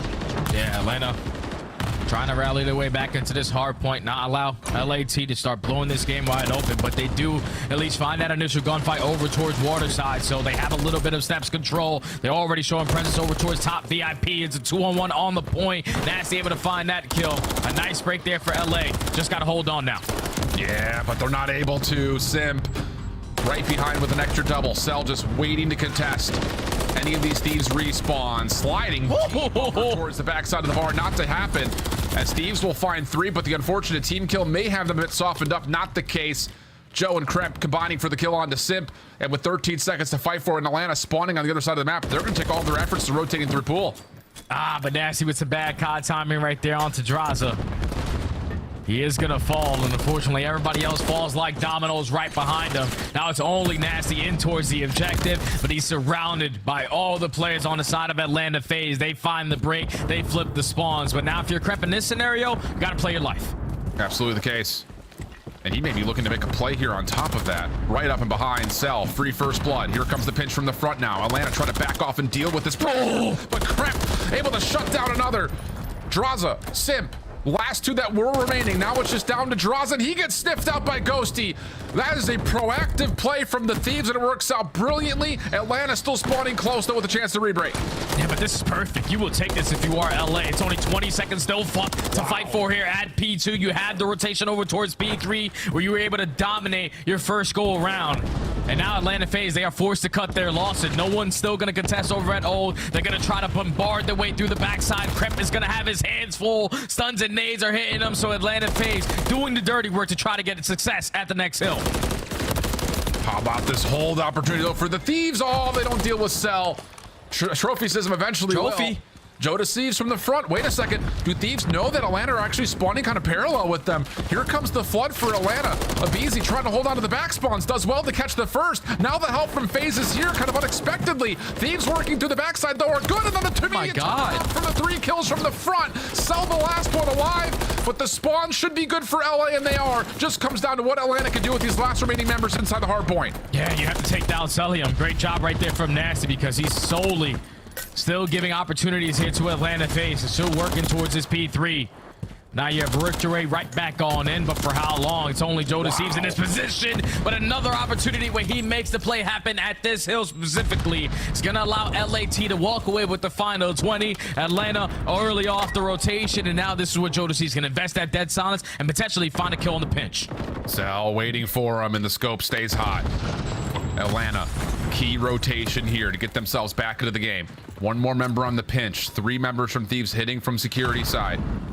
Door will jingle. Draza knows his players nearby. Doesn't make a difference. Crep still finds the kill. And now here comes the pinch play. Cell shuts that down. Immediately turns his attention back towards the hard point. Oh, man. On 3 in a row. Able to catch a double. Simp still in contest. And he jumps forward to find Joe Deceives. A perfect, flawless read from Atlanta. And Thieves have to reset up their next break attempt. Yeah, but if you are LA, you just got to contest this the same way you did last go around. Don't allow Atlanta FaZe to get themselves back into this game with this final 30. They are contesting it to bits. They are isolating Sim through the lower end, just trying to trap him on this side, trying to set up the SMGs to apply pressure through the top. Crep was able to find 3. Nasty with the 4th. A big break coming in for LA. Just another one that you start to think after Simp finds the first, like, oh boy, Thieves are about to run into the blender. But they find the kills they need from inside the hard point. Crep doing a lot of the work at 23-18, almost a minute inside the hard point on top of that. FaZe sticking around though. Atlanta in the hard point to start. 1v1 between Cell and Crep. They exchange utility, and Cell comes out the victor. Frag also shuts down the player topside. Nest plus the 4th from Cell, and here come FaZe. Perfect setup around P1. Yeah, you can never count these guys out. They always know how to fight their way back into this game. But Draza now on 5 in a row. Already has a player lined up in front of him, but some bad Call of Duty timing, but some better decision making to just get out with your life. Find the players coming off of the respawn. That's now 7 in a row for the father. Cruise missile going to be a massive extra asset here from Atlanta, and Cell may earn one of his own on 5. Draza damage over towards DJ Boo, swaps to the rival 9. Not good for a fresh health in Crep, but how about Sid? Pushes forward, finds Bolt, looking for the full team wipe, not able to grab it, and Abizi will actually kind of steal away Celium's 6th kill, but still Atlanta hold on perfectly, and now they've got P2 opening up behind them. Yeah, and this is going to be the first time that they actually win the rotation over towards P2 with those back spawns, so LAT forced to find a break, and you also got to keep in the back of your mind that Draza has that cruise missile, but he's probably going to save it over at the rotation at P3. Atlanta FaZe, they are able to take the lead, but LAT, they're not giving this up for free. Everyone through the front door. Again, another moment where the Thieves break starts to brew up a possible counter. 195 to 187. Tough scenes right now, though, for LA Thieves. They need to find a way to break this thing open, and the nades actually just get danced around. Atlanta get the read that they're all coming in, so they try to back out of the hard point. Can the kills come through here for LA? Sure do. 3 for 1. One more player to grab would be Celium, who's still holding onto that backside street, but regardless of it, this little counter break from Thieves keeps them well within the game. Yeah, it keeps them in the game, but you wanted to be in that position for a little bit longer because now you still got to worry about that cruise missile in the back pocket for Draza. You already have a BZ slowly but surely trying to set up a route on the deep pinch. But you're just going to wait for Atlanta to get a little bit closer to this hill before Draza invests that streak. Timing going to be everything. Streak gets called in first. Cell wins the first one through mid-map. That could open up the floodgates, especially as Nasty drops. He was the one who's supposed to pick that up, so now it's just down to Ghosty. He gets dealt with. Joe has one player who spawns with him in the form of Kremp. This is a 2v4 for LA. First couple of shots are decent. Draws a swap. Oh, man. Picked up, able to take down the pinch. Hardpoint goes neutral. FaZe still holding on to the lead, but LA have dealt with it really nicely. And how about the final two from Ghosty? Thieves win the hardpoint with still 20 seconds to soak. This is beautifully played right here from LA. They withstand the cruise missile coming in, even though a player does fall. They just gave themselves a lot of opportunities with the players clutching up in those gunfights. Joe Deceives again. Another clutch couple of kills at that P3 hardpoint. That has treated them well so far in this map. But off the rotation, Atlanta FaZe find the kills to set themselves up. Oh, Ghosty, he's trying to play patient, but does he know that Simp is right behind him? Not the case. So now the isolation has to come from the front, and the BZ deals with both. Where is the last member? That is the question for FaZe as Kremp is playing through Aqua side. He's red. Cell finds the kill. Once again, FaZe can take their focus right back to the front side of the hard point. Thieves setting up for a bit of a pinch. 3 from the front, 1 through mid. FaZe watching everything at the moment. Just comes down to can Thieves actually break this open with the setup. The opening nades are good. The follow-up shots are better. And FaZe have a chance to win the game here. But Kremp keeps the play alive. Just down to can he stay alive long enough for reinforcements to get here? The answer is no. And FaZe will bounce back and take map number 4 in fiery fashion. Atlanta FaZe just making the adjustments. First 2 rotations did not treat them well, but the third rotation, they dominated. Full 60 at the P1, dominated at the P2, early break successful at that P3, and then you close it out the best hill that you found all the success on from the beginning to the end of this 6-star, that P4. Just perfect setups every single time they needed to. You could tell that they were also being very patient in the moment. The communication was on point. No one is being super aggressive. They're saying, all right, we're just going to wait. We still have stuns and nades in our back pocket. If we can open up at that initial kill, that's when we start off the trade fight. So Beezy starts it off. Draza finds a second, and then you send in Simp to be the closer. Atlanta FaZe, you can never try to catch them in both of the hard points throughout a series. They're able to take 1, and they're also able to take the series in 4. LAT, they were really desperate for these points, though, Alan. Yeah, absolutely. I mean, we've seen it a couple of times so far this stage where these teams that are on the bubble for champs have stolen away, what we were effectively calling it, stealing away 10 points from the top 4 squads. It definitely felt like there were moments in this one, not just in this hard point, but I think, again, you go back to the search and destroy. There were rounds in there that Thieves, I'm sure, would love to have back. A couple of 4v3s, a couple of setups that looked like they were going to be unbreakable. Control didn't really have it in offense, but put together a good defensive effort. But here, this is all about just trying to close out the game. And it really does last between P3 into the P1 and the second set of hills where FaZe find their way back into the game and then never let sight of it really from there on out.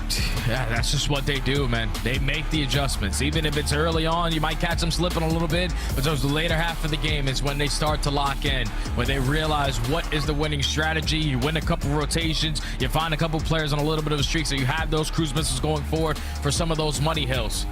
And then they're just able to dominate all in the third half of that game. That's just what Atlanta do. That's now 5-0 for them in this stage. Continue to be flawless. Continue to be the #1 team in CDL points going into champs. Just unfortunately for LA, they played so damn well. It's just another day where little mistakes cost them. Absolutely the case. I mean, again, I think for champs' hopes, a performance like that against a top 3 squad in the league, that's going to build some sort of confidence, but I think in the end of all things, it's going to lead to maybe some vulnerabilities in terms of, wow, we could have, maybe even should have won that series. But not to be. Atlanta take the win, and the desk mostly got all their predictions right, so congratulations. Nailing it. Allie, how you doing? I'm doing good. I'm still 2 behind Amp, but I'm doing good. Still doing really well. Anthony Wheeler, let's talk about your prediction. You nailed it with another 3-1. Did you see this series being as close in the hard points, though?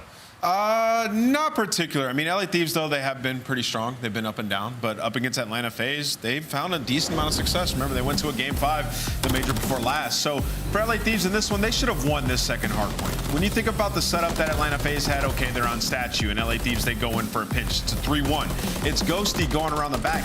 He's the first guy to engage. That can't be the case. The one guy on the pinch has to take their time while the other guys engage, so he has a distraction and gets a one-on-one gunfight. Celium reads it, finds 2. They chain that 60, then into P1 to take a lead. These are the things that these teams in the bottom 8 just don't do very well. And unfortunately, Atlanta FaZe, give them an inch, they'll take a mile, as Ali always says. Absolutely. And, you know, before we went into this series and talk about the fact that these teams are kind of mirrors in each other in the sense that they're both fairly strong in search and destroy.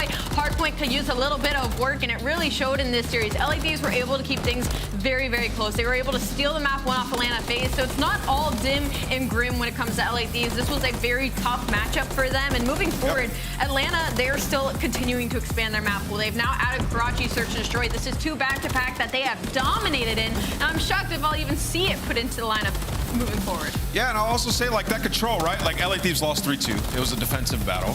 But when you talk about Atlanta FaZe, they're the best high-res control team. They're 12-2 on the map, and they're also #1 in defense. And they win defenses with having 11 lives left, which is #1 in the league. So for LA Thieves all around, you probably feel like a victory. You came out successful throughout the series, but you still need points. So not expected to beat the #1 team, but they played them much closer than a lot of folks in chat expected. Once again, happy Father's Day to Draza, celebrating today, but we are joined live by the real king, Cobra. I won't say it today. It's Celium. Welcome back to the stream, my guy. Hey, Celium, should we do the pizza joke? Nah, it's too cheesy, bro. What's that pizza joke? What's that? What's that? Sorry, it's too cheesy. Cheese pizza. Celium, talk to me about this matchup against LA Thieves. Do you enjoy matching up against a team of similar playstyle? Oh yeah, I mean, it's always fun playing against those guys because I feel like those guys play at like a very fast pace, so it's very fun and hard points especially. Celium, I wanted to know, what is your favorite map and mode to see in a lineup this late in the game? I would say my favorite map mode for the new maps, I would say it's probably like I want to say like a 6-star hard point. I like 6-star. It's fun. For sure. MC, you know, headed into the last 2 tournaments, biggest tournaments of the year, you start to lock down and grind more than ever. What's the schedule like for you guys right now? What's some of the extra effort you guys are putting in? I mean, for me personally, I honestly moved into the facility, so I don't really like. I pretty much moved in here and I'm playing all the time, so you know, I'm just doing that.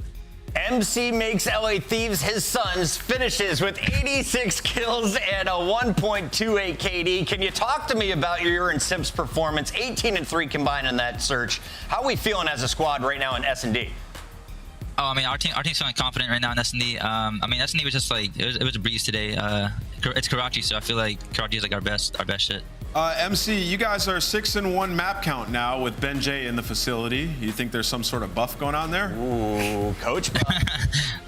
It might be. I don't know. It might be. Awesome. MC, any final thoughts here on Father's Day? Oh yeah, I want to shout out my dad for Father's Day, you know, and all the dads out there. Obviously Zach, so yeah, happy Father's Day, guys. We love to see him in the chat. Thanks for your performance today. We'll see you in your next match. Yeah, thank you guys. Atlanta FaZe 5-0, looking like the top dogs going into Major #4. Allie, is anyone going to challenge them for that top spot? I think definitely. Once we get to land in Major 4, you know, things always kind of hit the fan and go a little bit awry, but they're looking just like they did during Major 3 quals. We had a bunch of arguments amongst the production staff who deserves our scuff play of the game, and we settled it by giving it to 2 people. It's Celium and Simp here, 18-3 in search, but they did it across all game modes. What were some of the highlights for you two? The biggest highlights for me when it comes to Atlanta FaZe is like, even when you dive into the numbers, like their first bloods aren't that good and their conversion isn't that good either, but it doesn't matter when you have players like this doing things like this on the map. It is a constant 2-piece highlight reel when it comes to Celium and Simp on this map, and we just talked to Celium and he said Karachi is some of their best search and destroy, and the fact it's even allowed in some of these series, like I said, I don't expect it to happen too much moving forward. Yeah, I mean, to stay on top with the search and destroy, I just love like Atlanta FaZe. They never come up with the same game plan. On that one, they were just comfortable giving up bridge. Like, listen, if you want to push over towards bus and red, we're going to be there. Simp was playing it. Celium was in the spawn, picking people off left and right. Atlanta FaZe is dangerous on all fronts. It's going to be a fun day, and we are only halfway through the matches. When we come back, we got our Monster Energy matchup as Miles looks to reclaim the lead. We're going to be drying some grapes and having fun with ribeyes. That's right. We're raising the stakes, baby. It's Optic versus Subliners coming up next.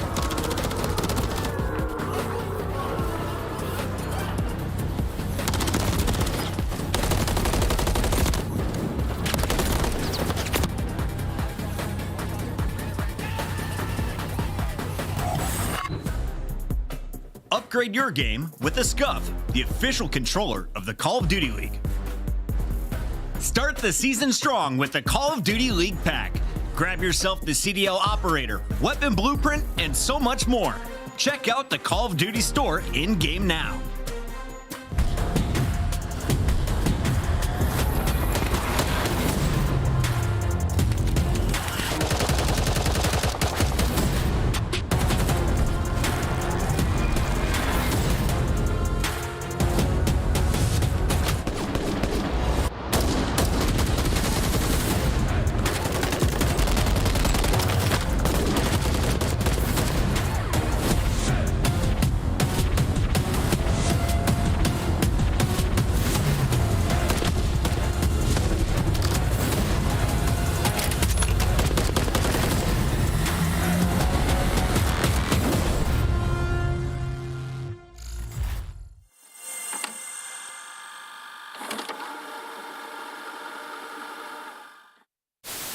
Benzo first, bro. Bottom of the list.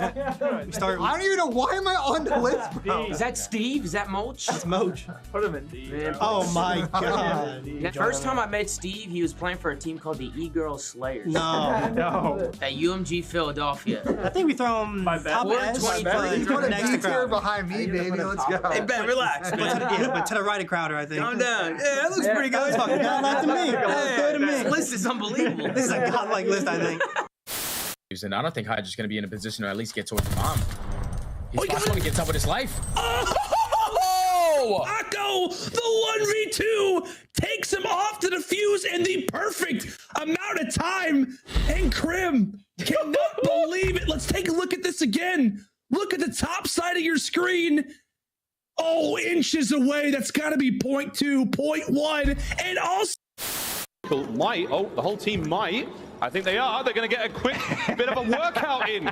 Come on, Vikal, get up there, son. They're going to get a workout in here in round one. There we go, team. Up we go.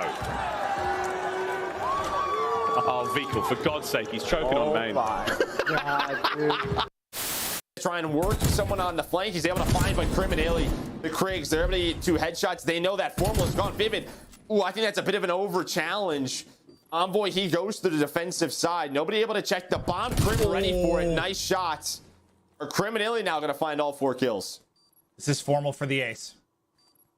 Third. 4. Illy wraps back, and it's Formal with the ace.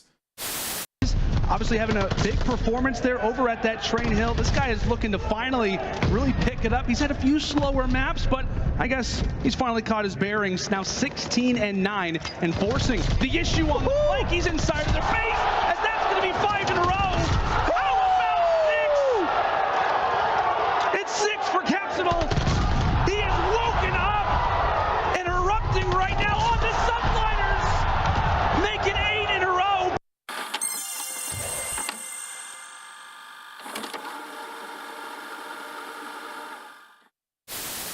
Do you think you could beat Kenny in a dance-off?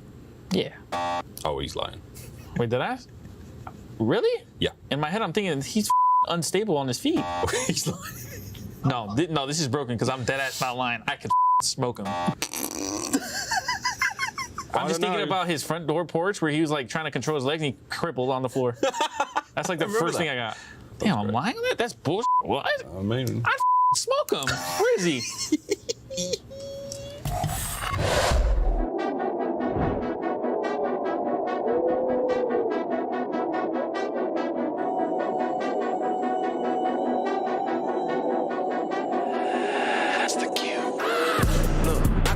City, you hear signs when we sleep. Heaven sent, hands down, vibes so unique.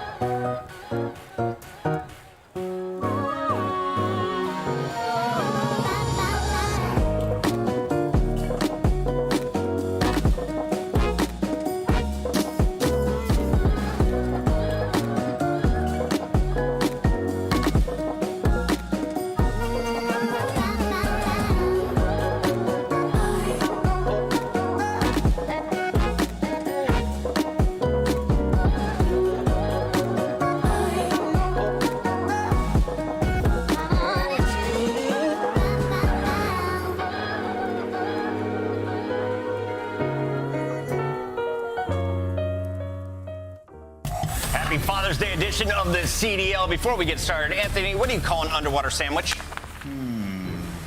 A sub. That's right, Alec Cat knew it. It's time for the Subliners to take on Optic Texas. And if you've been looking at this matchup, it's pretty historic. Of their 4 meetings, it's 3-1 in favor of Optic, but they've gone a possible 19 of a possible 20 maps. And in this situation, there's no better time for New York Subliners to capitalize because Optic Texas has kind of been on the decline during these qualifiers. Nameless, let's break down the Subliner squad and what we expect to see from New York City. What have they done recently? What can they do today? Yeah, I mean, it's been a rocky road for both of these teams throughout this split, but for New York, they had clear goals that they've identified, and it's hardpoint, right? Last time these guys played on land, the hardpoint, they got cooked by Optic, but when you talk about this team and hardpoint throughout this split, 6-3, Hydra has been unbelievable. Him and Sib are both top 10 overall KD. The fundamentals are absolutely on point, top 4 in holding, breaking, and rotating. So hardpoint and the goal, expanding their map pool, it's all been going well. It's just been search and control that's taken a dip, which is expected. Yeah, absolutely. When it comes to the most strategy pregame, their best mode has been hardpoint with a 6-3 record, 3rd in rotation. I literally wrote that as my notes in that Rocker matchup, as they had one of the best rotations through both hardpoints in that series. I mean, it was 250-38 map 1, but that map 4 was a bit of a banger. My biggest worry, though, is it feels like Hydra has a lot on his shoulders to do in this map. I had to write down so many times that he was the only one on rotation. He had to pop a 4-piece for his teams to capitalize. So maybe solidify the roles a little bit better for the New York Subliners, and also tighten up that search and destroy, because for the top 4 teams to win championships, you got to win those game 5s. I don't think we're going to see a 6-star search and destroy in this series, will we? Let's talk about the opposite team in this battle. Optic Texas won our Major 3. They knocked out all the other big 3, and now they're sitting at 1-3. Dashy, Kenny, Pred, and Shotzi are riding the struggle bus. They go to game 5s, but they've been falling short as of late. Yeah, I mean, 10th in opening duels, you can't win your first fights. It's looked very, very sloppy. Lost 5 straight S&Ds, and as much as we like to gas up Pred, he's their worst player in search and destroy by a wide margin, right? It just feels like this is the same Optic team that was going to these game 5s in, like, I think it was stage 2 qualifier, but now they're losing them instead of winning them, right? And this is the result. So a little bit of championship hangover, I will give them that. This match is everything because they're going up against a New York team who have equally been despicable in search and destroy. If you can take those, you can take the series and give yourself a chance to be in winner's bracket. Keep this in mind. Optic is playing for their spot in the winner's bracket come Major 4. They are already secured a spot in champs. The question is, what seed will they enter in? Karachi, Invasion Karachi are our first 3, and we will see 6-star if we get to that final search and destroy. This is a great lineup for New York Subliners right now to win this series in the first 3 maps, especially the fact that they got that Invasion search and destroy in that map number 2. They're 1-4 on map 2, so right now they're trying to capitalize on putting their best S&D early on in this series so that they can get a head start. Nameless, Pred's got ridiculous respawn numbers. Is it enough for Optic to take the dub over the Subliners? So far, you've called both correct answers, not only on the team, but also map count. It's good gas. I'm going to go on Optic 3-2. I think they get it done in 5. A game 5 goes their way. Al, you just nailed the map count as well. Where are you going? I'm going the opposite way. I'm going for New York Subliners and a 3-1. 3-1? I guess I should say Subliners in a game 5. It's going to 6-star all the way, and the fans are going to make it even. On the mic, we got the dynamic duo back together. It's Miles with Chance. Great to see you guys. Oh, it's good to have you back, Chance. Folks who didn't know, Chance didn't have internet, and he had issues getting any kind of internet at home. So we went down to the lobby, and they had a reception there. Boom! I'm on the board. I'm on the board. You know, Puckett's been killing it with like the puns and dad jokes all day. I can't believe he didn't have a chance one in the mix ready to go. It's on the table. They're ready for the taking, but no opportunities there. So I think you're going to catch him, Miles. I really do. Oh, I think so. Chris is out there looking like a clumsy flower. A whoopsie daisy. I'm on the board. Come on. This is too easy. It's too easy. Come on.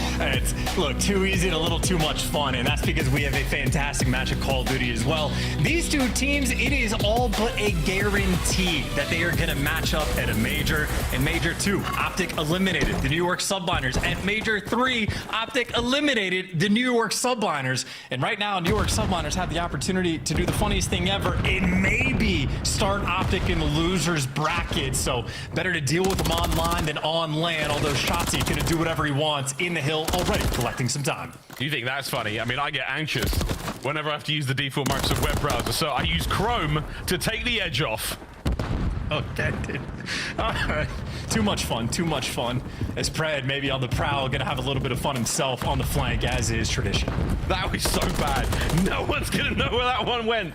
Well, either way, we're knowing exactly where Pred's going. He's going straight to the top of the leaderboards with a big old kill and no hard point time. Optic Texas, a very, very solid amount of map possession right now. They've got middle of the map. They're looking towards P2 as well. Subliners, a long way to go and a lot of kills to get along that way. Yeah, I want to call that spot just the Kenny spot, by the way. He was the first player we saw use it this year, and he loves it. The reason he loves it is because you get great intel. You can see every single lane and cut from it, and obviously off the intel, well, you pick up 2 kills. New York Subliners absolutely nowhere near this new time, and, well, Optic, nice little 20-point lead. Might be able to run it up just a little bit more.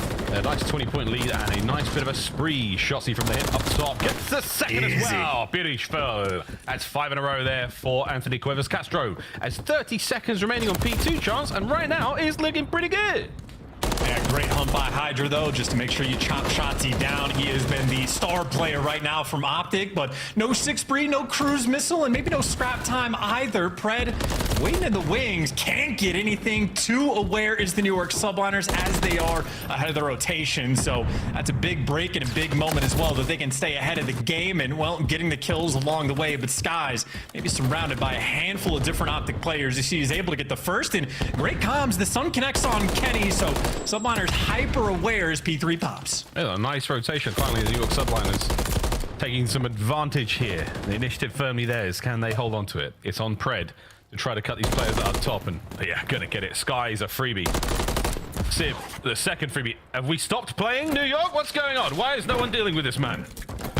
Oh, they're gonna have to now. Yeah, well, Kismet just getting back down. Pred able to pierce through, give you 2, and a break like that's going to be nice and easy. Subliners have struggled against Optic in the hard points specifically, and the struggles continue. A team kill rolling through as well, so a little bit of lack of chemistry in these moments, and, well, maybe one final opportunity, but Hydra diving into death. There is absolutely nowhere for the Subliners to go. This is a big moment as well. Again, keep in mind for this hill, Optic were behind on the rotation.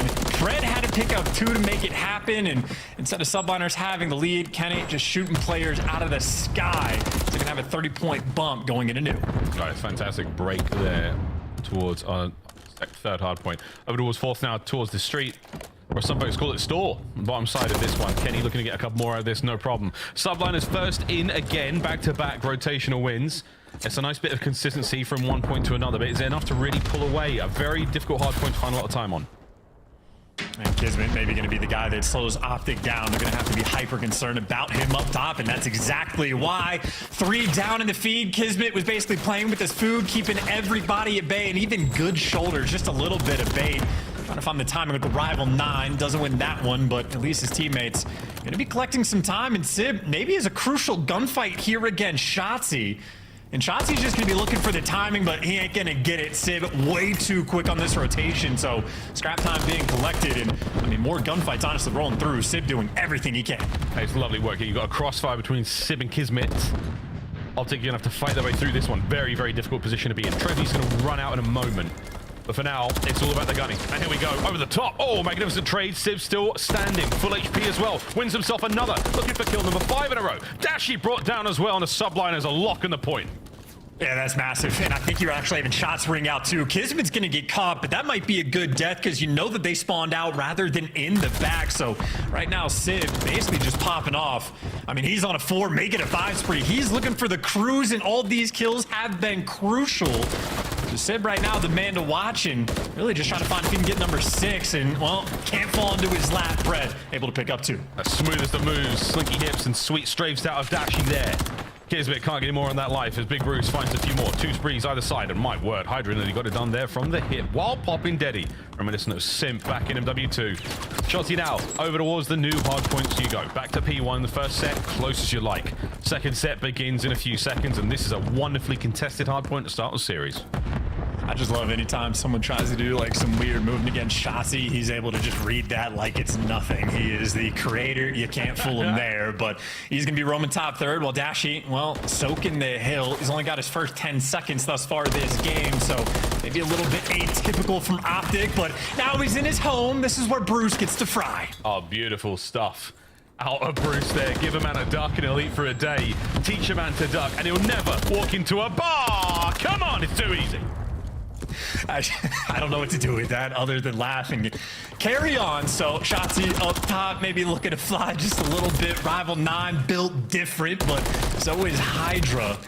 And this is a hell of a fight. Keep in mind, 3 players on Optic just spawned out over towards New, and well, the trades are there as well. So you got Dashy double positive at 16 and 8, getting a key win as well. Final 10 seconds going to be going to New York Subliners at Old, but once again, you're looking to dominate P2. Optic got maybe 40 seconds on the last P2, looking to do the same once again. Oh man, well, first time round, the Subliners looking for that break. There we go. Big Bruce, 18 and 8, level 19. Skies, this is not a fight you want to take right now. Bruce is shooting hot.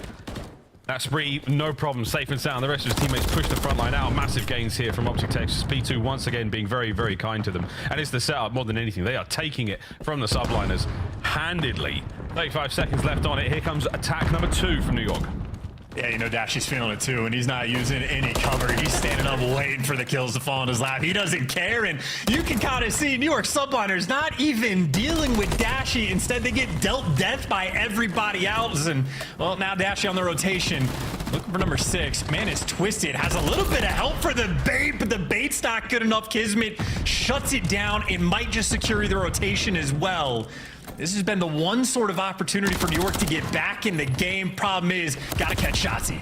All right, there we go. Shotzi caught, and it's Kismet again. He's been the man at 3 spree.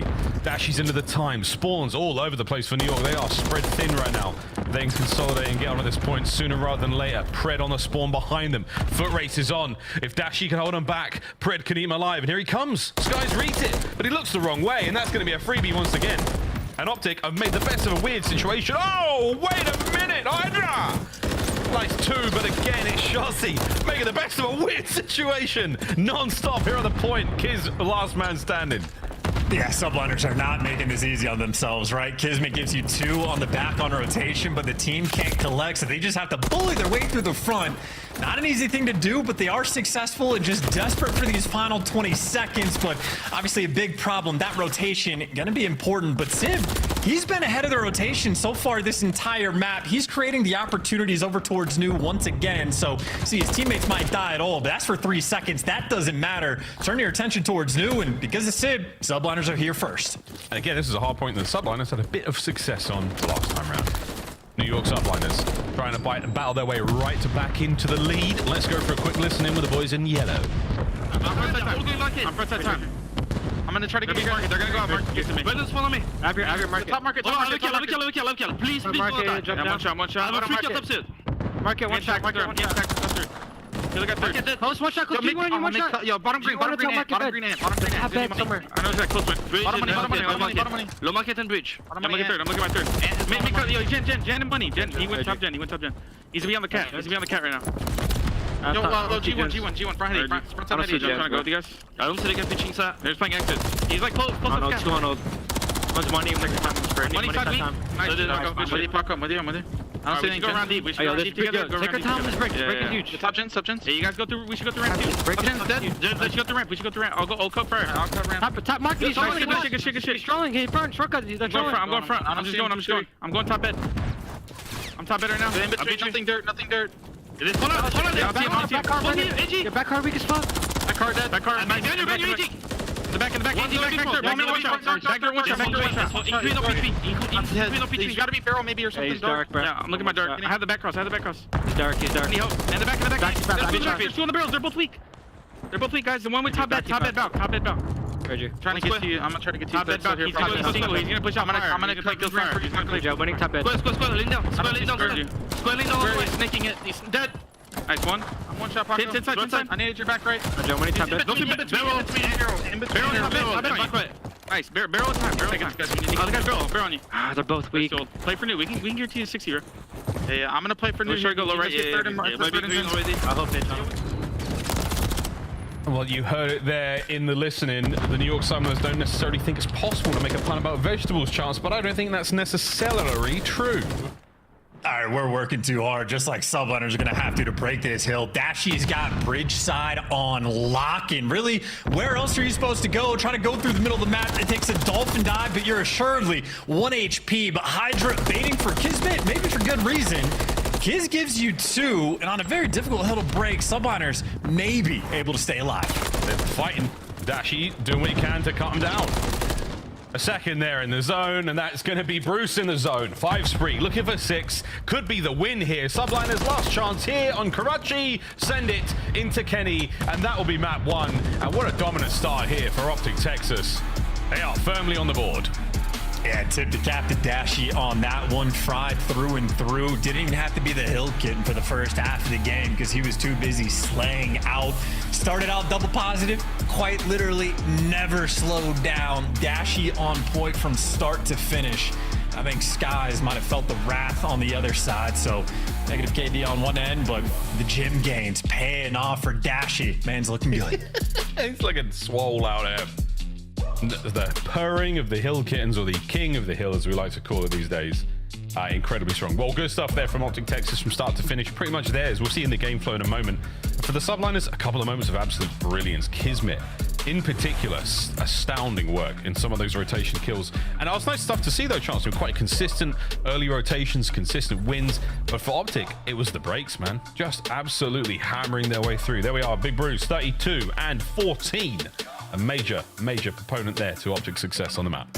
I mean, quite literally a titan in that lobby. That is unreal. 29 non-tradeds, and I mean, 5,800 damage. He didn't quite do it, but came close to doubling up the damage of Hydra and Skies combined. So yeah, Dashy absolutely singing sweet there on Karachi.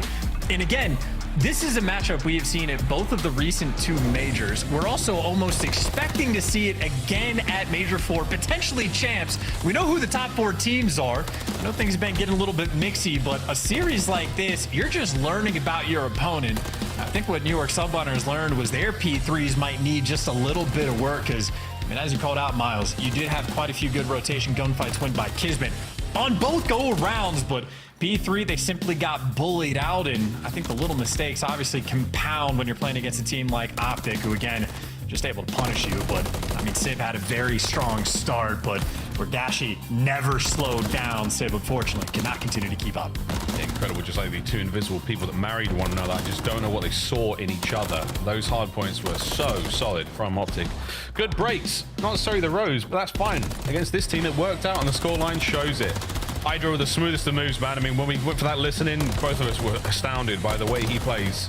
And it wasn't really enough. Shots like that from Dashy, time and time again. Not able to get the cruise, but it didn't necessarily matter. You weren't looking for it. You were just looking for that hot presence. That's exactly what they had. Good stuff there, Optic. GG's. Map 1 done. Got to search and destroy now and slow things right down. Yeah, moving around the map like clockwork as well. I know Kenny had a very slow start in this game, but didn't really matter. And like for Optic to be able to sort of stop the bleeding, even when Subliners kept it close. Again, that P2 that they were on point both times around, well, locked it down. Incredibly efficient on go number 2. And once a team like Optic gets a 60-point lead nearly in the game, never really going to be able to look back. So great look there. I know Optic fans very concerned about their team's performances as of late, but virtually as good as it gets there for map number 1. And for Invasion on a map number 2, the pace is going to be radically different, but 2 teams that love them some Invasion as well. It is a square up map for both of these squads, and again, almost one we can expect to see every single time these 2 teams play. And again, I feel like we haven't seen too much Invasion as of recent in the online side of Call of Duty, but for now, we're going to get to go into it again. This should be very, very interesting as well. For the Optic fans who are worrying about their current performance, you should be worried. If you haven't been paying attention, your boys are in danger of not making it into winner's bracket at the start of the next major. This series will be incredibly important in deciding their fate. New York Subliners is a team that will absolutely be giving them a good show here, and I wouldn't be too surprised. Again, the pressure on both of these squads is starting to get pretty serious. We'll see if the Subliners can keep their cool. The AC unit next to Hydra is working overtime. I'm sure New York's pumping it right now. Overall S&D records on Invasion, very solid there in the wins department for the Subliners, but it's the attack and the win defensive round shots. That's a lot there, mate. That's actually absurd that the record is only 9-4. That means they have blown some teams out and probably had 1 or 2 maps where they themselves get blown out. But obviously very strong on both sides. But I know it's not even necessarily Optic fans that might be concerned about their team starting losers. It could just be the rest of the league of like, oh no, if we lose, this is who we have to fall into. So I think there might be a few people rooting from Optic or see if they can avoid meeting a potential top 12 fate. That has come major time, and right now we're watching Hydra dance. I will say Hydra, one sort of stain on his record as he is like nearly ascended to godlike performance as well. Shotzi and Kenny looking for the first bloods. It is the first bloods for New York that have been a problem. Continues there in round 1. Absolute slammage there from Optic. And 2 of your teammates are down. Kiz can't get away with his life, and Hydra, he peels 1, but it is all consolation. Optic Texas, first blood, second and third, seemingly uncontested. And I didn't even have time to get it out. I was going to say Hydra, like in Respawn, one of the best, if not the best players in the game, but as S&D, especially towards the start of the year, he has been struggling, especially so in the first blood column. And don't get me wrong, Hydra's still decent in the game mode, but I know towards the tail end of last year, he kind of just became God. And so far in stage 4, his first bloods have ramped up completely. Historically about double negative in this year, but in Major 4, he's been double positive in the category. So Hydra trying to turn things around at the right time as Optic on the prowl for a first blood on the attack. Bad news, though. You start to hit those first bloods on such a high level, on such a consistent basis, people start to see where they're coming from and get right out of the way of that. Kenny on that 2-spree, pressing forward now towards that B-bomb site. Shotzi covers the archway so quickly, no one saw him there. Hydra will get the first blood, but Shotzi's in. Have they read him? They have. Kismet all the way around the cinder block. Finds that big kill. Hydra now with a pinch on, and Optic, they are in a tough spot this round. Oh, so much respect being paid to Kenny as well. Yeah, New York subliners not going to be making any mistakes. Pred, last man standing in a 1 versus 3, but New York extremely coordinated there in that round. Kismet able to dance, and the double chow is perfect. New York Subliners again looking to fine-tune their S&D gameplay, and well, maybe Pred feeling the heat just a little bit. Just a smidge. And then that time around as well, the New York Subliners, they confirmed the kill on the bomb carrier. They checked the bomb. You saw the setup around that as well. So little things like that. They don't overcommit to anything. They set up around that bomb site. They make sure they watch each other. And it's an easy moment for them.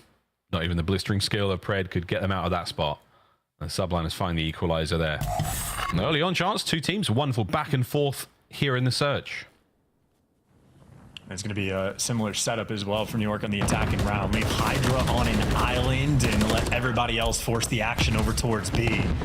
It really just seems like they're trying to play off somebody flanking from Optic as well, but what's going on from Optic is they have some aggressive setup. Shotzi putting on the pressure.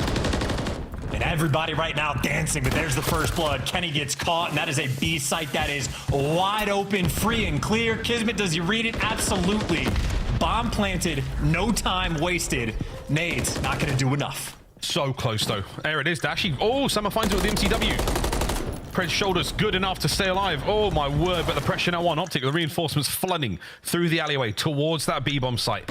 It's on Shotzi and Pred. Oh, my God. Pred wins a big one. That's absurd. Oh, and Sid gives up the cross as well. So Pred, interesting timing, and Pred gonna take full advantage. Sky's last man standing nice and aggressive, makes the play, catches him in the ones. 15 seconds to go. Pred's got to go though. Smoke's down. Pred's got to send it. He's getting real close. Here he goes. Sky's up top. Reads it. Guns it. Got him. He's good. Gets the bomb. What a round. That is godlike from Pred. The desk touched on it. He has been struggling in S&D, but with a round like that, you are baffled as to why. He goes full sprinting in a Hydra's pre-aim, guns him. No time left to get the trade on Skies, because Skies genuinely makes a fantastic play to play aggressive and not let those players group together, but Pred from the top rope rather than down under, completely unexpected with only 0.4 seconds to spare. I think I should get the point for that down under reference production, just so you're aware. Okay, there you go. Appreciate you. Outstanding. Right out here, fostering a good environment. That's a deep cut, right? He's a deep cut. He's doing really good. Good round. That got the blood pumping. Spree from Pred. Can he cool off just a little? Keep that spree going. Subliners they're in. But Kenny there for the early read and that first blood traded out immediately. But what a wonderful start to the round. I think Kenny just wallbanged the hell out of Kismet there from a weird angle too. So I don't know if I picked that up on the mini map, but either way, Hydra trying to be that island player. Dashy doesn't miss. Now you got Pred on a 3. Making a little bit of noise to kind of annoy Skies, but that just means that you're going to have Sib in a 1 versus 3 trying to defend this B zone. And Rally gunfire. Gets rid of Pred. That's the spree over. And a 2v2 shot. I do think he saw that player. And again, lots of noise. He's absolutely schmoving. Now in a 1v2. But he has managed to absolutely bamboozle Skies. And Sib's going to back right on up. Bomb towards A. And it's going to be a 1v1. Will Shotzzy run right into it? He's got the intel on Shotzzy, but how much does that actually mean? He wants you to get in close. He wants you to be there on it. And I absolutely love this. Shotzzy, though, is going to check it. There's a Tozy. And it's the Achilles heel of Sib that gives away what could have been a fantastic play. Little smirk there from Shotzzy on the side, as he knows full well that brain was ticking. And look, that's like one of those that I think any other player in the league, Sib probably goes and tries to hunt you down. He gets the drop on him, knows he went in towards Cafe, has all the time in the world to work with, and Sib's like, do I really want to chase this guy around? Like, do I believe in my odds in that situation? And unless you get lucky, no, you do not. But Shotzzy heads up play, making sure to check it. So no waste for Sib. No tying the round count up in a massive offensive round there from Optic. 3-1 lead, and you can see New York Subliners, they've given up on B entirely. Towards A they go. Already fights out. Kismet, first blood, another one from him. Dashy trying to slow you down. But I think Subliners have done maybe just enough, but you see Hydra's actually going to fall. Kenny, another nice pick from downrange. Chelsea, the info man right now. I don't know if he saw those players. And Sib's looking to tag him back, but this is an awkward gunfight. Immediately cleans him up. Any longer than that, and it might have been a turn and burn. Over to Kenny. Whoa! Manages to find one. And now it's all down to Dashy. And both players are in the depths too, so you're playing a game of hide and seek. And well, Sib, now you just get to hide. Waiting for child number 3, but yeah, Sib gets out with his life, and look who's on the hunt. Skies here to trap you in. Skies, here he comes around that front side. Bruce has got to gun them both quickly, and Sib knows it. He's going to be posted, and that's a wonderful reposition there. Sib's had a couple of strong rounds. His decision-making in the gunny, that's really what's winning you these big moments here. He makes absolute certain that Dashy has left the area, and knowing that he hasn't, stays on it. Sky's there for the trade as well. Subliners, good work. Yeah, and you can see they're really playing off the aggression of Optic as well. Shotzzy's like 3 different rounds, played the B street. One time he played in broken, one time he played an aggressive angle inside of like the dark cut. And this time, since Subliners aren't at B, well, what are they thinking? Shotzzy's gonna run through. They predict it perfectly. So an important round for Subliners to get back again, another offensive win. Now you just square up on defense and tie things up, but Optic, opportunity, A site wide open. We should be able to get on it. There's going to be a little bit of contest from Hydra in a second. Stun, smokes, lands, Skies. Lovely coverage there. Pred will not be able to get involved in this fight. Shotzzy will get away with it. We might be looking at the bomb in a second. Can Skies find a second on the round? Yeah, it's awkward, it's ugly, but it's absolutely beautiful. New York. And just like that, folks, it's 3-3. Yeah, that is absolutely suffocating there in that round. Maybe Pred just getting caught a little too aggressive, tries to get the guy off the tank, and I mean, whoever it was, they had him stunned up, tagged up as well. Could have been a free kill, but the coverage perfect there from the New York Subliners, who are gonna maybe dance around, let some dead silence, maybe reaccrue, extra trophy in the mix, and we all just get to bop our heads to the beat. The Subliners tie the game up 3-3. And so does Josh. On the free cam. Shout out the observers. A lot of fun today. Great games. This superb weekend of Call of Duty. The old 3-4-4. It's a lot of COD going in towards the major. We're almost there, folks. We're not over yet here in the search. Tied things up after what was a very, very strong start from Optic. Things have slowed down. And the Subliners getting saucy. Yeah, Subliners playing them a little bit as well, if not for like a miraculous clutch there from Pred. Subliners would have a decent little advantage, but here we are, back another offensive round. Shotzzy, the man to catch and the man they spotted into broken. Nades out, but if you don't connect, you really want to try to force the action over there. It's a 2-2 split. Looks like they're going to be working mid and A. Now, in the words of Admiral Akbar, Kenny's there, down that street. And the smoke is likely to be a decoy as well. So that's where the boys are going to be now moving across towards the A-bomb site. Pred playing patient. He saw them out motoring away in the background. He's passing on the information. Shotzzy playing for at least one kill here. With that smoke call, I love who the player is down low. Sib. Waiting for the 1v1. Doesn't go upstairs. He's waiting for Shotzzy to do some shenanigans down low. And the Shotzzy effect, by the way, is unreal.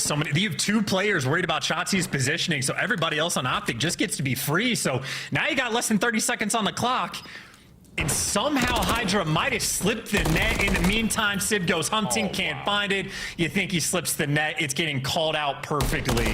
Optic staying hyper aware, and Sky's nothing he can do. Okay. That's a 4 spree. If you can get out with your life, this could be huge, but you see Optic, they are hunting. Absolutely nothing going on in that round. Shotzzy making a little bit of magic, and everybody else provides off the back of it. Beautiful round for Optic Texas. Yeah, that was a fun one, and you're not wrong. The Shotzzy effect, after all that time as well, you see Pred get the first blood in the middle of the map, you dial back over to the other side, and Shotzzy, he does end up killing Sib in that situation. So Subliners, it's a rock and a hard place. You got to make a call on it. I mean, that man's influence on the map, whether he's moving or not, is something to still be accounted for. Subliners, they concede a tough round there, and it gives Optic just a 1-round advantage.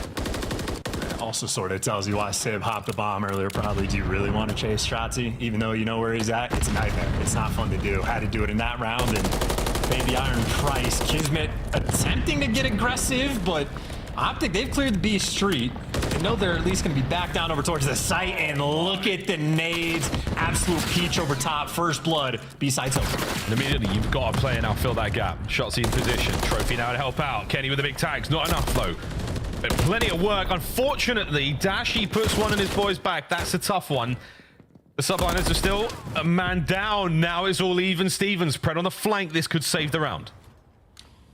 Going against his former teammate, too. Who's got the better drop? That is wild timing, Pred. Taking his time. Wrong. Dashy gets the kill, too? What a nerd. He stole it from him. 2v1. Down to Skies. Skies is dancing. They've got no idea he's on the inside of Ice Cream here. He's crept out. There's number 1. Dips out. Oh, the timing. He's staying alive. Over to the bomb. Dashy looking to get this one down. Can he get there in time? Will Skies check it? The answer is no. So this is going to be a straight up 1v1. Dashy didn't see him cross. He might be expecting dark push, but he has no intel anymore. Sky's going to take his time. He already knows where Dashy's going to be playing. And Caesar Skies Bueno, a cerebral player thinking about the approach now. Spotted out. The opening tags. Ooh, a late lethal. It doesn't connect, but it does force him back. Regen. Damage dealt. Oh, Bueno! With plenty of time to spare. There's the equalizer. And Dashy mind blown as well, so much so his kill death almost got reset in that moment. Dashy happy to chow, happy to square up, but maybe a little bit of shout out to that headshot multiplier. You laid down, you are now face first. And the bullet Sky sends your ways, maybe just gets one less that he needs. And that is another huge round for the Subliners to get. They were down 3-1, had to battle back, and now anytime Optic make a call, there is the response. Beautiful work there for Skies for that 1v2. That was a brilliant 1v2. A little bit of magic there after Sim falls to the crack in the door. 4-4. Getting late into this invasion S&D. Back over towards the B-bomb site, and again, a classic look here from Optic. Once again, it's Kenny and Shotzzy over by that B street. Shotzi's quick moves upstairs. Lovely snap. Kiz, huge damage. Oh, the second Hydra somehow brought down. A little bit of teamwork makes the dream work, and this is about to be 5-4.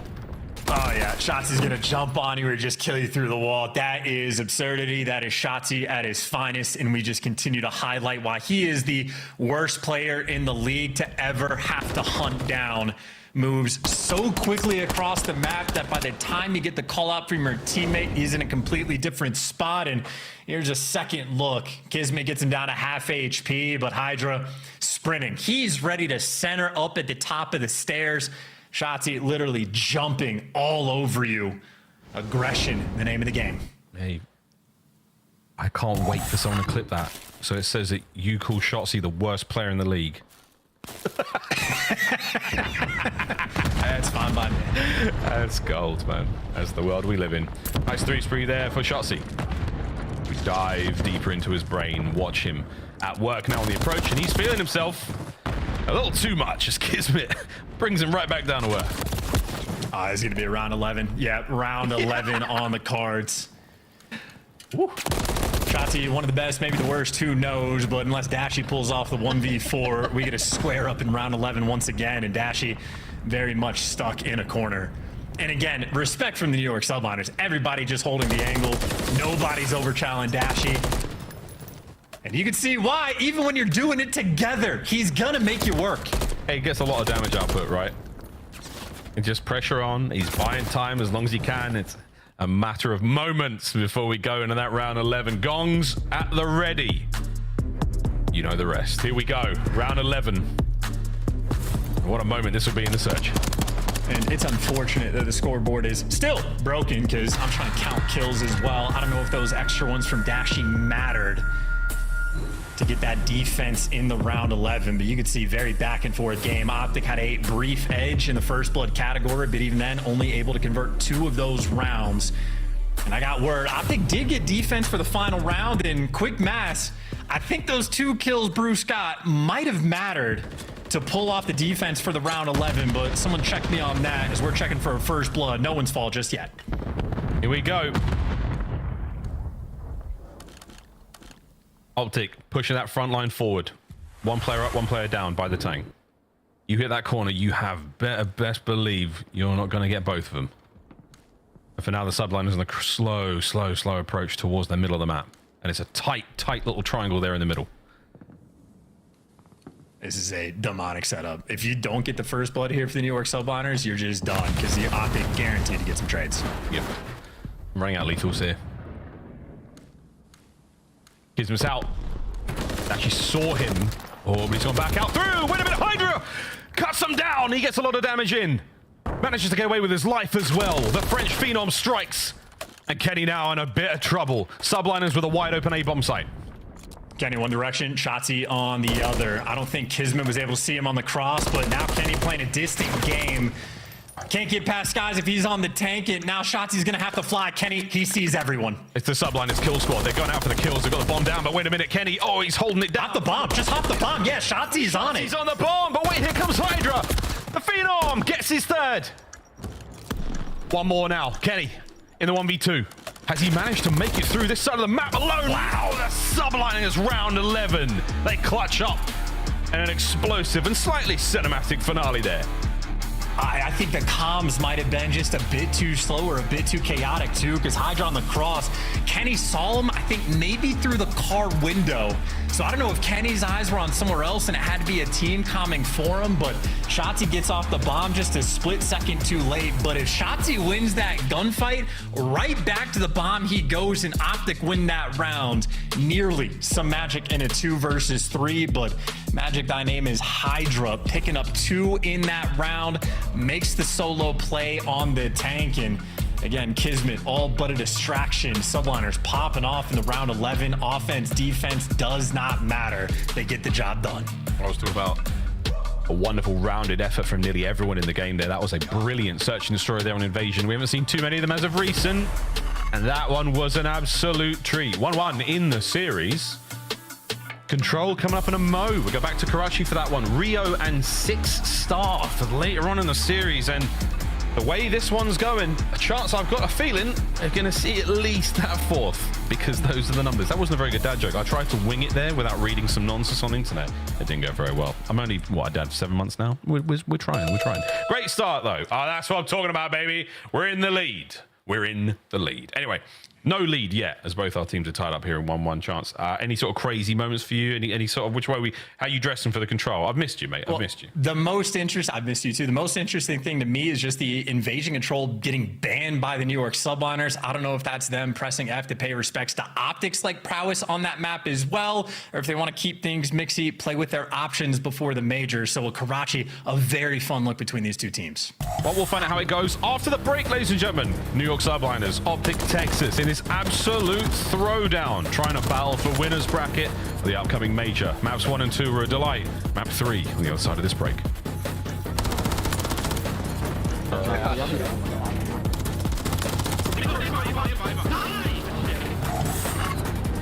Upgrade your game with the Scuff, the official controller of the Call of Duty League. Scuff Gaming is doing an ultimate giveaway where you and a friend can win a chance to go to COD Champs this year. The giveaway includes 2 VIP tickets, travel expenses, and more. To enter, scan the QR code on the page or go to scuff.co/CDL and enter your email. Terms and conditions apply.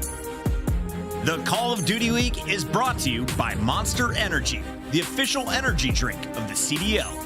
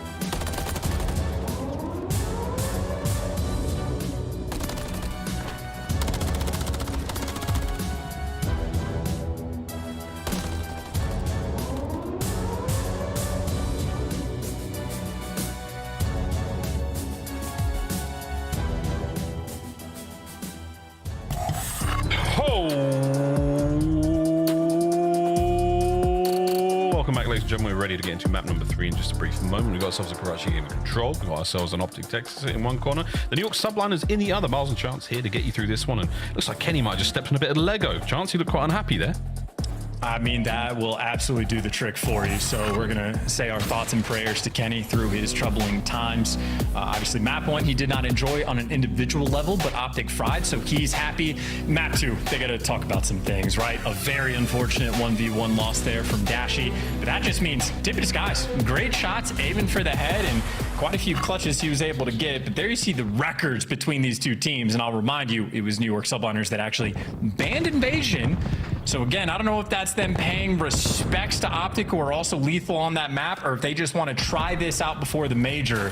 Either way, Hydra trying out new jumps. He is already sorted around the map, and hey, freebie first blood. Congratulations, he is already behind you. Oh, you know what I love about watching Hydra play, and this is something that I think a few folks might have picked up on today.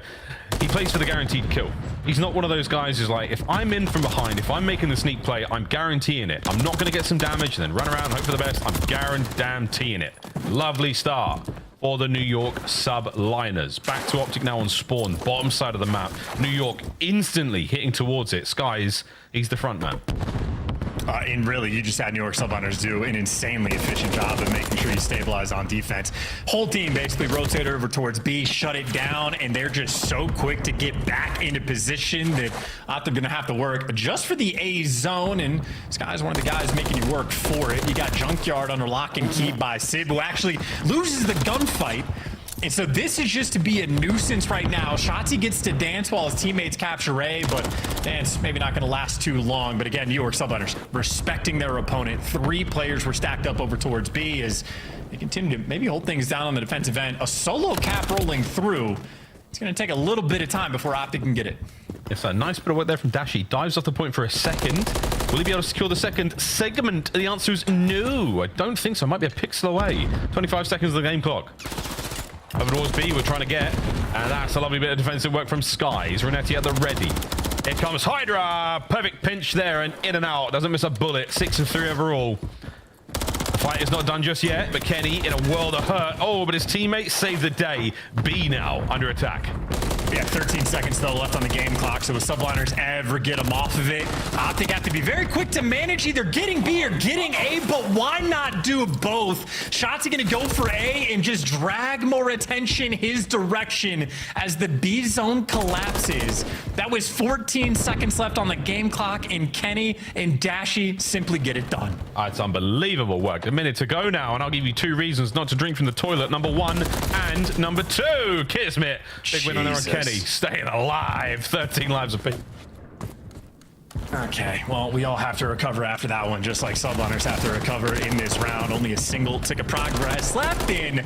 I don't think you're going to get it done. Dashy is shooting. He was mind blown. He lost the 1v1 because he has just dominated every single individual gunfight this man has had. Dashy right now is completely on point. I need that manager team. Absolutely. Flexing on him. 8 and 3. We saw that solo cap on towards A for quite some time. He got that entire segment nearly alone. Beautiful work. Beautiful work.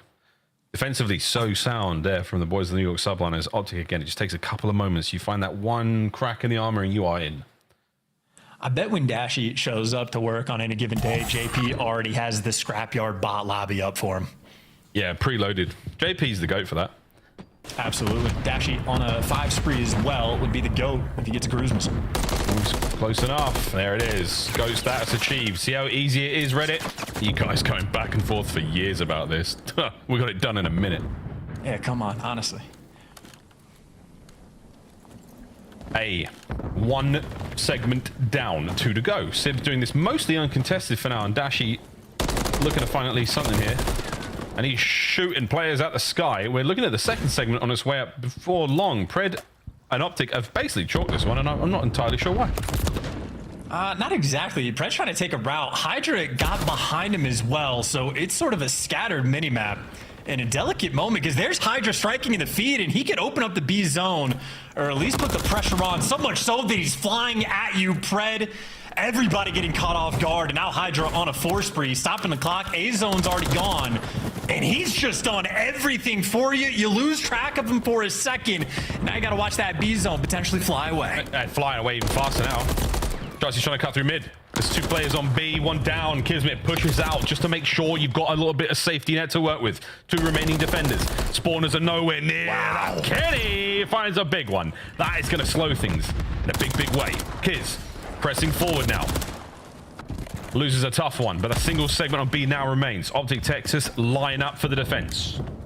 And Subliners dropped the ball a little bit there in the moment. Not easy to convert, but Kenny able to just slam in 2 different gunfights, and Kismet not able to convert.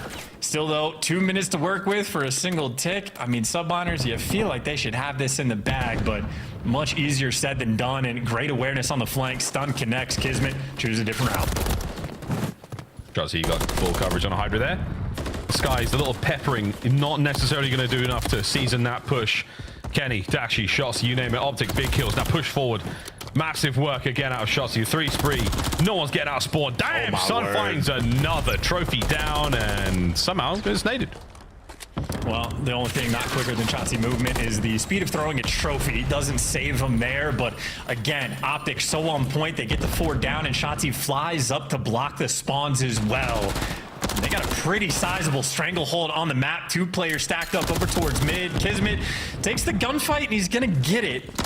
And maybe try to buy yourself just a little bit of space. Pred feels the pressure of 2 players through the middle of the map, but what was once 2 minutes on the game clock, now you're down under a minute. Still, though, just a single segment is all Subliners need. We are evaporating Skies. A desperation melee. Nice shots, keeping Kenny at bay, just enough to buy a little bit of time. But again, it's boys. That's where you need to find the success. The rest of the squad's got to fight their way forward now as well. Alleyway hit. Hydra now down low. Kenny brought down, and that is a classic Hydra gunfight. 1 man down. You've got to try to find a few more. Here we go. On towards the zone. That's a Sid gunfight as well. Rips someone off a heady, and well, in the meantime, Kenny for 2. Look at there off a respawn. Who likes the headshot multiplier? I think Ken might. That is 3 in the feed. And Optic, well, now with 10 seconds to go, this will be mincemeat and easy work. Just watch the cross, and yeah, Kenny's gonna get it done. What a hell of a respawn there from Ken. Yeah, Kenny gets absolutely peeled by Hydra, comes off spawn and picks up 4 immediately. 2-0 so far here on Karachi Control. Optic 1 round away from taking the lead in the series. And Dashy again. Maybe he hates the headshot multiplier so much that instead of using the cover as a heady, he just wants to stand a little bit higher. And there's the look from Kenny. Yeah, just lining up for him. Lovely timing there on Hydra. As fast as he is, Kenny a little bit too quick off respawn for him. That is a massive defensive round of web. That was 1 minute and 53 seconds, I think, Subliners had on the game clock to capture B. Just 1 tick and not able to get it done. The crazy thing about Dashy in that position, by the way, like if you look at the centering, as soon as you come around the corner, you're aiming just directly between his legs. You know what I mean? There's nothing there. So it's definitely a very well, there's something there, but... Whoa, okie dokie. 3 down. New York Subliners press the advantage. I saw him in map 1. Definitely something there, and... Well, now Optic stuck in their spawn, and this is what I'm talking about, these routes. Hydra reads it. These 2 players, man, they are just ready for just the insanity of the jungle gym that is Karachi. And now Kismet is trying to slow these players down. Optic, they have no open avenues of attack, but there, as Kismet falls, B's going to be the call. Skies just gets to watch him on the cross. Going to have to chase and see if he can pick up some freebies. Can't get it done. Optic, coverage, too perfect. All the kills seemingly flowing their way. It's seemingly, you've still got at least Kenny behind you. And Kiz, he and Sib have got to deal with that, but big damage across the board. So very, very awkward defensive setup right now for the Subliners. And yeah, Dashy's just roaming around. He's got a rival 9 now. And Sib, wow, they line up for him, and he immediately snaps onto the 3rd, just in case. Clock's ticking. Starting to run out of options here if you're Optic Texas. Operation Hunt Down Kenny, though. He has just gone on the world tour, and that means A is going to have to be the call. He's cleared out the back spawns, but Subliners, maybe 2 players were worried about the B pressure, but Hydra worried about A. There's a 5 spree for making 6 for Dashy. He's doing it with the rival 9. He was annoyed with the headshot multiplier, so he's just pulling every single trick out of the bag. Big wins across the board there. Subliners have been pushed back to spawn, pushed back to B. Last chance here in the map. 16 seconds becomes 1 minute and 16 seconds. Here we go. 20 lives as well for Optic to throw at this, and Dashy has got something else to throw. Here comes the cruise. trying to spawn. Say goodbye, Kismet. 1 down, 2 down, all on a Skies. Waiting for Hydra as well. Skies in the backline. Yeah, too strong, and Hydra wins his dashy opportunity. What is the better gun? He can give us our answer, except he's been trying to hunt down Hydra, who has completely disappeared. He's going to be top red, and well, now you're worried about that location. Dashy again. Looking for the Rival 9. Can he give himself a little bit extra? The stuns and the extra damage. Not enough. Rival 9, absolutely fine. It looks like a lot of fun. Kenny's MCW shooting paper clips right now. Sib's still alive. Less than 30 seconds on the clock. Pred! Oh! Pred's shooting something a little meaner. Skies didn't caught that on the top of his head. Oh, he did not. 20 seconds now. Pressing forward. He's look left, look right. And Skies just hiding out. Hydra 2 in the feed. There's the contest. Can they sniff out Pred and take care of him? That will reopen the game clock. There it is. Shotzzy now moving in. Oh, and he might have timed this brilliantly.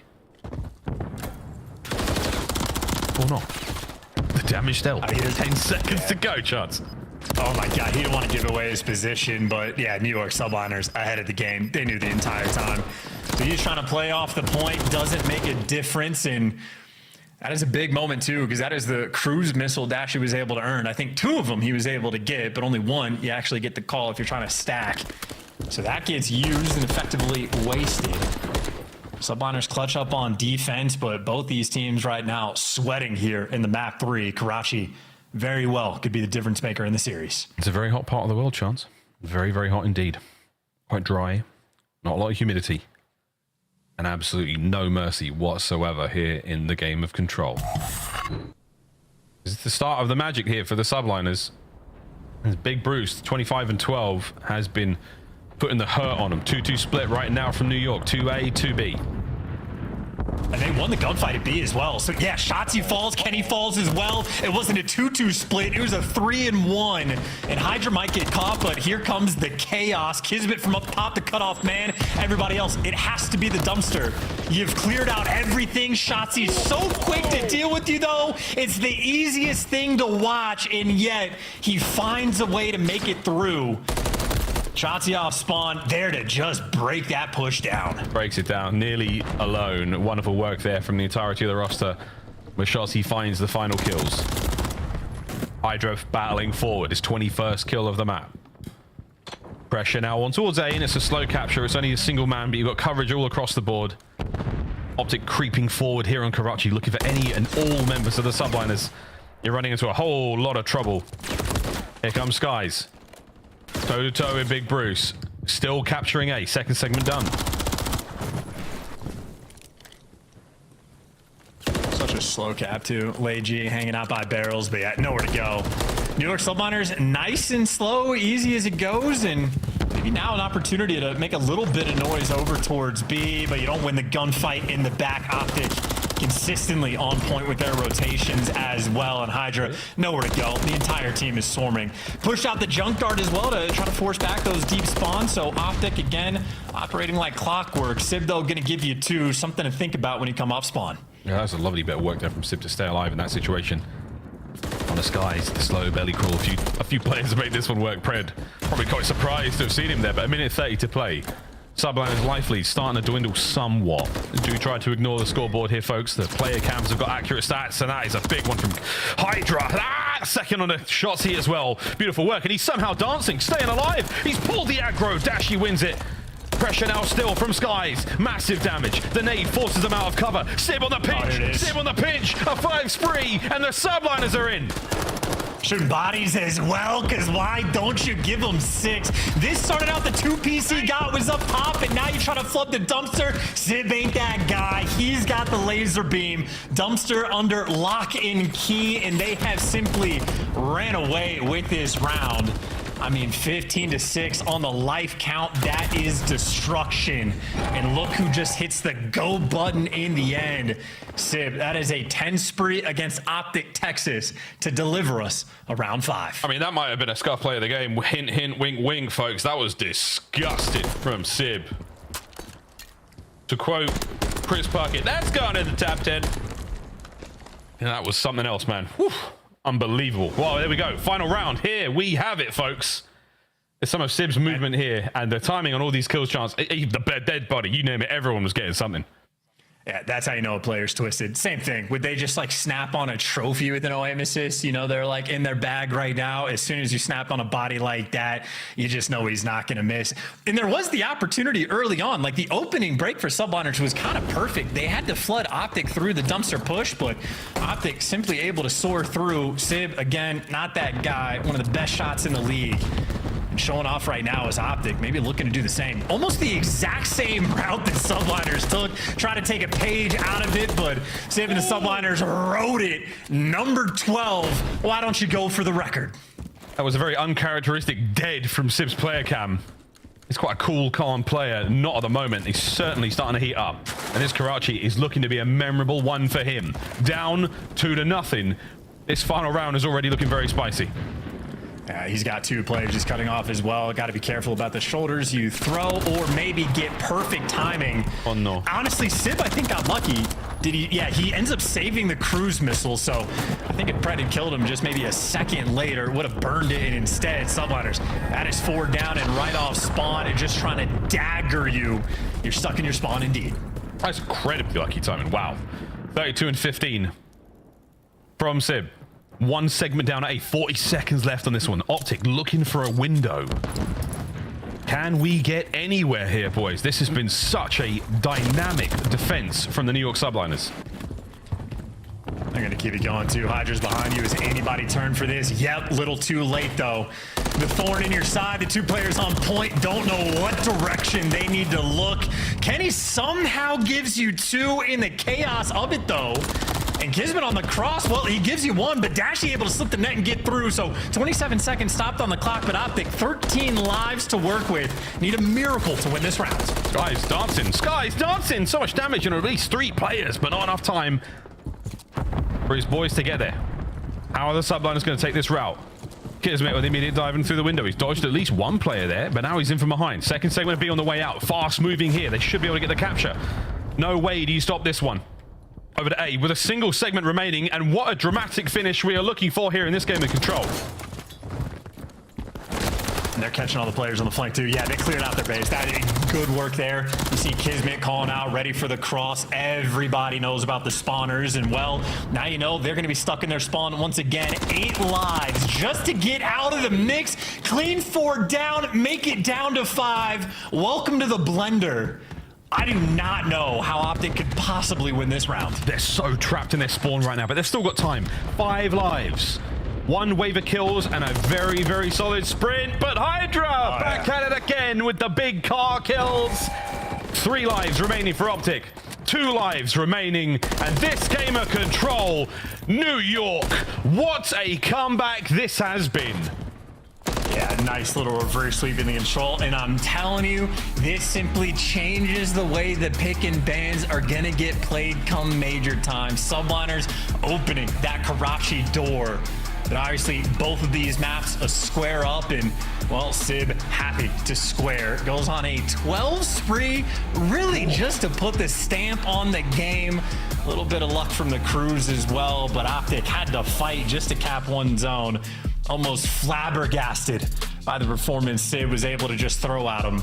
A collapse there on Karachi. That's outstanding. We check the structural integrity of Optic's Control game after that one. It might not pass inspection. Subliners. Devastating performance there for your Monster Energy matchup. You can't ask for more. 35 and 24 from Hydra. 38 and 17 from Sib. That's 7k damage as well. He really was doing it all himself with the 35 non-traded. It's disgusting. Was that game just north of 15 minutes? What a saga that was. Yeah, it looks like Sib and Dashy might be taking turns on the foot race of who can get the most damage out, get the most kills, but now reality might be setting in from Optic Texas. I mean, just the idea of them starting in losers bracket seems a little bit absurd. They were looking great in this series, up 2-0 in the Control. I'm thinking there's no possible way, but if they fall to the Subliners here, maybe good news from Optic. One of their next matches, they play Boston, but then the other one is going to be Toronto. So these are tough matches, and if you lose here, potentially a 2-5 finish. Loser bracket could be worst case scenario for Major 4, but we're getting ahead of ourselves. Still got a series to finish, but where things were once falling into the laps, from the Optic players with 3 headshots in the feed there from Kenny. That lead was not safe. New York Subliners, again, world champ resolve that they had. It was the new man on the roster able to get it done, and this was the start of a spree. I mean, really, as far as this game goes, the highest of skill ceilings from both teams. Outstanding mechanical ability for nearly everyone here in the lobby. We've really got to see everything. And that is a very, very disappointing finish there for the Optic boys. The New York Subliners have bought themselves a lifeline that I don't think anyone saw coming. And that man there on your screen, Sib, what a spree that was. Well, 6-5, 3-2 to Rio we go now.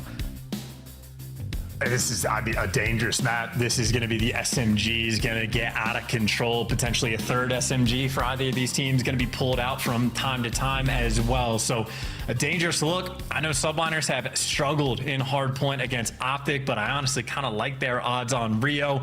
Obviously, though, a map Optic Texas are very happy to play as well. So a square up series, great maps down the line for both of these squads, and just a precursor to them playing against each other, potentially at the major and champs as well.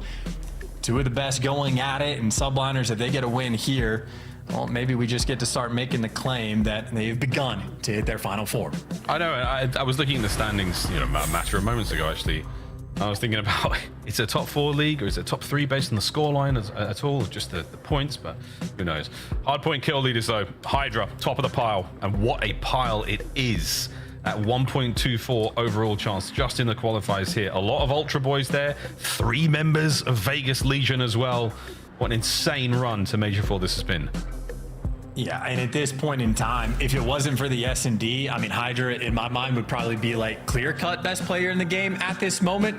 And even then, he's in the conversation because it's not like his S&D is poor, still very strong, just not quite ascended to the godlike form. But this is a map, again, SMGs, time to shine. Hydra is your leader in this category, but Shotzi has been popping off as well. A square up for both these teams. It is going to be exciting. And I know especially so if you're paying attention to the fans of the Subliners. 12th in hold percentage, not going to be acceptable on a map like this. You have to make sure, especially your P2s and P3s, that you're locking them down if you get there first. So what you're saying, Chance, is the Subliners have to get to the hard point first. And they have to hold on dearly. You're Miles Barbaro. We appreciate you. Shotzi Dashi by 2. That's a deep cut. Early time, though, for the Subliners. Oh dear, Pred over the top, and Kismet, he gets a lot of tags in, but he doesn't manage to close in for now. Doesn't finish his plate, as Tom likes to say. Thanks, Tom, for stepping in and helping out so much this weekend. Woo! That's a lovely set of trades, but still, only the hard point in the hands of the Subliners. We love him a ton. You can give that one to Miles for the count. But right now, honestly, Subliners have loved themselves some P1. Skies didn't even mean to kill that guy. That's how well this first hill just went. So much so that the spawns have been flipped in. Now we get to test it. They're 12th in hold percentage. They very much get here first. Hydra wins the one against Shotzi as well. And Hydra, maybe just more kills going to fall into his lap. Great angle. Gotta finish it, though. You gotta finish the gunfights. It was delicious until it was not finished. Kenny and Dashi now, their MCW's fighting forward. Sky suppressed, and he's pinned down and in a lot of trouble.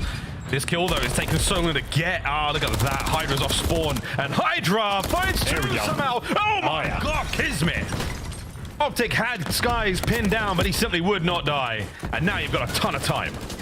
Yeah, 12th in hold percentage? I don't think so. Optic goose egg so far on these first 2 hills. And finally, maybe an opportunity just to touch that zone. Kismet behind Hot Dog. He's got Sib as the protector, but couldn't give you enough extra. Finally, Optic able to break through. Can't get that extra time, though. 3 whole seconds they were able to get. 3 sweet seconds. They came in and really said, can I touch that hill? They said, yeah, for 3 seconds. After that, good luck, have fun. P3, they're on its way. Again, P3, after clean 4 down, this should be a brilliant hold now. At least 20 to 30 seconds here for Optic Texas. That hard point is all theirs. And they are well spread, though, across the map. All corners covered. And just hoping now if Dashi can get across map, because that's where the Subliners are. But good work out of his boys. Hey, they managed to get a few on the way. Well, this should be easy reads, though, from Kenny. Shotzi able to call out both these players on this side, so that is the first push, and New York Subliners off of that can only make it to contest, but got to win the gunfights around the hill, and Hydra gonna bunny hop to do it. what could have been a perfect hold from Optic. Instead, they lose the spawns. They got the entry kills and simply could not convert. Subliners for the moment might just be running away with this game. Yeah, say the stats, they're not lying, but they're not necessarily accurate as of this very moment. Civ winning that one somehow. Kismet as well. What in Kismet? That's every kill. Optic Texas, the pace they cannot meet. Subliners are running away with it. Yeah, your Major 3 champs, they are feeling the heat so far in stage 4. 70-point deficit back against the wall, and it's not a guarantee, but losers bracket on the horizon. Dashy, he's challenged. He's also just gonna die. Push just completely stuffed, and Kenny, another slow start as well. A handful of players have gotten bit by the 0.5 HP bug. We're going to see how it continues, but Kismet's going to continue with a cruise missile of his own. Everything going right from New York. These guys, I mean, they're just piecing them up. That's piecing a 6 spree right now for Kiz. There's 30 seconds remaining on the point. Shots he's going to try to get there and make something happen. A playmaker for Optic, and in from behind finds at least one. That stun's going to help out. Dashy with a late break. You're in. Rotation already over towards New. Subliners are there, and this is one hell of a smacking so far. Not out of this one yet, though. Hard point up in 10. This is so tough, though, because, again, the cruise missile in the back pocket, that could be for a potential P2 break, even P1. Like, Subliners are going to have plenty of options, and they're obviously ahead of the rotation game. We talked about them being 12th, and we just get to test the theory once again, not actually getting the time. It looks like Optic going to do enough to break it down instantaneously. That has been the issue for Subliners on this map. It gets shown off right here, and maybe Kismet might be time for the old bailout cruise, but by the looks of it, they're just going to run it down with a gunny. Yep, looking to get it done with a gunny alone. Oh, Kenny, they line up for him, and Kiz tagged, but not done yet. Kenny with 3, holds the bridge down. Subliners, you shall not pass. Maybe Kenny with the game sort of flowing his direction, able to get more kills. Optic on the back foot for a few of these rotations. And, well, there's a 4 spree for Ken, so no bug biting him just yet. And I was surprised about the no cruise missile investment. I think some others might be feeling the heat of that one. This ended up being a wonderful hill from Optic Texas just to sort of get back in the game. But first set of rotations, still a 50-point gap in P1. This is where Subliners really sort of lit the kill feed up, and they're doing so once again. Yeah, back over to P1. Wow, what a first hard point set that was. Optic Texas taken for a ride for the first few, but they're back in it. A nice opener there from Kenny. Slow start. He's looking fine now. Jossie up next. Kismet on a 4 spree. Still holding on to the first cruise. Better get that out of his pocket before he laps it. And again, this just means Subliners can stack the hill. Played for the kills. There is no pressure. Sid worried about the flanks, but no flanks rolling through. So repositions to help his teammates out. And Kismet is on a tear. He's got a lot of bark and a lot of bite on a 5 spree. I mean, he's going to double on with the cruise missiles. Doesn't even need one. He is the score streak. He is the score streak. Mid-map. This is where things are very, very difficult for Optic Texas in the first set. This time, though, Dashy's in. He's got that back spawn covered. Optic, though, no. Someone's behind them. They're not spawning close enough to the hard point. Oh, no, Dashy. You have looked the wrong way, my friend. Wow. Here comes Kiz. Another 6 spree for him. It's not just the timing on Dashy. Shots, he checks the back bomb, gives it up in the last second, too. So Kismet, Houdini, able to give you 2, but maybe shades of the P-through he had on Karachi. Kismet makes so many great plays on a rotation, but his teammates actually deliver. Sid at least making sure you don't get too much of this time, and Kismet, again, the thorn in their side. At least making it so Optic aren't able to collect. They are keeping them pushed back in their spawn. It's a disgusting performance so far from New York. 30 seconds to go here. They want to get this time. Optic should be able to hold on to this. But again, a total inverse of what we saw in the first hard point.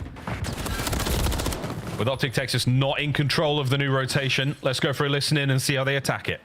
I sit back at me. I'm on. I hear. I'm on shot. Yeah, I hear. I'm here. Maybe I'm up. Probably shot. I'll play box in this, bro. He's back right. He's on the medikit shot. Somebody box. Bring him late box. I'm playing with Brandon. In shops, boys. Are we here, Brandon? One caution. Shops 1 HP. Here, what's close? He's mid. One's mid. One's in the mannequin thing. He's trying to work. One's playing mid aggressive. Hey, one thing uses the time, Brandon. Useless in time. Cages, that's him. Kids is gonna spawn a useless, bro. You spawn useless in Brandon. Cages went back to the back of bridge. Try to live, bro. Try to live. Just play the mid. I went Okay, that's fine. Just play the mid. Take your time. I'll take the top mid on this. Hey, main bridge at the back. I'll take the top mid. Give me you. I'll take you. In useless. I died one. I died one. I'm play for him. I'm on shot as fuck. I'll see him useless, bro. You go there. I have you stairs again. I'm holding my stage. I can play for a guy useless, bro. I have my top push. If you graffiti on me. I think one graffiti, Dante, graffiti, Dante. One shot useless. Absolute Caesar. Graffiti, Dante, useless. Where's this? I'm native, bro. I'm one shot. Just go to the back. I'll tell me. I just go to the back. Graffiti Dante there. Better. No, the other. Caesar. Nice. Last guy, no? No. Paco's somewhere else. We're respawning them, boys. They're spawning behind you, Brandon. Behind you, B2. He might still hit over there. Come right. I'm coming right. It's still Joe, but I'm helping right now. Three. Last guy. I'm helping out. Just get. That's one shot. I'm helping out. Absolutely. Y'all got 1 HP is Dante. I've been pushing That's fine. Y'all got to right. I have our left pin. I have the left. Wait, 3. They're late. 2 boxes and 1 deep. I spawned out. One shot on time. Alright, all good. Remember they streak. That's time we dead. I'm dead. Get. Get. I want you. I need to be pushing me. Get him. He's P2 me somewhere. Me right in P2. He went caution in the mid. Caution in the mid. Another guy caution in the mid. He's pitching. Caution in the mid? Yes. I still have caution. Okay, I'll play for him. You're good. Caution, Paco. They deep on him, you know? Paco, one shot. No, I've Caution, two. Paco this. He's gate. One shot. Two boxes. Okay, we're good. I'm gonna play for now. Come, one shot. Okay, come down, small bros. Alright, 3 rolled. We're missing Paco and maybe. I saw mid. There's that's first guy. I hear. I stunned it, AJ. I'm push out this side. Okay, I'm mid. You're good like that. I'm mid. One's back enemy. I'm back. Watch it, they're asking. Two, going back to middle. I'm mid push. Caesar's so weak middle. They're me, you and me. I have you. Somebody else I have you. Back right time. Well, if you enjoyed the Karachi, the skill on display there, you are loving this one. My good God, Rio, individual prowess across the board is sensational so far. Looking at another lead change.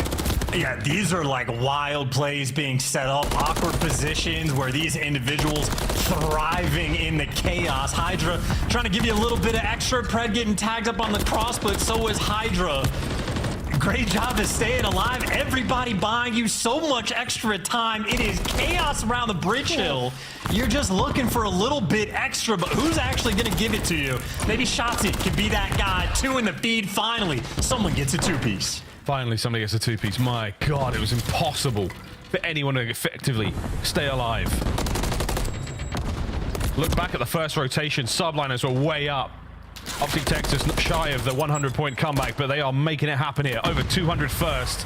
The finish line is in sight, and so is the game 5. Awkward timing. I was gonna say maybe it pans off. Shotzi nearly threads the needle, but instead, where Optic have dominated P5, Subliners have nearly dominated P1. That's a clean 4 down, and Hydra, well, he's got the read, except the worst possible timing. Call of Duty at its finest. The break might just be it. Oh, there it is. Shotzi, traded out. Last man up, Kiz. How many can he get there? The nade catches it. Wow. Pred right into the point. Pressure onto the stairwell now. 30-odd seconds remaining here at the point, and Hydra's found his happy place, and a happy boy he was. Pred, 3 spree, staying alive. Trying to be near that machine, but right now maybe Pred could be the machine. Nope, traded. Subliners 2 in the feed. You know Shotzi, well, he's by vending.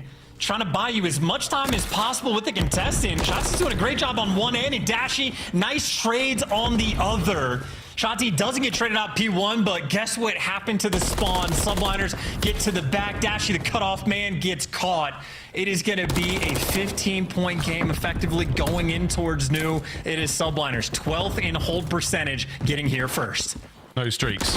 The back alley battle, 1. Shotzi makes his way forward. Skies holds the line. Here comes the pressure once again. Skies with 2. That's huge. Dashing now through the front.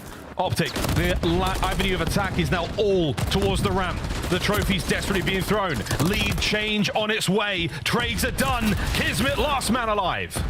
Yeah, Shotzi trying to hunt him down, though. Shotzi trying to isolate, find where he is, contest, slam. Kismet going to annihilate him. Now it's all guns forward. Kismet buys time for the boys to get there. Reinforcements arrive, but the Optic push is not done just yet. Hydra now pushing his way forward. Big wins. That's a huge win. Time now going towards Optic. Rotation on the way as well. Yeah, and look at the reinforcements. 2 players from Optic gonna wrap back and try to catch the guys rotating, but 2 playing over towards old. Kismet gonna get caught. Pred there for the reads. Hydra, next man in line, looking to pierce this setup, and he might have just done it. You had Pred going to push something out. He gets an extra kill, but now players slip through the back, and Sib goes for the pre-aim. Hydra wins 1 as well. Subliners somehow get to the hill first as they are slamming along the way. Shotzi manages to find an avenue in. Oh, Pred catches him up as well. Here we go, Skies from the top. Keeping the players at bay. Looking at the game time, though. Dashy wins another big one. Now, toe-to-toe with Civ again. Brought him down. It's a two-piece for Bruce. Kismet, he managed to sneak on in. Can he bring down Shotzi? No, the hard point is still alive and kicking. Optic in control. And it's desperation. One last push. You got to make it spicy. 40 seconds. And now we go. Skies, one break is all you get. You have to get in there now. Pred with the coverage on the street. We're looking at a game 5. Kids with the contest wins 1, and that's it. It's done. The towel is thrown in, and what a slugfest map 4 was. Is it a sigh of relief? Or is it the realization you've got to play one more map in this unbelievable series? Yeah, these two teams are having to work for it. Optic almost looked just exhausted at the things they're having to do. It was a 121 to 25 point lead that Subliners just had that Optic did make the comeback on, but this is not a happy team. You can see it in Kenny's face. A small dub, but maybe for a big L that they have been taking in stage 4. The gameplay is not where they wanted. I know you love to see the ice out of them, but certainly this is a team that they want a little bit extra, which they're going to have to give in the map 5, because Subliners are playing extremely good Call of Duty. The break that Hydra and Civ nearly just had on that final P3, the gunfights these guys are winning, pure insanity. But Kismet for 38, Pred for 36, take the cap on either side, say GG's, get ready for a game 5. Yeah, get ready for that game 5. A perfect 13-minute long Rio hardpoint. And a lovely bit of back and forth there. Not a lot separating the two teams, but a big comeback from Optic there. 98 points, 96 points. Just shy of 100. A brilliant look, man. That was crazy, Rio. Yeah, I think the big thing for the Subliners too is the first P5, they go all the way from 121 to 122, so they get stuffed out. They won that rotation free and clear. All 4 players in position as the hill pops, and they get bullied instantly. And again, they didn't invest the cruise missile off spawn. They try to do it with the guns, and they get bullied out on P5, not once, but twice. So that was the big hill that in my mind was the difference maker that Optic took full advantage of. But you take full advantage for a 12-point win. Optic squeaking their way to the 6-star, where honestly at this point anything can happen. Well, it's been an absolutely surreal and fantastically competitive series so far. A single map more is all we're going to get. 6-star search and destroy on the other side of this break, folks.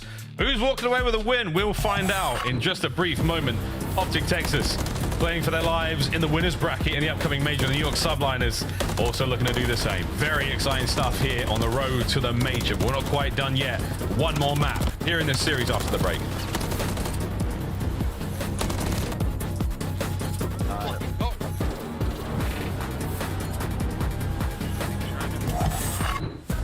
Upgrade your game with the Scuff, the official controller of the Call of Duty League.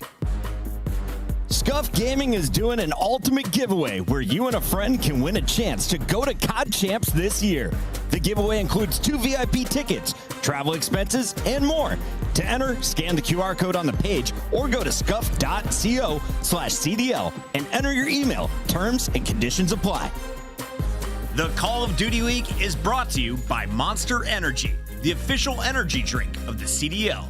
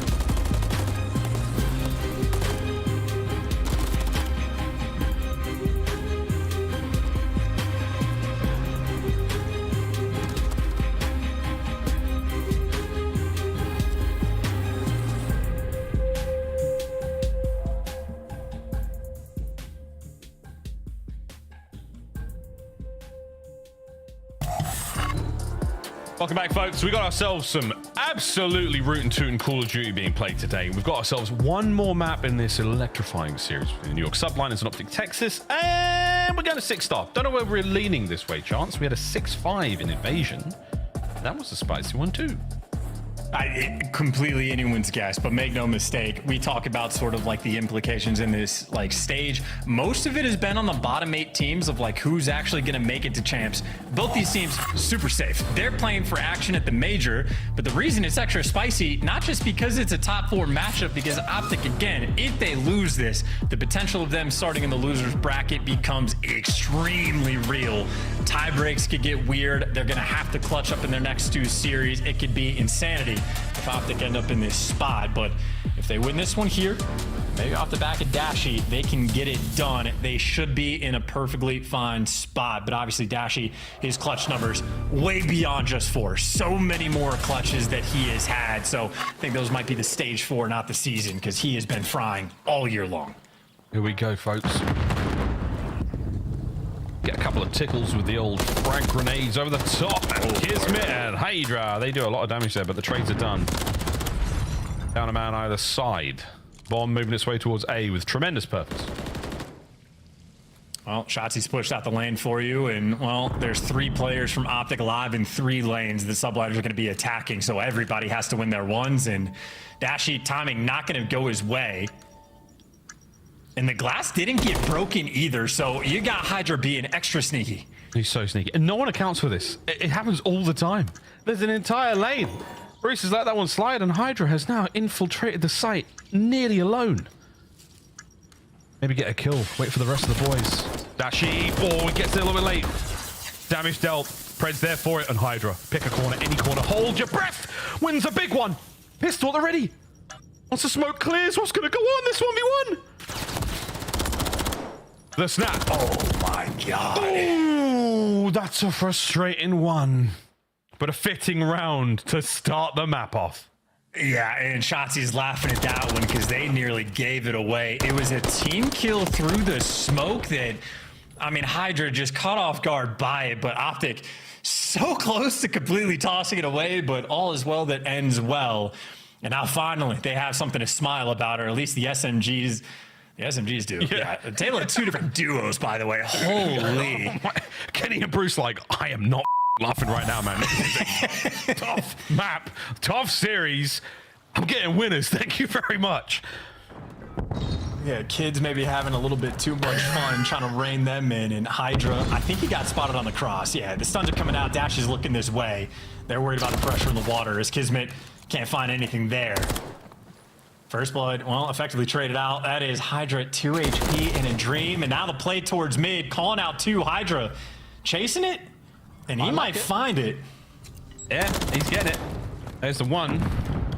And you still can sort of go back over towards B from here. The options the Hydra and Sky still have got to play with. Kenny's going to maneuver towards the top bar side. He'll get there in a moment. No, New York Subliners, the way they've been playing this map recently, though, I don't think they're going to go for the plant. They're going to swarm and play for the kills with 40 seconds, would be my guess. Here we go. Kenny holds it. Perfect Didn't reads. Sky's last alive still with that bomb, though. And he could do another lap. If he times this right, Optic may vacate A, go towards B, or Sky's walks right into Kenny. Oh, Kenny ain't moving. Wow. You can't lay down against Skies. You just can't. Stand up for him. Shotzi. Waiting for it. Damn. Okay. I read those lips. I know what he said. There's no way you win that 2v1. Brother, he is the absolute bane of Optic's existence right now. The gunfight should have been free. It is the headshot multiplier again. And Shotzi can't dance with it. Sky's quite literally too icy. The savior in map 2 that, by the way, went to round 11. If Skies wasn't clutching up, this series would have been done already. Instead, here we are, tied up 1-1 again. Skies is a fighter. Around Subliners had no right to win.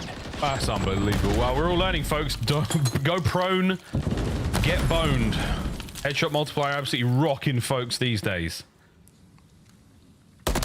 bro. That was really bad. Dashy, first blood. Sib and Kiz over by the bomb site. They've got a trophy down as well. That's a lot of damage, but you're going to be able to get away with it. Yeah, this is again talking about Hydra in the first blood category, sort of the one, you know, staying on his resume throughout this year. He's been better, but can't get it done there. Now 4 versus 2. I will say though, Skies is still alive. It's lovely shots from Pred there. Still plenty to go. Don't lay down, stand up. Yeah, there you go. There you go. Bruce knows. Just stand up. There you go. All right, Skies once again. Lying down, standing up, doesn't seem to matter. Caesar Skies bueno. He's cooking. That bomb's going to get planted now in this 3v2. Subline is down a man. Will it matter? Eyes on 1. Looking for number 2. Kismet just for some bait. Trying to set up Skies for the kill. Kiz has to get on the board. We might be able to do it here. Pred's never going to give his life away from this position. Shotty. Can't get both. He on the board at the very least. Optic Texas managed to save you. It was a very, very delicate moment.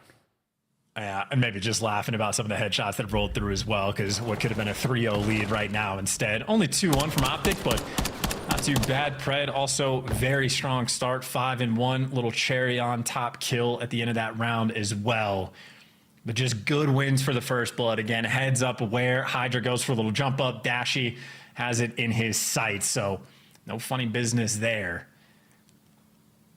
It's going to be interesting to see just what subliners want to do on the attack as well. They've shown a few different looks, and, well, they're talking about it off spawn. So many stuns and nades, I think, just got tossed over towards A. Pred and Dashy, maybe they're not going to fall for the bait. Yeah, Dashy, he's sticking around, so no funny games being played. Pred, a lot of pressure on. 3 players nearby, and they're in between you. Wait a minute. He's still there, Pred. Right next to the site. Nearly wins the fight. My God, that would have been something. It's not over yet, though. Shotty, oh, he wins his fight on the other side of the map. Skies, bad timing here. Kenny in the 1v2. Kenny can't get them both. Now it's the 2v1. And Shotzi is on his way across towards this side of the map. Yeah, and again, subliners, they don't like planting the bombs in these situations on this map. So you got Shotzi, just look at the angle. He can see him at the cross deep in his spawn. 2 players, does he chase or does he cut him off at A? We're hunting him down. It has a nade to work with as well. Trophy gone. Number 1. The second of the fadeaway, not enough to get it. What a nade! It's going to force Kiz out of position. Oh my God. But the high ground pays off, and there was a chance. There was a chance. I'm sorry, did he just bounced that nade off of his forehead. That was some absolute Jedi shit. I know what it is. Yeah, Shotzi's insane, dude. You all saw that. That was one hell of a nade. That boy played Halo. This was around. Yeah, and again, it's going to be just double chows through and through. Subliners are going to be swarming together pretty constantly, playing aggressive as well. Optic are doing a really nice job of playing around sort of the subliner style on this map, but because of the Skies clutch and the 2v1 win there, hasn't made a bit of difference, but a different look. No interesting routes being taken other than the double flank, potentially. That could be coming through. Keep in mind, Kenny is not in the picture on this play, so Optic maybe not going to be comfortable to plant until they got everybody nearby. Damn, Hydra. It's the Gandhi hop. Right onto the fight. Pred. Damage enough to Dashy to back him up. Top security in a moment. We'll see if that play comes through, but it's a double down low hit. As Pred is never going to check this. And if he does, he's dead anyway, baby. Wow. New York subliners overwhelm the site and win the fights. Yeah, and Kenny was out of the picture, so you just swarm the site with man advantage. Now a 2v4 for the Optic boys, but it's being watched. Skies laying down, and that's the problem. Can't do that anymore. We're standing up for the chows and standing up for Dashy. Kismet in a 1v1, a 2v4. The seriousness of the AR players from Optic might reign supreme. Because you won the last 1v1, can you do it again? In a very similar position. I love this from Kenny. Stretch plant. Kismet can't see him from there. Kenny runs into him. Kenny wins a big one. Lightning will not strike twice for Kismet. And Hydra and Sib, just like playing peekaboo, Dashy gets to play whack-a-mole. And you got a 4v2 advantage. You got complete control effectively, at least around the site, and you just hand it away. I mean, not even on a jump check, just a full send. In a painful mistake, subliners, I mean, world champs or not, they absolutely tossed that one away. That was the replay of the round. 1 up for Optic. Back over towards A for the subliners. All the concussions out. Nobody home though. Optic are over towards B. Yeah, how quickly you actually go for the plant though. You got a trophy down. Kismet roaming the flank. Timing perfect. You see a shadow. Easy. First blood. Bomb should go down as well. A 3v4 retake attempt from Optic, but I feel like subliners, again, this is just too good of a spot to let go. One player in mid's going to be an issue. Oh, Preda's managed to just sneak through. Kismet doesn't see him. Totally undetected. Doesn't matter. Puts another player on his back.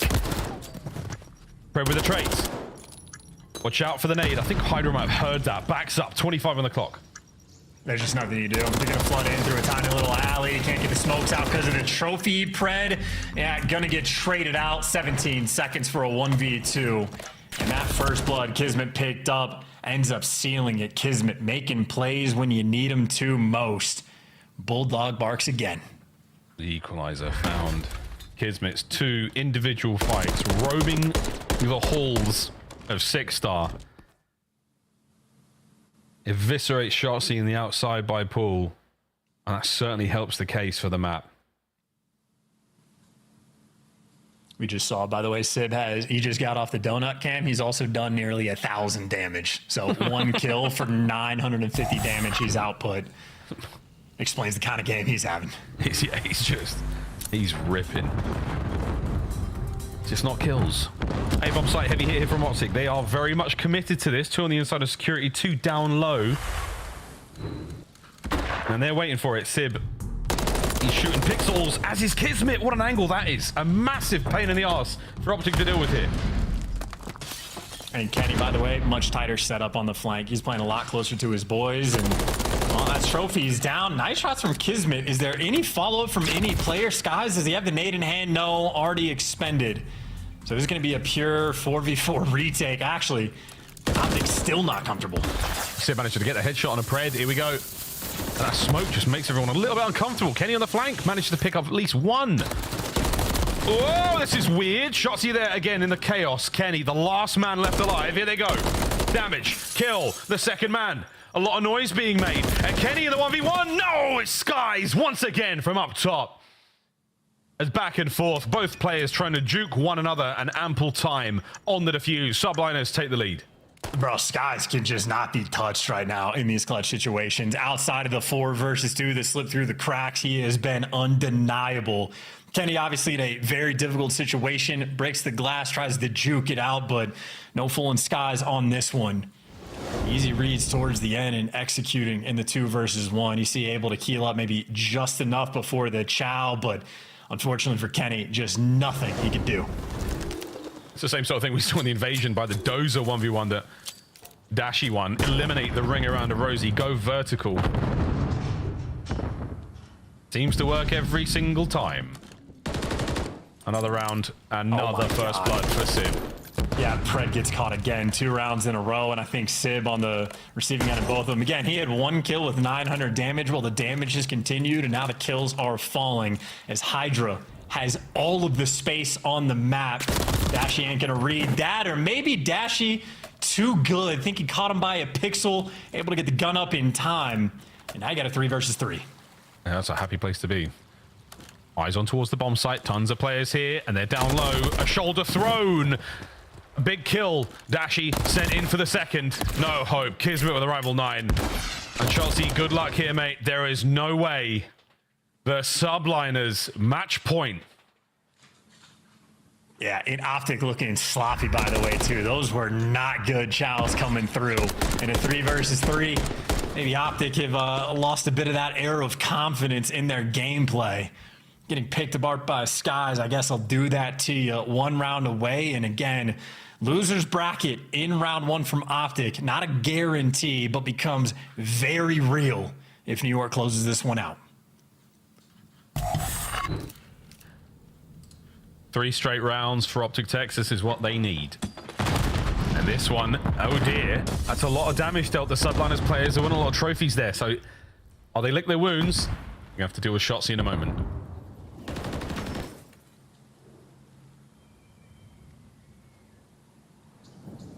Everybody be quiet.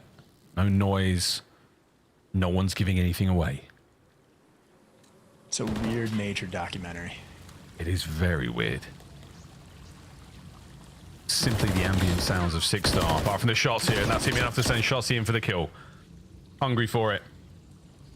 Sib down low by the bomb. Opening exchange. And it's big damage, but it's Shotzi alone. He's doing this entirely by himself. Coverage now from Dashi. Removers in a position. Kenny on the flank. Pred finds his. The round is getting blown wide open. Kids with 2. Hydra with 2 of his own. And the map and the series is over. Dude, in Optic, just not able to play with any confidence, man. A 2v4, they get picked apart. You know who's never lacked confidence? Kismet. Gives you 2 in the round. Frankly, might have been able to give you a 3rd. I didn't see it in the feed because the kills fell too fast, but here's a replay, and here's Kiz, the tried and true. Number 1, number 2. His eyes light up. So much damage being done, and the SMG duo there on the side as Subliners able to get it done. A nice little roar as they dagger Optic Texas. Again, plenty of Call of Duty left to be played in this stage 4, but Optic, they're going to be feeling that Texas heat as Subliners exact a little bit of that online revenge. And that was a delightful Monster Energy matchup here on this stupendous Sunday. Well, Optic's road to the Major has just become even more challenging for them. They're not quite champs to chumps yet, but my God, it has not been an ideal run so far. 6-3, the final score on 6-star. 3-2, the final score on this series. And I'm still interested about this Karachi control as well, because again, these 2 teams, it is almost an expected matchup. They met in both Major 2 and Major 3, where Optic eliminated them in both of those, but now we have a bunch of new maps in the mix, maybe new controls getting played as well. Pick and bans are gonna look very interesting the next 2 times these 2 squads play. Will 6-star make it back? I do not know, but I know if it does, Optic are gonna be staring at that underground push basically the entire round. Yeah, right. Basically, that happened quite a lot in the, I think it was the Surge versus LA Thieves series as well. A lot of folks forget that that part of the map really exists. So you're trying to make those way around towards the backside of security. Don't forget about that spot. It's incredibly, incredibly important. And there we go. Like a math book, I have a lot of problems. Dad jokes all over the place. I will say, I mean, dad jokes are hilarious. I was all over just goo. I mean, I was all over that. I had a terrible feed up, but anyway, what a series it was. What a fantastic day it is. Daddy's all round. Don't boo me. Don't boo me. I've seen what you people cheer for.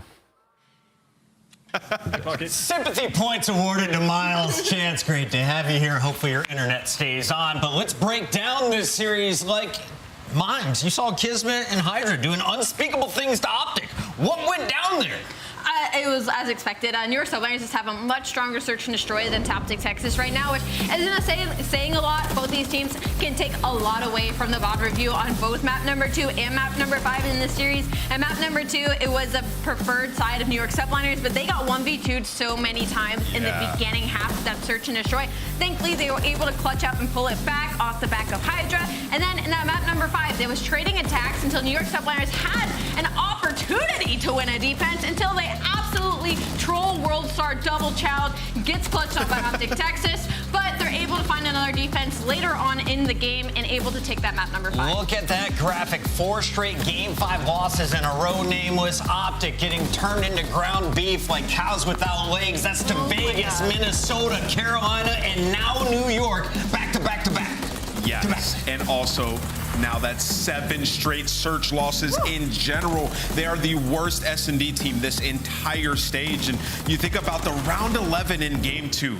It's teed up, you're in a perfect spot, you're on defense. What happens? They send Kismet out to bottom to bait him out, and then a swarm through middle. It's Hydra who finds 2. Like, Optic Texas can't buy a clutch round, man. It has just been so tough for these guys. A team that was so excellent in search the last couple of stages have completely fallen off and now face the loser's bracket at the next tournament. Like reading a Thrower novel in Braille, you can feel the tension building if you're an Optic fan. They are most likely going to the elimination bracket to start Major 4 unless they can win out with clean 3-0s. Taking a look, though, at your Scuff play of the game, we got to show some love to Sib. Back once again in a Game 3, this time with a 38-17 performance, Allie. Yeah, and it was him and Hydra that kind of saved this control as well, because it was front 2, Hydra finds 2, and then Sib goes on a 6 spree to bail them out into a 10 spree in the back of gas. Beyond that, he goes on to find another 2 into a 12 spree in the following round. Unfortunately, doesn't use his screws to be able to get 2, but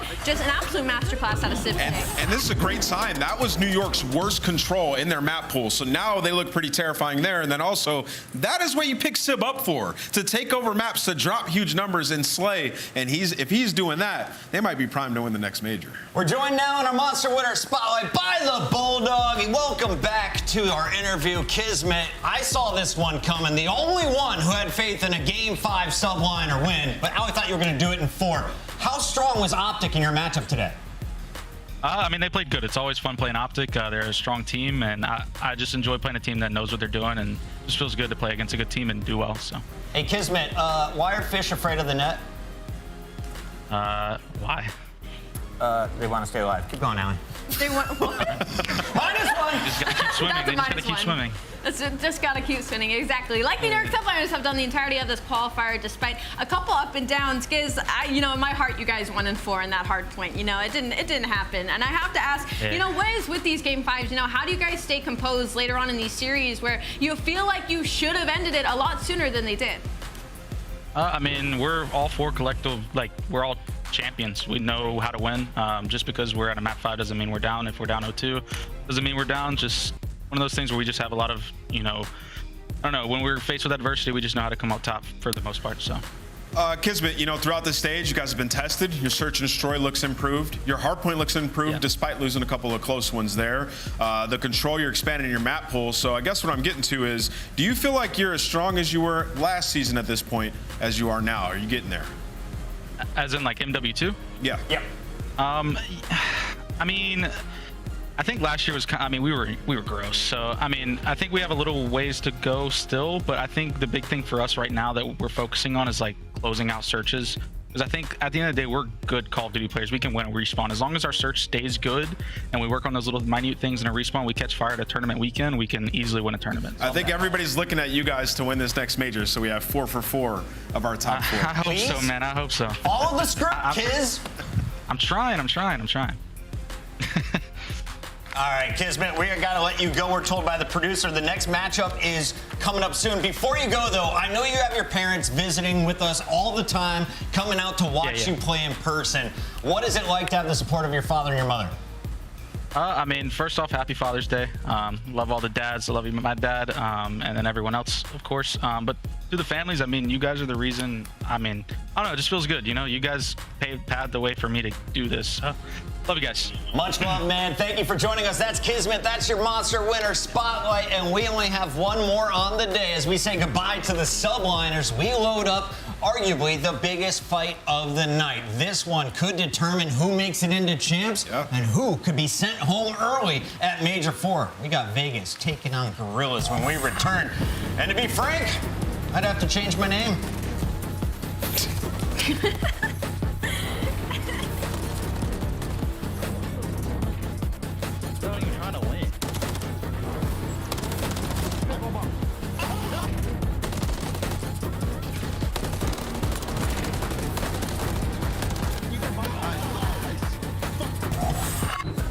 Upgrade your game with the Scuff, the official controller of the Call of Duty League. Start the season strong with the Call of Duty League Pack. Grab yourself the CDL Operator, Weapon Blueprint, and so much more. Check out the Call of Duty store in-game now.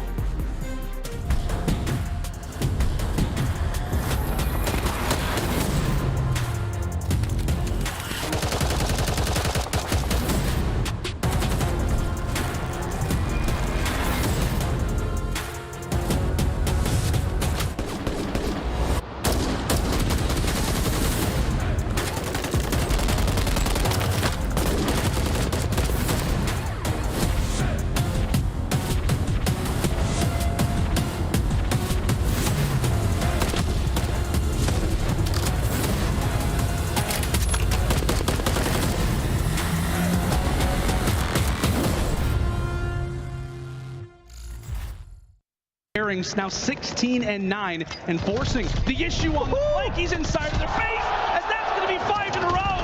How about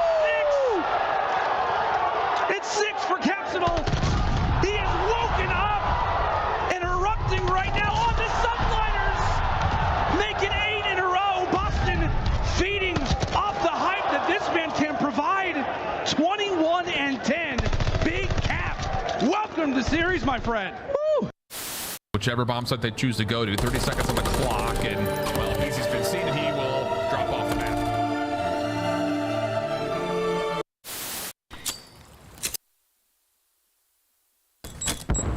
Se ha pegado. No doble. Ahora en la izquierda, tío. Hay una en la izquierda, no ahora, están por medio. Hay que picarlo. No sé, the staircase.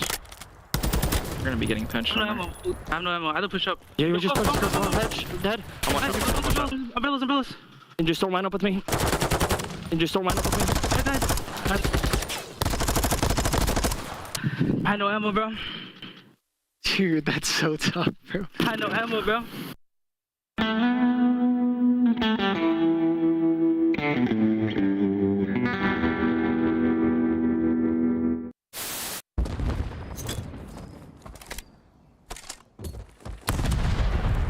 Iron Doge does it all now. Go big. Unicorn. The Hydra straight back on it. He's got time to get it done. No one there to watch him. Will it go through? Formal. Oh, he kills him. Oh my God. No. Subliner's got the win. He got the defuse. The kill did not come in time. You have the streaks. You have the bomb planted. You have every advantage in the world. But the defuse came through. He got it. He's got to be so happy. He finally doesn't have to worry about getting first blooded in round 11 on his team. You're like an adamantium werewolf. Oh no! Oh no! He couldn't get out, but he can do front flips. Oh, Daddy's hungry. Oh my God.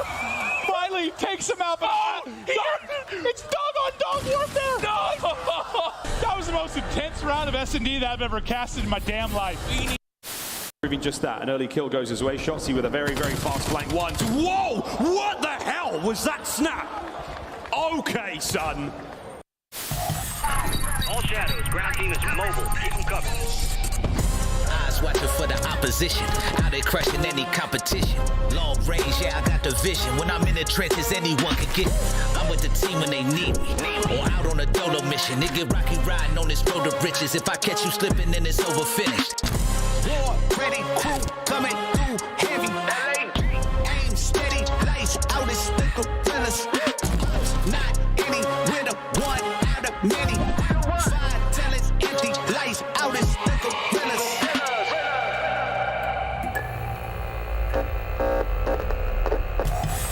Like a knight who sneaks up on you, surprise! Las Vegas Legion and LA Gorillas are still in the champs hunt, something we didn't think was possible at the start of this major qualifier. But let's start here with this battle. Allie, what is on the line in this fight? A lot. You have Major IV winners on the line, and you have champs overall on the line. Neither of these teams are technically in the top 8, but with a win today, LA Gorillas could either contend to be in a 4-way tie and hold Vegas Legion at 140, or Vegas Legion could jump the Carolina Royal Ravens into the top 8.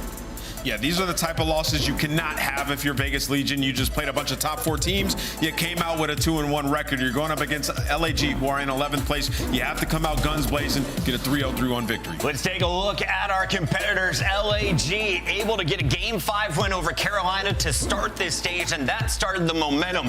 They kept it brewing against Boston with a 3-0, and now Flames, Fame, Estriel, and DiamondCon are 10 points away from making it a 4-way tie at 140 points. Yeah, things are looking good. You know, everything's way up in terms of the players' individual statistics. The hard point has been a lot better. We talked to DiamondCon in the interview, and he was just kind of saying, like, we need to slow down in some of these situations. You know, a lot of our hard points have been within 50 points, and we've been on the losing end more often than not. So, and it really gets away from us in the middle of it. So what happened is now they're #1 in points per hold. So when they do get in a situation where they can't hold a hill, they're executing it. The communication's been so much better, and you got more activity out of a guy like Flames in the last series, who we've been looking at. Yeah, Flames has had up and down appearances in the league. He started off super hot, but has been cooling off recently, and you can see it's not the worst anymore. 2-3 record is much better than your previous stats. LAG trying to get better at control. On the other side of this fight, we know invasion control can be so exciting if you're a Vegas Legion fan. Nero can drop a 40 bomb on you at any moment. But Allie, what is the strength of Las Vegas right now? The strength of Las Vegas right now is easily their search and destroy. It's definitely one of the better in the league right now, and it wasn't a strength they had before they added Johnny. We got an interview with him. He said, I know how to fix this team, and I'm a good search and destroy player. And beyond that, they're able to take a respawn every once in a while. The control hasn't been great, but if you stick to your guns and you win those maps 2 and 5, you have 3 chances for a respawn. Let's take a look at our maps modes: Vista, 6-star high rise, and a double dose of Rio. Nameless, who's got the edge?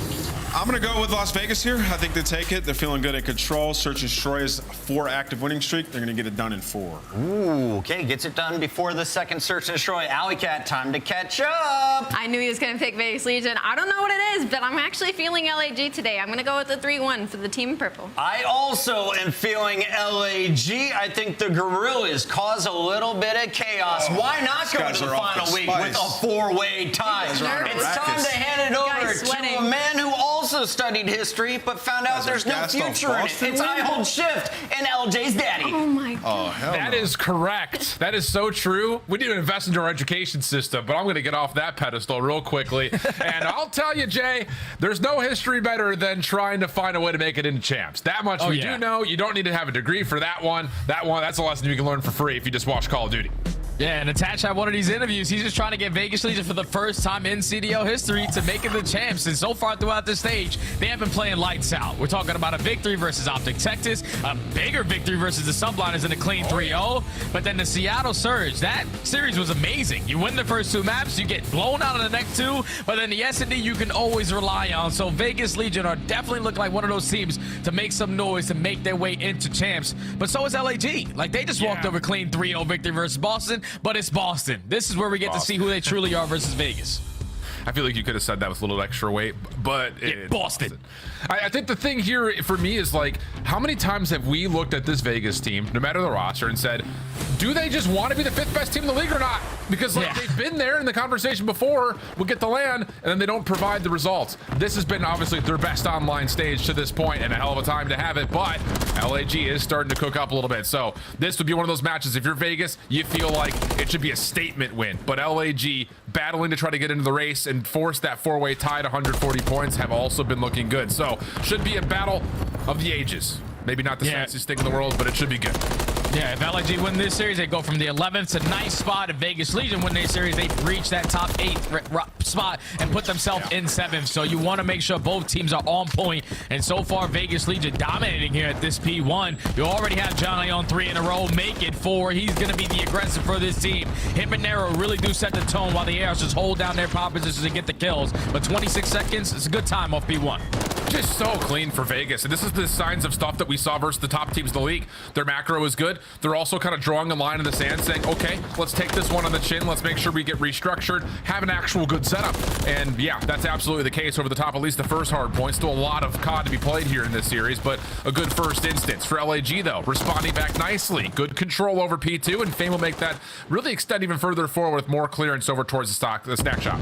Yeah, that's good plays right there from the Gorillas, as both teams on this map tend to struggle in their hold percentage. So far, Vegas Legion, they answered that early on at the P1. Now it's the Gorillas showing that in this P2 so far, as they're dominating all the kills throughout the middle of the map. Attach is able to at least find one. Gio from the top finds a second, so that's going to lead to an early break from Vegas Legion, where the Gorillas saw that they had all the kills, they had all the map control, just going to clutch up in those fights at the end. Well, still an opportunity to find a rebreak. Really good start from Diamondcon over the top. Flames Estru also combining, and there you go. Okay, so, you know, they do get broken, but it's a very quick, very polished retake back into the hard point, and with that, the lead continues to grow back to at least some nominal terms. Over towards P3 is the next major battle, though, because Gio is trying to slip around the back, and he just found the first kill. Oh, that's big plays right there from Gio, but he's just hoping that the rest of his teammates can find a couple kills to assist them. He do have players from the Gorillas, though, who are spawning all the way across the map. So Vegas have the numbers on this side. Just have to try to locate where Fame is. The stun is able to connect. Geo does not give up on that gunfight. So Vegas clear out the back, put all the focus on the front. Now it's time to take this lead about a little bit. LAG gonna have the numbers, though, quickly. Attach the last one left after the opening break attempt finds the first 2 kills cleanly, and Attach will only get 1. So again, it's just a very sudden game of tug of war right now. You get something, we take something right back. It seems to be kind of the case throughout the opening portions of this Vista. Route by Nero to get around the back, and Diamond Con's got to be sitting here saying, wait, what? How, what? Oh, no way. So 2 kills for LAG come out, but a chance for contest for Vegas. Yeah, Vegas is still trying to keep this one scrappy. You're still trying to flip the map on its head, so you can take those spawns for that P4, because right now the Gorillas is just trading more efficiently. As long as they trade with their numbers in their favor, they're going to continuously have those back spawns for new, so they're going to win the rotation over towards next. Now Vegas Legion forced to find another break where they are 12th overall on this map. They do not find success. Now Estriel here for the 1v1 with Johnny. Help nearby, and that help is required. Flames on 5 in a row. Really solid start for him. Diamondcon as well, 11 and 7. So the AR is really getting stuff done here for LAG. Gonna get to the 90-point mark. Here comes Vegas on their break attempt from the front, also trying to cut off the reinforcements from the proximal spawn. Astro does well to catch the first. Trades are out though for Johnny, so now it's gonna force Flames to have to take the battle, but Diamondcon beats him to the punch, and now it's just a delayed 1v1 with Nero, where both of the ARs for LAG are waiting on that 6 kill first streak. Yeah, that's just gotta be a situation where Vegas don't put every single player to attack from the front. Like, we have a lot of time to still try to work around the spawns, still try to flip it or set up a pinch. It's just when Gorillas don't have to focus on anything but everything in front of them, that's going to make it very easy for them to hold down to these money hills. So now they're up by 60. You already have players contesting off this rotation. Astro just has to try to play his life, but Attach somehow, some way sniffs him out. I mean, the majority of time that Vegas have had so far came in our break off on P1. Yeah. They are, I'm sure, very antsy for extra hardpoint time, or just any hardpoint time, which they're finding here, at least for a time. Diamondcon, who did earn that streak, is going to call his in. Flames in the same breath has gotten his 6th kill. Took him a while, but he did get the 2nd cruise missile earned for LAG. So an extra tool here as the Gorillas continue to build on their lead with the break. Yeah, Gorillas are playing fantastic. Great in the holes, great off the rotations, and then even when they're late off the rotation, that's why you got the cruise missiles in the back pocket. They find an early break in towards P5, but this is not the ideal situation you want to be in. You want to try to flip these spawns, and they have gotten a read on it. We're not going to break for this final 20. We have to try to get out. A long route here by Diamondcon, trying to win out the middle of the map. Vegas have chipped their way closer into being into this game. 40-point difference at the moment, with the surround for LAG looking to capitalize on some very vulnerable positions for Vegas. Oh, okay. Johnny somehow just looks up and sees Flames looking down on him. The follow-up from Attach is good, and after all of that route hitting was going through for LAG, they actually find themselves missing on the opening time here at 1. Yeah, that's unbelievable. Flames definitely wants that kill back, because if you get that kill, you have the numbers still to try to hold on to this P1. But now you were forced to invest that cruise missile. Thankfully, it's able to find 2. At the same time, 2 of your teammates find both with their weapons. So a clean 4 dead now for the Gorillas. Put all their focus on the front side, because Vegas Legion need to find a break and also need to flip the spawn. So a lot on their hands. 2-2 split up right here for Vegas. Hit from the middle, dealt with by Diamondcon. Taps the last one standing, and he really can't do anything besides just wait here and be the pivot point for Vegas. Try to wrap over and assist for either the break or the rotation to 2. A couple of decent eliminations from Geo, but it's not enough to get LAG out of the scrap time. So they're going to take all of the remaining 10, get them over 150-point mark, and now Vegas is going to be called upon to get their first serious hold of the game. Yeah, they need one here at P2. Thankfully, Geo's able to catch a couple players off of the exit. They're still going to have those back spawns. Now you just want to dominate top mid. Potentially get pushed out towards Burgers, so you could potentially flip the Gorillas across the map. But it's all about these fights through the middle side, and at least in Attach and Johnny, they're able to find 2. Flames effective for the trade, and now with LAG having mid-map control, they're instantly going to just pounce. Yeah, these breaks have been so quick, so fast. Oh, yeah. For LAG. So they find themselves in a place of contest, and a perfect time for us to take a listen in with the LA Gorillas. Middle touch, middle narrow weak. Let the push up. I got Arslan. I'm watching middle. Let's pick up. One's directly gonna be bottom red. Yeah, I'm at the row. I'm trying to low row. You're getting 2 burger. I have low burger. Yeah, I'll play the Low, Johnny. He's playing for you. Last duel. Johnny old, 1 old. Johnny low, 1 old. Top Johnny. I'm not near right now. Johnny, dead top. Might need to watch my low. I have low and cap. I might not help you. I'm helping you then. Yeah, one low. Bro. They could be cafe, right? Attach, just jump top burger. He went in. Cafe. Alright. Watch my low shouldering. I'm gonna go pillar. I'm gonna go low. Cafe. I gave it. Fine, Chami. He went cafe. There's a cafe in one rails. I'm 1E. There's two fronting leads. P2 on me. Yeah, right. He's bottom already. P2. He just jumped over me. On time. Lower. Hard steps. Just really back. I have my pillar. We're telling Johnny. We're telling Rails. Yeah, I'm running with you guys. Rails Johnny. Johnny hit 3 times. I'm pointing the back. Dead Rails. Good job. Back uses. One more behind. One. I can chop behind. Lower. Useless. Ready. I'm gonna turn in. Useless in the back. 2 burger, I think. I spawn deep burger. One could be. I have pillars. I have my back. Pillars on one shot. Ready. Rails. Vine's ready. Back step. One shot. One. Back to useless. Heard you. I'm holding my back steps. Spawn shop. I'm with you. Back steps set. Nice. So back steps. He's one in the back. Absolute pillars. I'm playing top. That's useless. Attack on pillars. Yeah. Yo, yeah. They might spawn out low. I'll tell you. Heard you. Yo, I'm deep back useless, guys. Run time, Johnny. Play for spawners. I want deep pillars. Yeah. Alright, contest in the front. Across from deep diggy. That's near. Go win. I got tax on time. We try and contest. Yeah, I can. I need the close cubby. He's left side. Nading it. Close right side. Weak. Well, still the lead for LAG, but neither team really finding much success on these hold opportunities. It's just who breaks better right now. Yeah, both teams struggle on this map at that. We're talking about 9th overall for one squad, 11th overall for the other squad. But it's been, at least the first half of the game, the Gorillas looked a little bit better in their setups. Now, the second half, Vegas Legion have turned it up a little bit. Now we're at the ending of this P4 HP. It's only 10 seconds left, so it's going to be a fight for ult and also a fight for the rotation. And Vegas Legion, they're covering so much ground because everyone's spread. Yeah, the win on scrap time was a 1v1, and then the win towards new was also another 1v1 with assistance from Geo to make sure there was no follow-up trade. So Vegas, that's a net 20 points or so if they can actually stay on the hard point here. Good bounce back for LAG right through the top side of these catwalks. Attached just trying to find someone to lock onto. Oh! The diamond gone. Now it's just Flames last standing, and as he finds one, he gets naded in return. So we're gonna get a 3v3 here over the top of P5. And it's the ideal situation Vegas Legion want to be in. They're gonna have a lead chain because they are putting their focus on the front side of this HP. They know where the spawns are coming in for the Gorillas. Vegas Legion had an insane comeback in map number 1 yesterday versus Seattle. Finally, they take the lead, and now they have an opportunity to chain into P1. Good first win from Geo. Too many Gorilla members to deal with, though, so there will be a 3-man spree. Johnny absent from being able to find kill number 30. 14 seconds of scrap time. We're essentially going to have a dead tie game, but the biggest news here, Jay, is the fact that LAG do hold control over the top of P1. Yeah, they're in towards P1 first. So how do Vegas Legion decide to break their way on in? You have a couple players going on routes, but you're not going to get past Fame for free. He's always watching that overextension.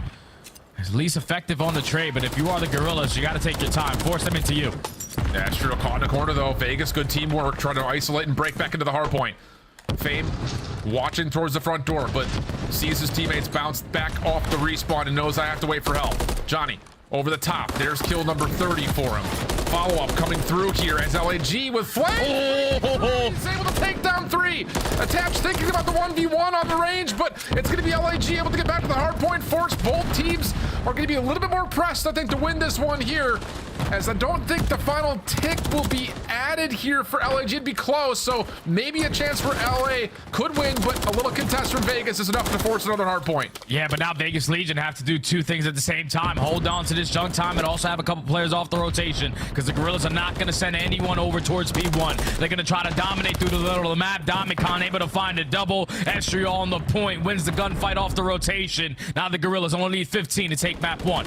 And Vegas is slow here, coming across the middle of the map. They think there might be a couple of the Gorillas still hanging out on the outside of P1. This is taking a ton of time. Flames, Estriel, first couple of kills. Perfect. Last one left is attached. Pistol out for Estriel. Teamwork from Fame is good, and no one's gonna touch. Yeah, right over the backside of P1. It looked like Vegas were a little lost on where are the rest of the Gorillas. And wouldn't you know it, they're all just waiting for him on the hard point.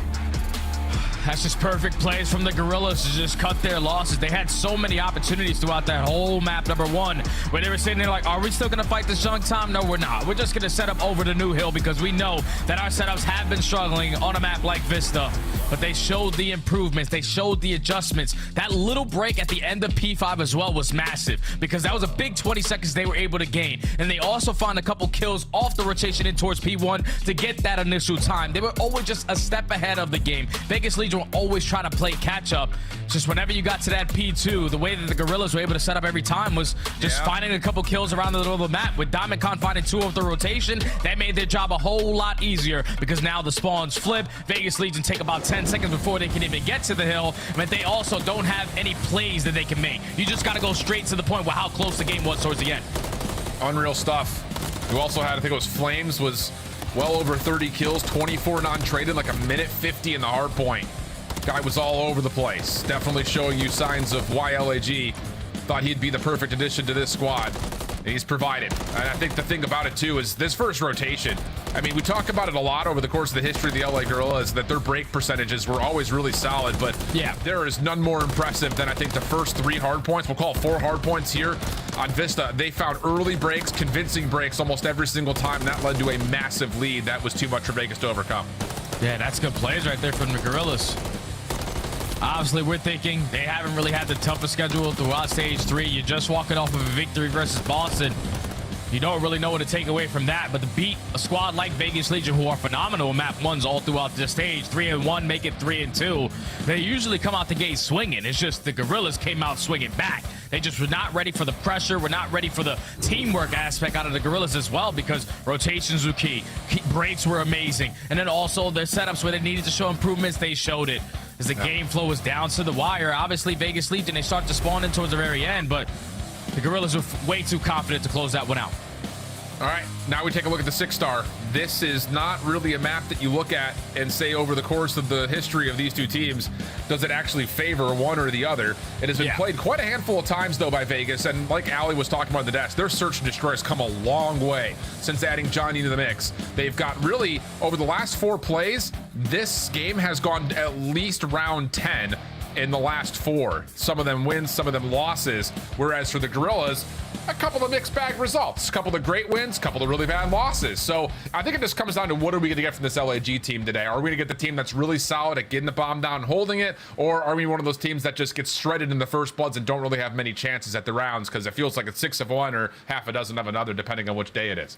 Yeah, I feel like the Gorillas, the main focus for them is their attacking rounds because for some reason they can find a couple first bloods on this map, but on attacking rounds, when they find a first blood, they have a 92% chance at winning the round. We know how difficult that can be. And then also for the defensive side, they're one of the teams who don't really allow a lot of blind plays to go down. And when they need to retake, they're around the middle of the pack. On the opposite side for Vegas, this is where it was complete mind-blowing to me, Alan, because they plant the bomb the most, right? #1 team in the game.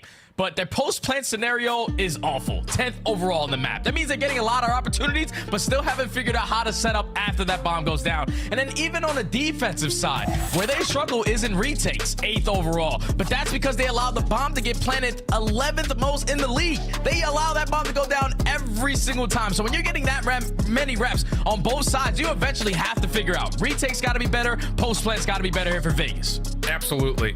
And the thing about it is a lot of those post-plant situations, whether you're talking about it from the offensive side or the defensive side, more often than not, they've got numbers. I mean, 4th overall in opening duel win percentage on this map. So they're finding a lot of first bloods, but like you mentioned, converting it has not been there. And a lot of that is just, again, the lack of focus around the OBJ.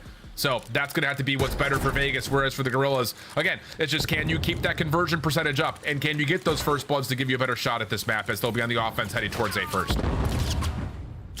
You want to play this one a little bit slower or potentially play it faster because you have no trophy systems to work with. You don't want to allow Vegas Legion to hit those rotations over towards this site and invest all their attacks to find that opening first blood. But the stun is going to connect, the nade is going to connect, the Esther is going to back down, and at least a narrow finding the first blood. Yeah, really good communication there. You can kind of see it. Attach was saying the whole way, hey, let me nade site. You guys get ready to go with your nades and Semtexes. And the players in U-Haul provide the first blood. So Fame drops, Attach follows up with a second on the Flames. Estriel hoping for a trade, but there's none available. And now you kind of look over to Diamondcon's direction and say, brother, you're going to have to make a play because Estriel's stuck here. Yeah, eventually, because Diamondcon's been in that position over towards B Street for a long, long time. It's already been a minute knocked off the game clock, and finally you're working behind enemy lines. Just hoping that Diamondcon could make something happen before Estriel strikes. He's able to find one onto Attach, but now the pressure's going to be all around Estriel.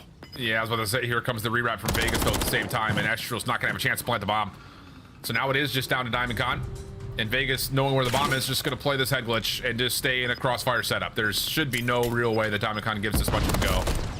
And there won't be. Okay, good read from Vegas, and I think a lot of that is just off the information gathered by Attach and the immediate nades ready to go through mid U-Haul in the opening 4v4. Yeah, I think if you're LAG, though, in that round, obviously you have no trophy system, so it's going to be very difficult to work this objective. But you have to be more aggressive in that situation, realizing that Vegas haven't thrown any stuns or nades. That's how they are playing this defense around this A site, because you don't hear any attacks getting thrown over the top side of Statue. So you either got to play that fast or just play it super, super slow. Looks like the decision-making was a little bit in between, and Vegas Legion were able to capitalize on it for the first round.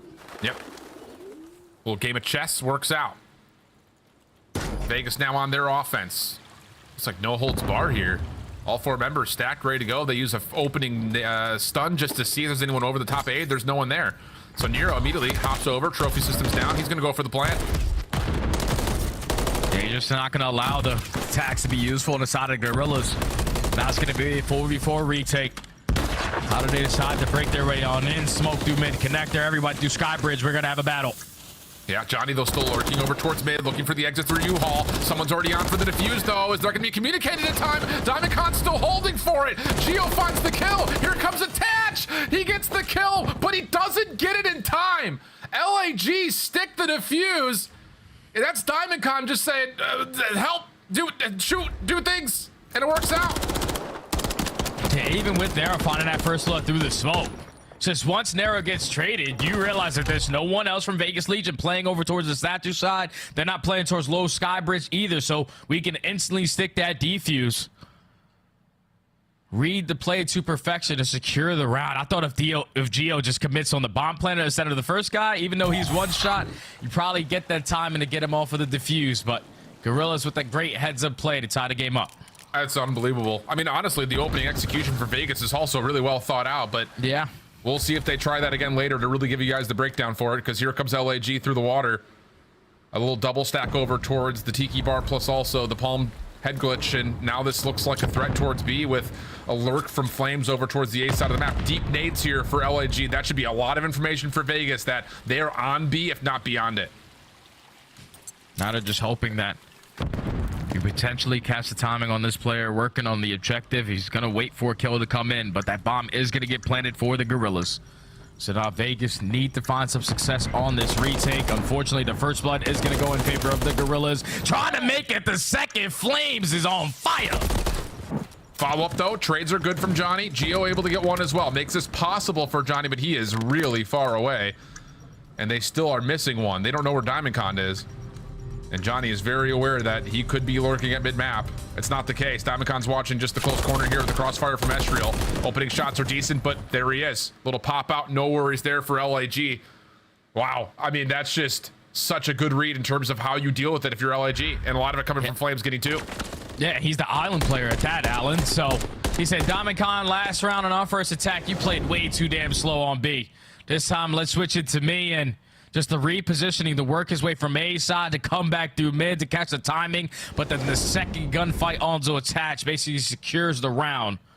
So Flames is on fire with some stars on his face. You get an A+ for that one. Do we count that for the dad joke category? I don't know. I'm so far gone in that category. I stand no chance. Miles and Puck are just different beasts. You know, it's just, that's a little bit of wordplay. Give my guy credit for that one.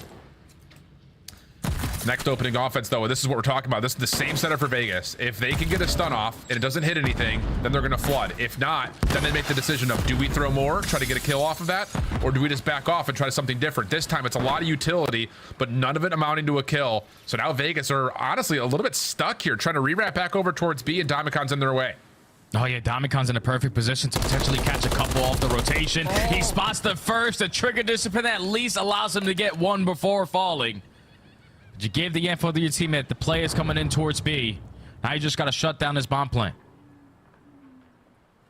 Honestly told, though, for Vegas, they're lucky to get that 1-for-1. Nero not allowed to exit from the plant.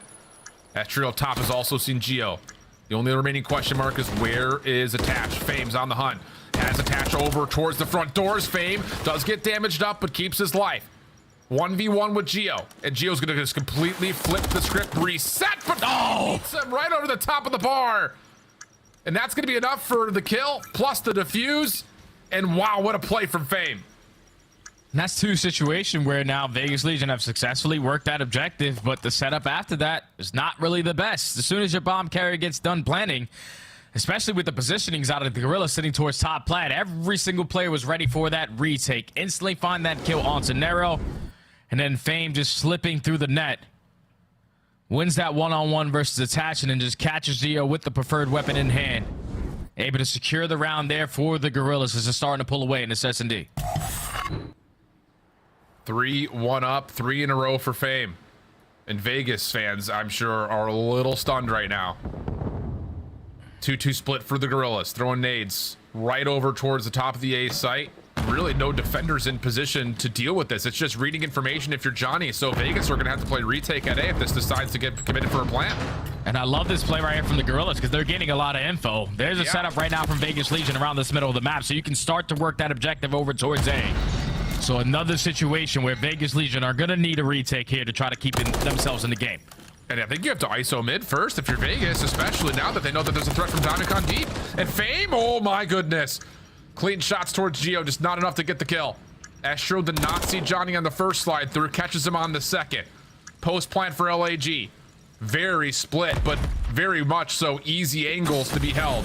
Diamondcon, top of the dry bar, good for the opener. Also keeps attached a little bit further back. Geo mid-map. He's got to be the next one to make a play. And Astro gets caught. Now it's just down to Flames. Opening shots are good. Dealt with by Attach at range. Could not slide away. And Attach has plenty of time for the defuse to get us back to within one. Yeah, that's good plays right there from Vegas, even though I thought that they were taking their sweet time on that retake. You had one player approaching through mid. Attach and his teammate approaching to Sky Bridge, but the fact they're able to find that initial kill, start off the trade fights, and then in a 1v1, all you got to do is just put your controller down of your Flames, just simply play your life, get down from that site. But Attach is able to clutch it up for Vegas Legion, able to stop the bleeding, now down 3-2. Critical round right there, because honestly, if Attach doesn't get that last shot to hit, yeah, he's done. I mean, legitimately, there's just not enough time to make another play. Okay. So here we go. 3-2 the count. Vegas right back to A. Is this going to be the same thing every time? It sure feels that way. One stun over the top. It doesn't hit anything, so the bomb's going to run up, try to get planted. And once again, they see it's just Astro at mid-map. This shouldn't really deter the plant, though.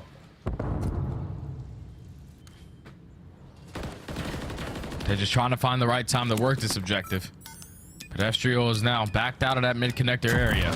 So the bomb is going to get planted again. Will Vegas Legion have success this time on the post plant? And you're on the statue is just here to watch to see if anyone from LAG is going to play through that open skybridge, but he gets naded, so now you got to fall back. That is not a great smoke, though, from LAG. It doesn't cover nearly as much as they thought it would. So now it's just down to can you actually find the kills around the site, and so far they're providing them, but Nero on the backside, pistol out, 1v1, Attach wants to try to force it with Diamondcon. He's going to get the reset over the top. First shots are in. Off the reposition, Diamondcon battles back. And the glass break. Diamondcon's gonna go straight in for it.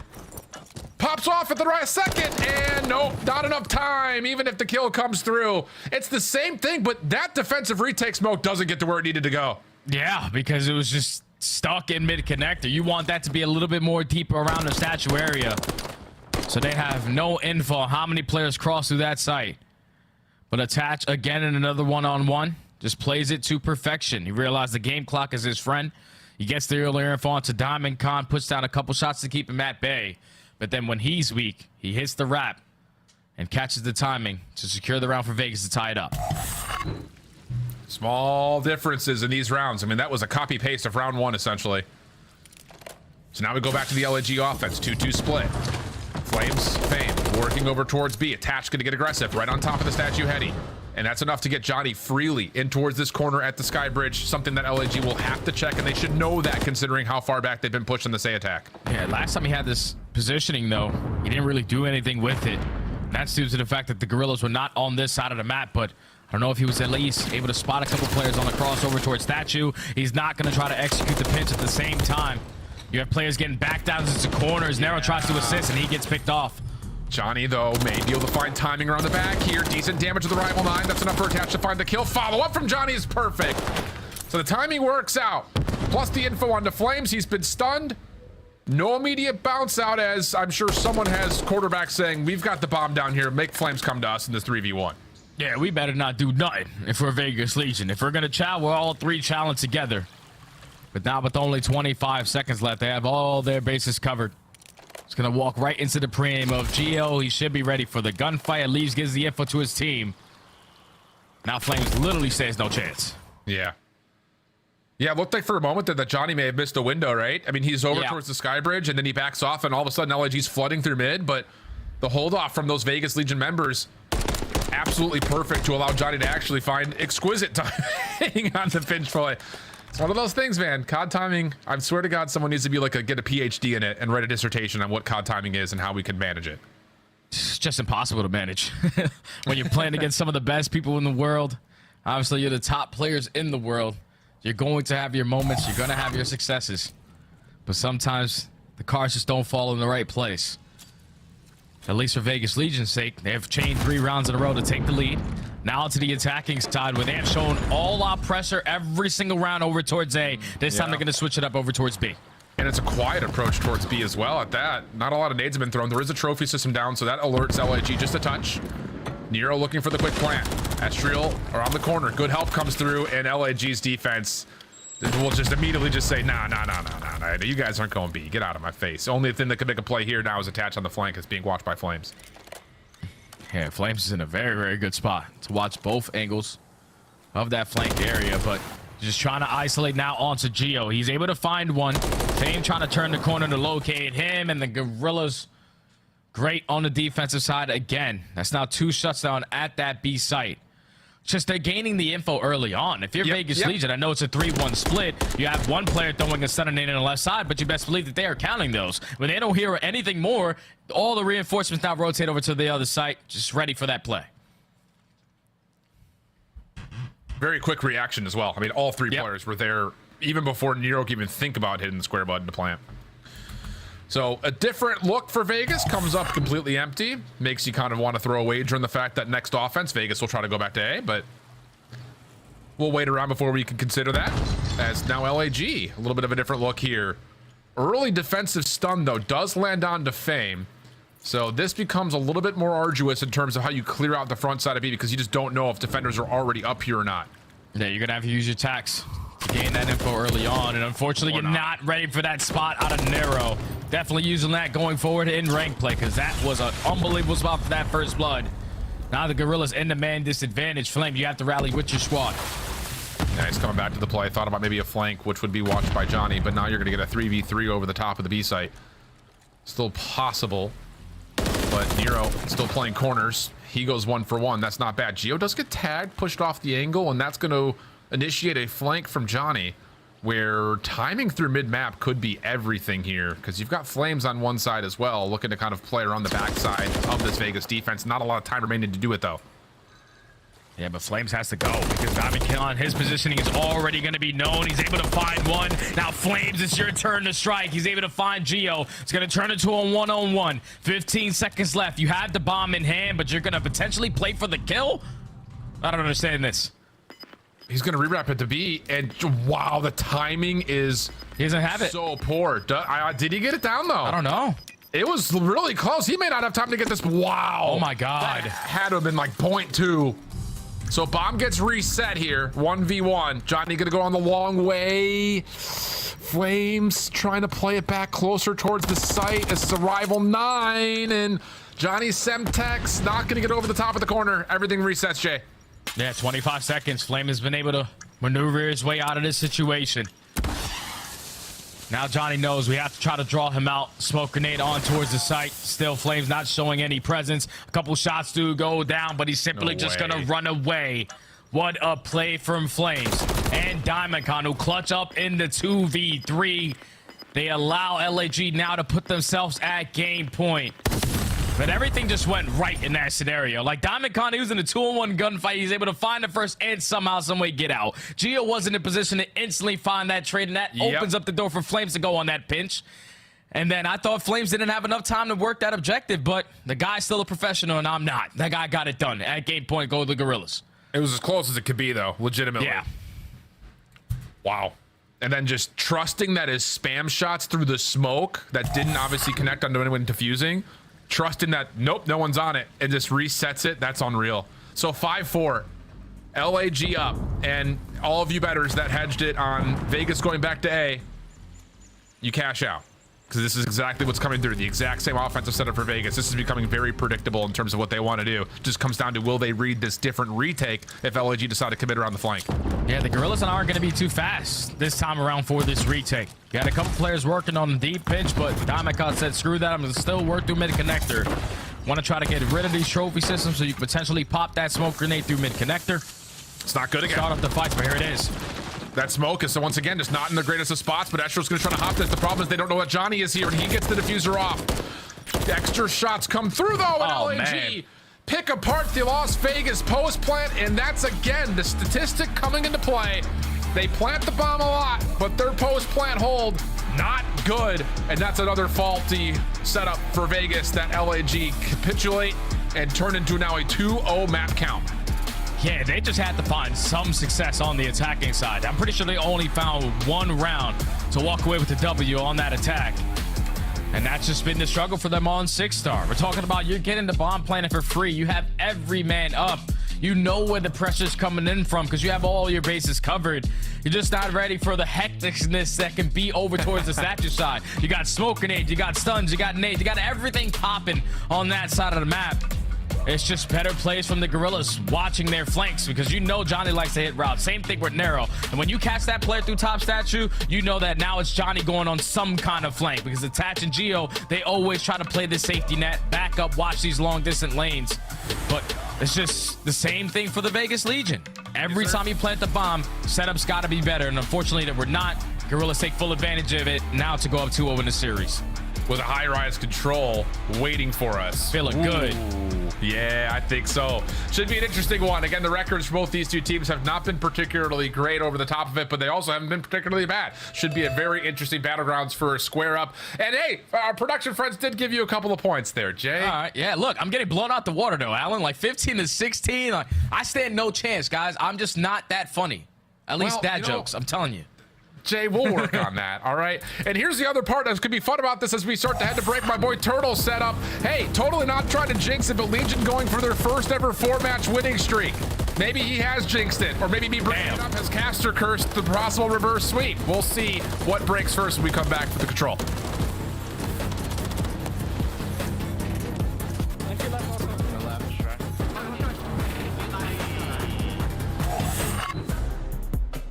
Upgrade your game with the Scuff, the official controller of the Call of Duty League.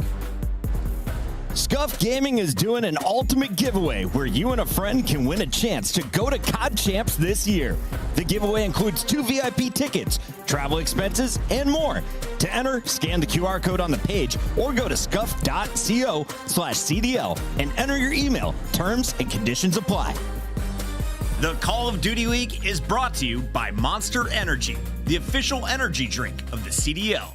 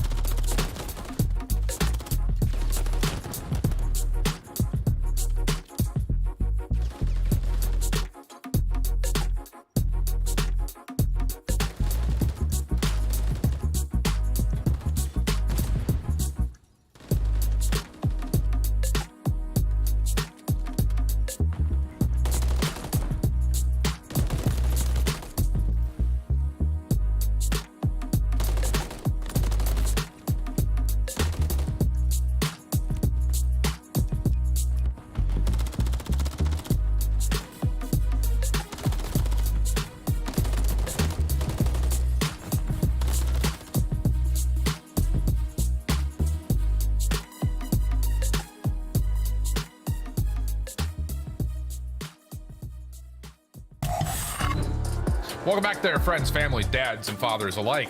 We've got ourselves a 2-0 count right now. A little bit surprising. LAG find themselves up and over the Las Vegas Legion, at least for now. But Jay, high-rise control, weird battleground. Both teams have played it quite a bit. Both teams find about even success on defense, which is pretty good for the league standards, and about even success on offense, which is a little subpar on the league standards. Yeah, for the Gorillas, at least this is their best control map. The Karachi and Invasion, they do not have a good time. So the fact that they're seeing High Rise as this map number 3, you're happy as hell to be in this position. But on the opposite side for Vegas Legion, I know that their record doesn't look too good, but they do have a couple recent victories that are insane. You take down Optic Texas all the way in round number 5, and I think even more importantly is that you beat New York Subliners in a clean 3-0. They are the #1 team at High Rise control, and you were able to handle them with ease. So the series might look like it could potentially be over here, but Vegas Legion, they are comfortable to spawn in on High Rise. Should be interesting. Again, both teams find similar successes on similar sides. Yep. So it's all about who just converts and executes better here. Double stack for Johnny Nero. Mid-map, Fame is ready for it. Only gets one of the two, though, so a chance for Legion to stop the clock early on B. Up top on the propane node, that's the next issue, and Diamondcon is off chasing kills. He's already found himself 2. Astral cleans up the B street, and Johnny getting traded means that the Gorillas can start to get forward with their defense. Yep, now they can put them in the trap. But for how long? Vegas Legion have to work their way on out. Attach finding a freebie through top heli. It's gonna at least give them a potential opening, but now it's Diamondcon's turn to strike. He's just gonna fly in through the side window. He's gonna find 2, and that's gonna slow down the play now coming in from Vegas. Just hoping that Gio potentially would have lined that one up with the Renetti, but he is gonna fall. So 45 seconds, still not a segment earned. Yeah, you're out of spawn, though. Now, most of the focus will be back over towards this B zone. Johnny for the first, also takes that into consideration for the second. So you should be able to jump on and at least stop the clock. Make some work happen here at the B zone. What can Attach find, though, from topside heli? He's able to find the first on the flames. Diamondcon misses the jump, and in the process, the rest of the guys have completely fallen. So Astro gets pinched up. Now you've got a double stack on. This should be a second tick at least. Yeah, now you got to take your time if you are the Gorillas. Everyone off the respawn, throw your stuns or your nade, because the maximum of trophies that they have is only 1. Second segment already going to be complete. I don't know if the Gorillas are in a position to contest this. So Vegas Legion already showing difference because they average 2.7 ticks on this map, which is about 9th overall in the league. But you get all 3 done in your first go around. And there's still plenty of time and plenty of lives to try to work this A zone. Estriel, top side of the heli steps, able to find 1, and with help from Diamondcon, they collectively get 2. Gio still keeps the play alive and immediately wants to just hop onto the zone. Has a trophy system set for himself. Johnny behind is considering jumping into the zone, but knows that we need to wait for all 4 of us to get up before we start throwing lives away. Yeah, we need to take our time, because especially with lives being remaining for both squads at 13 to 13. Minimum mistakes can come back to cost you. So now Johnny with 2 of his teammates dropping at the same time. That propane still has an effect here and there, even though Fame does take care of himself. All the Vegas Legion now off the reset. Johnny, though, able to clear space back over towards blue. Attached, trying to get up top, but Flames will deny him any further opportunities to do so. And these are clean kills for LAG. Nero tiptoeing on the side of High Rise will have to be a playmaker here. And he's going to find a really good opportunity to hop up and find some free kills. Doesn't want to alert Vegas that he's back here yet. Diamond turn around and find him anyways. So it looked good for Vegas for a while, but this stretch of kills from the Gorillas has been convincing. I mean, we were looking at a point where it was like 12 straight kills for LAG, 9 plays won, and Vegas will see just 3 ticks and capture this round. Yeah, now it's just going to jump off the map. You don't want to come down to, if you get to that round number 5, them just simply outslaying better. But the Gorillas respond after giving up those early segments at B, just dominating the map control aspect. The fact that Diamondcon knows that, all right, we got 3 kills on the map. Who are we looking for? Nero? Oh, yeah, this guy's hitting some kind of route and predicts it to perfection to single-handedly shut down that play coming in from Vegas. So Gorillas take the first defense, but same story could be said for Vegas. Both teams tend to struggle on attack. What can they show now? Yeah, absolutely. Okay. Oh, wow, okay, we're just taking gunfights across the map, and Attach will shoot down Flames. So opening defense here for Vegas, already off to a roaring start, although LAG gonna get Estriel deep in towards the underground. Plus they had a double stack over towards mid-map. That's fallen apart just a touch a little bit. The kill from Vegas, the defense starts to work their way forward. Yeah, Astro is just hoping that his teammates can find a little bit of success over towards the B Street side before he decides to go for this pinch. He's able to find one, not as clean as he wanted it to be. And now you have to open up another avenue of attack in Flames, who's already pushed himself over towards Shaq's side. He is going to be able to find one. He's just hoping that his team is to get pushed up on the map so they can potentially help him. Yeah, Flames. Wow, good opening shot. Semtex trying to finish off that gunfight. It almost catches Geo tossing utility. And LAG, honestly, they're getting a lot of success. They're done on both zones here. Yeah. You've got players at B that are still winning gunfights. Estriel was finessing around A for a while. He eventually gets taken down, but this is going to guarantee some progress here for the girls at B. Yeah, the second segment is already being worked on. Fame is now the only person on towards the point. Nero's going to try to hit the jump up, but he's currently missing. So now you're forced to hit the easier jump up, and he's still able to find the kill before that second segment gets complete. Flames is trying to at least fill the gap, and with that kill, he's able to get it done. Okay, third tick being worked on. Vegas coming back here as if they want to try to give this a try, but yeah, I was about to say, there's really not a lot of opportunity for that. So the extra 60 gets added. 18 plays 18. The forward defensive players for Vegas have all been dealt with. So LAG have a window here to get some early progress, maybe potentially over towards the A zone. Nero gets traded out, and now Fame gets to work top heli. Yeah, because Vegas are playing a really tight setup right now. They're all sitting in the back of their spawn. Diamond Khan did not finish with his food. He's able to still find the kill onto Geo. He is also on 3 in a row, and at the same time, his teammates find 3 in the feed. So the stack is now going to be in at A. Astro said, screw that, though. I'm still going to play a couple kills. Yeah, why not? Great stuff coming through at the moment. Just down to can they stay alive, and there's more. God damn it. It never ceases to amaze us. Second tick of progress going to be delayed here for a little while longer as Johnny is on the hunt for Estriel and clean shots. Take him out of the picture. So 12 plays 10. Still numbers, though. Advantage for LAG. 60 seconds, plenty of time to work this out. And with those kills, they'll jump back on the zone. Yeah, and if you're Vegas Legion, you can't afford these trade fights because obviously you said the numbers for the Gorillas up by 4 in the lives remaining. They have a little bit of stack going as well onto the point. Second segment already in. Johnny going to try to contest it. He's able to find one and at least sets up Geo to find a final. Now, this is an opportunity you have to capitalize on. You have all the map control, all of the Gorillas coming off the respawn. You got to get these kills if you're Vegas. 100% you do. And LAG get the opener, 8v5. The Gorillas taking their time. It's going to allow a chance for Geo to come off spawn and be a part of this defensive setup. Up and over. Here goes Fame. Where's the secondary challenge? It looked like they were thinking that maybe they were going to challenge that high-low with Estriel, but he just throws a trophy and gets out of there. And all of a sudden, Vegas now have the numbers, including the 1v1 gunfight between Nero and Estriel.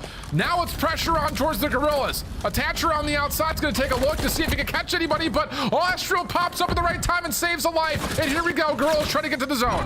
And look what Diamond Khan has been doing the whole time. He's staying alive in towards this B point. He's just trying to find his opportunity to strike, but it's a 3v3 with 10 seconds. Oh, Nero's double. Good, but not good enough. 2v2. Johnny's going to watch from long range. Attach. Looking to see if he can pick up Flames on the way back into assist. Good damage. Finds the kill versus Estriel, and the pistol gets it done for Vegas. But it comes at a cost. LAG still confirm at least a tick over towards A. Yeah, they're up by 2 segments now. So if you are the Gorillas, let's just have another dominant performance on the defense. But I thought they gave themselves a lot of opportunities there. You had all the map control. You were up by 4 lives when you allowed Vegas Legion to win the trade fights on their way back in. Even with Geo dropping first, they still were not nervous. They held down their angles, clutched up in those one-on-one gunfights, and were able to secure the defensive round. As you see it right there on the graphic, the control, and it needs to be better on the attacking side. You have to show it here. To be straight focus towards B.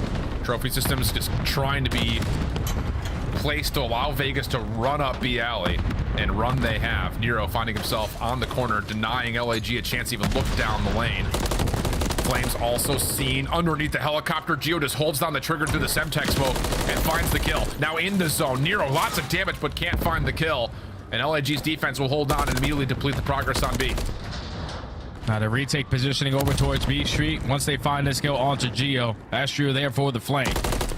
And now you're forcing all of Vegas Legion to try to attack through blue side. Attach not able to finish with this kill. It's going to be very difficult, but still able to come out on top in that engagement. Now you're slowly but surely trying to work up the progression, but the damn propane plays a big part again. Yeah, or your own Semtex may be a part of the problem as Geo doesn't quite get that over to the defensive windows. But like you said, progress being made, not just on A, but also over towards the B zone. But Vegas are split here. Their focus is a little all over the place, and the players that are on the zone lose their ones. So now all of a sudden, Vegas was trying to stretch the defense out. They find themselves in return The one stretched, trying to make a play over desperately towards B. Nero, good trade on 3 in a row, but time running out. 35 seconds on the clock. Yeah, but Nero finding a couple kills is going to allow them to still hold on to that B Street control. Put the game clock at a pause at 34 seconds. And now the Gorillas have to attack this through the middle side. They have some top helipad that's going to assist them through the top site. And Astria finding that double still not good enough because Vegas Legion trade effectively. Still be able to put themselves in that objective when they're on 5. Yeah, he needs to get one more for 6, obviously, in the cruise missile. Trophy system was put down and then immediately destroyed. There's the 1v1. Fame just backs away. First tick lock, second on the way. Maybe good for it, as Fame is just going to hit a route instead of trying to play around the defense here at B zone. But as Attach trades him out, the double stack will allow an extra 60 seconds to come through. Nero still searching for his final kill for the cruise, but lives starting to amass here for the side of Vegas as they get the extra 60. Oh, and Nero's just dancing with death. The only 13 HP left in his back pocket, and unfortunately he is going to fall. But you're able to extend the game clock by a minute. So now you have some time to work with. Also up by 2 lives and a lot of map control still in your favor. Just cannot allow the Gorillas to keep you trapped. Gio gets the first. That's Fame trying to play towards the outside at blue. Now the focus for Vegas, all from the front door. Trophy system down. First kill on the entry is good by Johnny. And they know that Flames is over the top. But a team kill comes out. The trophy system denies an LAG nade, but it blows someone else off. Oh! So now it's just Attached by himself. An impressive first kill, but nothing more. 7v6, 50 seconds on the clock. Still a small numbers advantage for Vegas. And right now, Vegas Legion are up by 1 segment, but if you can walk away with attacking right, you basically guarantee the map. Gorillas need to try to hold on. First kill does go in favor of Attached. Diamond Con instantly there for the trade. Make it a double. DC making plays. Unreal stuff. Just the timing of that double chow is not there at all for Vegas, but Gio has gotten around the back. Timing, not great, but still makes good on it. Estriel drops. Fame picks up the trade. 4v3 situation. Still a number advantage for Vegas, but no more respawns. Now a 4v2. Make it 3v2. Trades back and forth. Now it's just down to 1. Flames, 1v2 situation. Attaches on pause in the clock at 19 seconds. Teammate to join him in Gio. Over the top. Shots from Flames are good. Not enough for a kill, though. Everyone is weak. The double stack is in. Flames has to go up and over. He's got to try to find a way to touch. The contest is here, but the kill is not. And with that, Vegas take the offense while also getting the extra ticks needed to make this one really pressing for LAG. Yeah, now they're up by 3 segments. If you are Flames in that scenario, you have to basically give your life up before that second segment gets complete. But he was still thinking he had an opportunity to play for the clutch. Vegas Legion, though, just doing what they do. Making something out of nothing. The fact that Nero's able to stay alive for as long as he did and towards that B point allows them to extend the game clock. Even though he's not able to pick up the cruise missiles, just great plays out of him. Now Vegas on the defensive side to put themselves in a very good situation now to close out this map.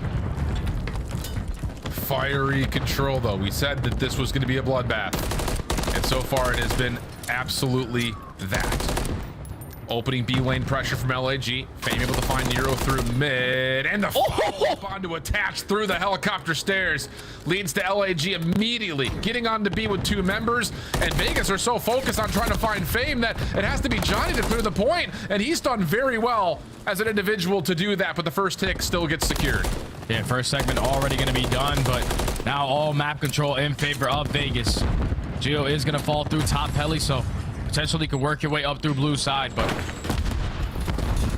just have to try to figure out what the setup is looking like for Vegas Legion. Fame is going to slip his way through the middle of the map, find that first kill onto the Attach, and still try to work up this progression over towards B as he finds a double.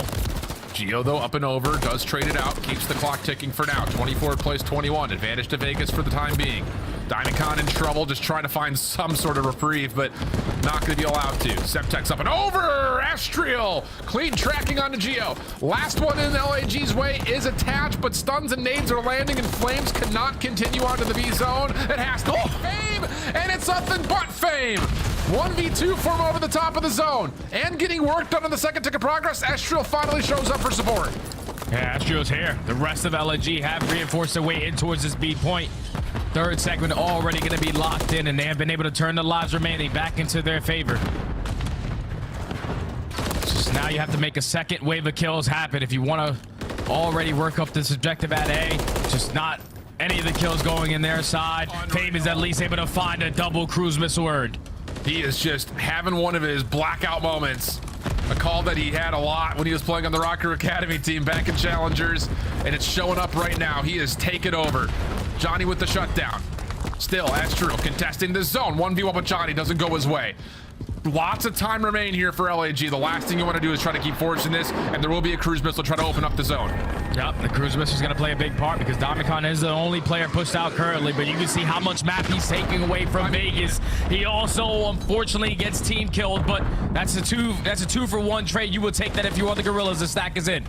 Geo, and he scouted out backside of the shack. Second tick is done. Help him. On the way. Diamond Khan, this drill, still alive around the zone, but Nero able to find the kill. He can get in the touch in time. Nero slips over. Semtex maybe a little bit too deep, and Fame will back away. Kill comes through. Now he's back onto the zone. Kill is there for it. Oh my God. And they get it by Tex. How about Fame? They get the progression, they get the kills, they get the cruise missile, and now, if I'm not mistaken, LAG should have the math for round 5 defense. Oh yeah, that's guaranteed. They only needed to make up 4-3 segments. Obviously, 3 segments isn't going to secure the offensive round for you. You complete all 6, you are guaranteed that defense going into this round number 5 on the back of that young man in Fame. You said it, he has blackout moments, and I feel like since the beginning of the season, whenever the Gorillas are finding success, this young man has a lot to say about it. And now it's just 1 round away from potentially another 3 on the back pocket. Wow. And that would be massive. You got to keep in mind that we're not just looking at head-to-head tiebreakers here. If we get multiple tiebreaker situations, the map count plays a part. Major plays, absolutely. Opening shots. Fame just trying to hit something across the map. Doesn't fully work out. Vegas taking their efforts, not just through A here. They're looking at A fully. And just down to when Johnny decides to pop up on this banister, and Flames has read that perfectly. So now he's got Nero. Oh, unintended, I'm sure. Tries to pop back up, and the kills are there by Vegas to get them on the B zone.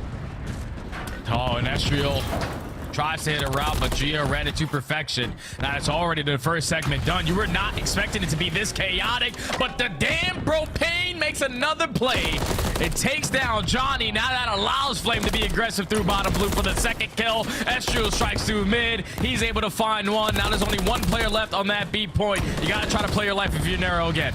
Yeah, he's not going to be able to, though. Just flat out overwhelmed. Oh. Continues to gun people at range.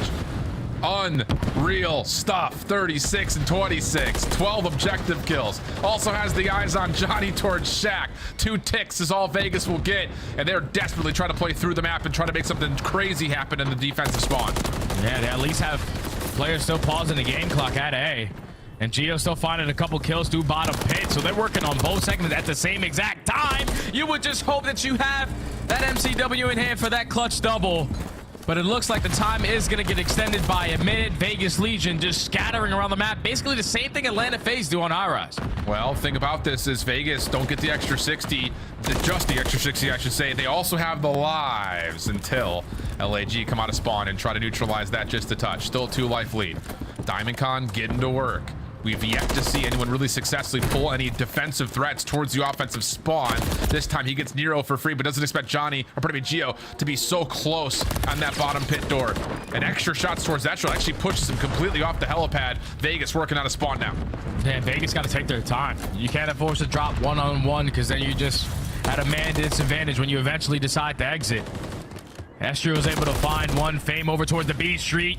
He's able to find another, and that leads to 3. Now make it 4 dead. Not the ideal situation Vegas Legion want to be in, but Gio finding 1 still gives him a chance. And the ARs, though, for Diamond Con, just absolutely lighting up Vegas as soon as they try to get through these windows. Fame, right back to his usual antics, but shut down by Nero. Here comes Vegas. Good Semtex will pause things as Estriel tosses that over towards blue, but the flood is about to be on. 11 plays 9. Diamond Con, good look over towards Gio. Also sees Johnny. Shots are clean for the kill. Estriel on the cross. Gio tossing shoulders. They're going to get the intel that he's playing close. Attach follows up. We got an 8v9 here, Jay. And Vegas are going to get out with a chance to try to touch on A. And they have to make these kills count. You cannot afford to go 2 to 3 dead, and you can see the route being hit by Nero. At the same time, Attach finds 1 through bottom blue, but this play calls into Nero's hands. But what's the timing like? Nero, he's looking to play over towards window side. Has to get a read on towards Fame for the first kill is there. Diamond Con is unbelievable. Now it's just Johnny on the point. It could be Johnny on the spot. Attach, Johnny, both drop. 6v4 situation. Gio has a moment where he can pause to wait for Nero, but he's gonna have to be the first one in. Flames has seen him. Here comes the play. 6v3 situation. Gio, shots are decent. Nero following up the contest is on, but Nero falls. And LAG pull back the control and 3-0 the Vegas Legion. And what that does to the standings. Whoa, we're gonna get drama here to finish off the season. Whew. Look at Diamond Con. You let him know a little bit of losers dance. Oh, okay, he's talking that talk. I see you, DC.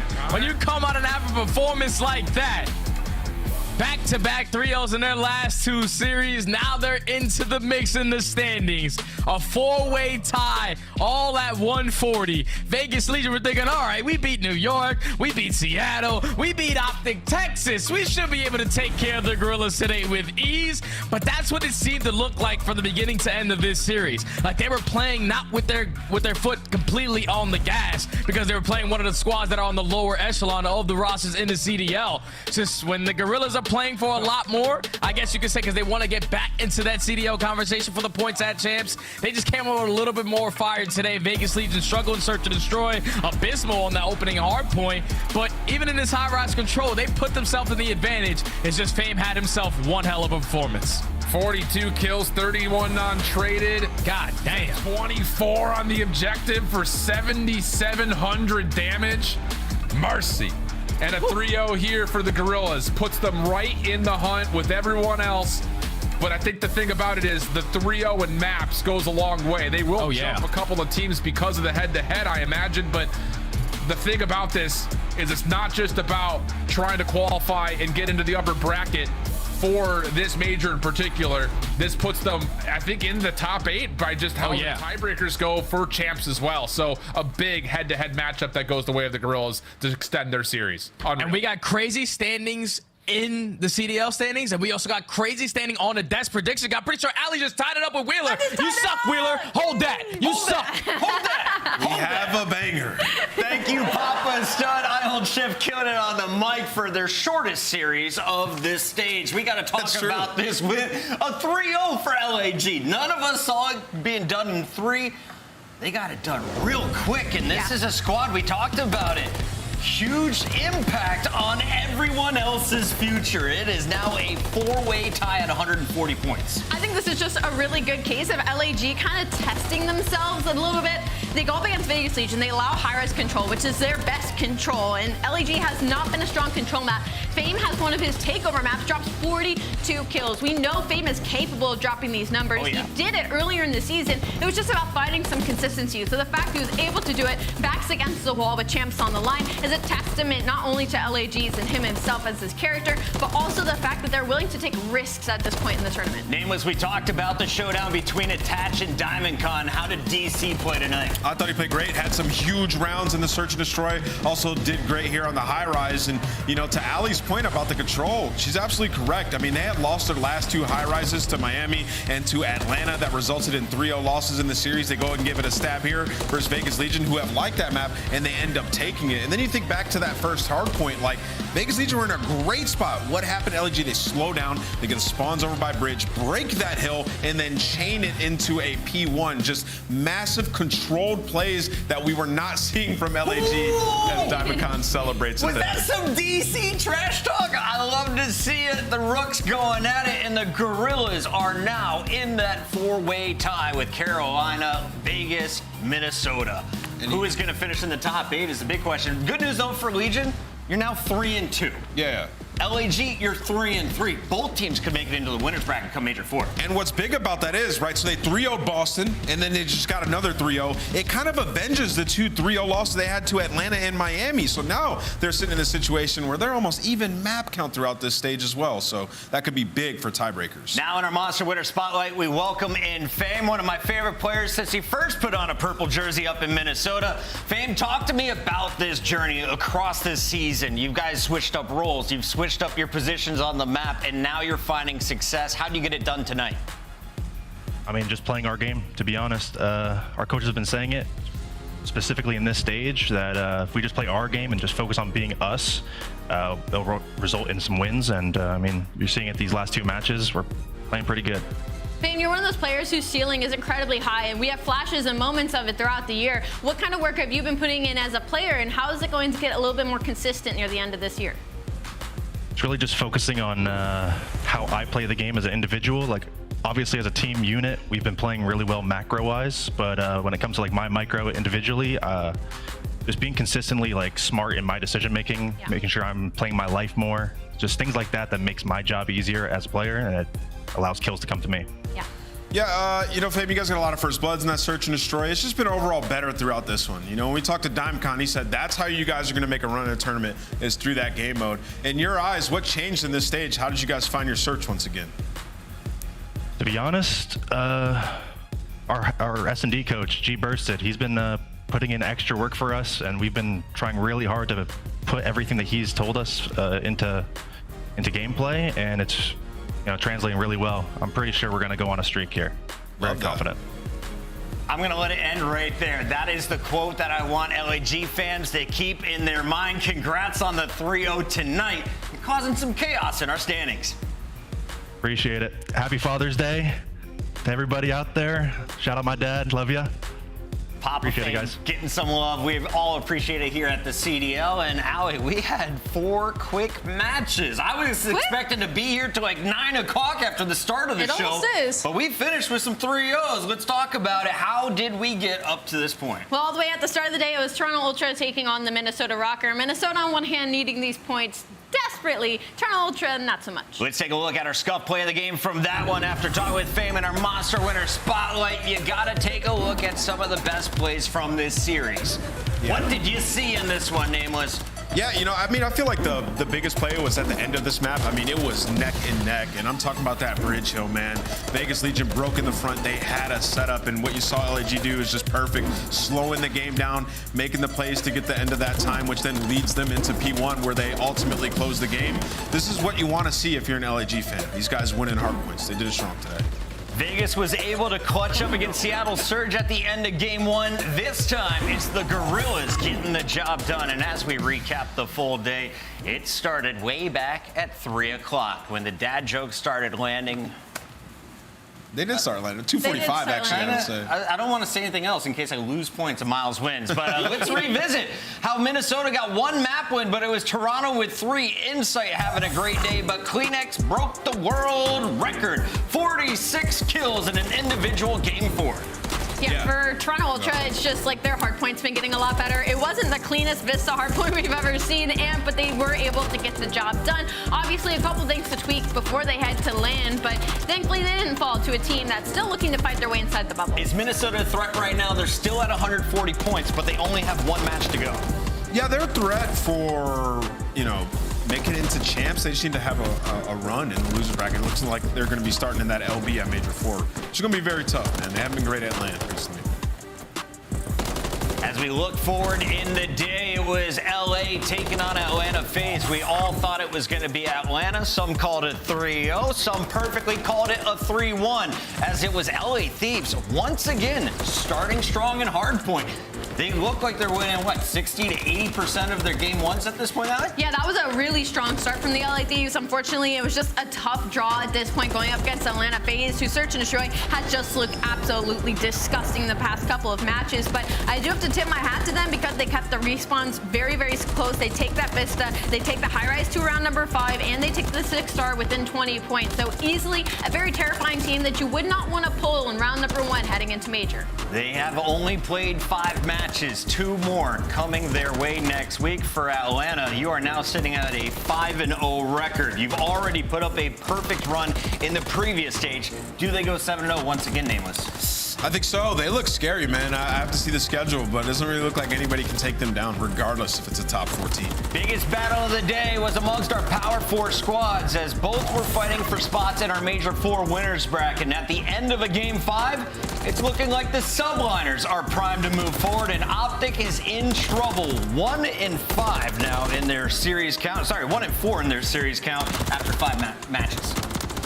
Yeah, and they're also on a 7 search and destroy map losing streak, right? They've been losing a lot of game 5s too. It's just so tough, man. Not doing themselves any favors. And throughout this one, like, I'm not going to be as focused on Optic because they've been slumping. I'm going to more so focus on New York. Like, they haven't had the most success against the top 4 teams. That's a great indicator of where this team is trending towards. And even the hard points that they lost, like the Rio was 12 points, super winnable. And when you talk about that Karachi, it was a swing of like 1 rotation where they could have taken that as well. So for New York subliners, Sib is absolutely going off. Hydra and Kismet look great, and Skies is clutching up. Sounds like they can win a championship to me. 1v2s all day long. There's one of them. Yeah. Incredible moments throughout that one.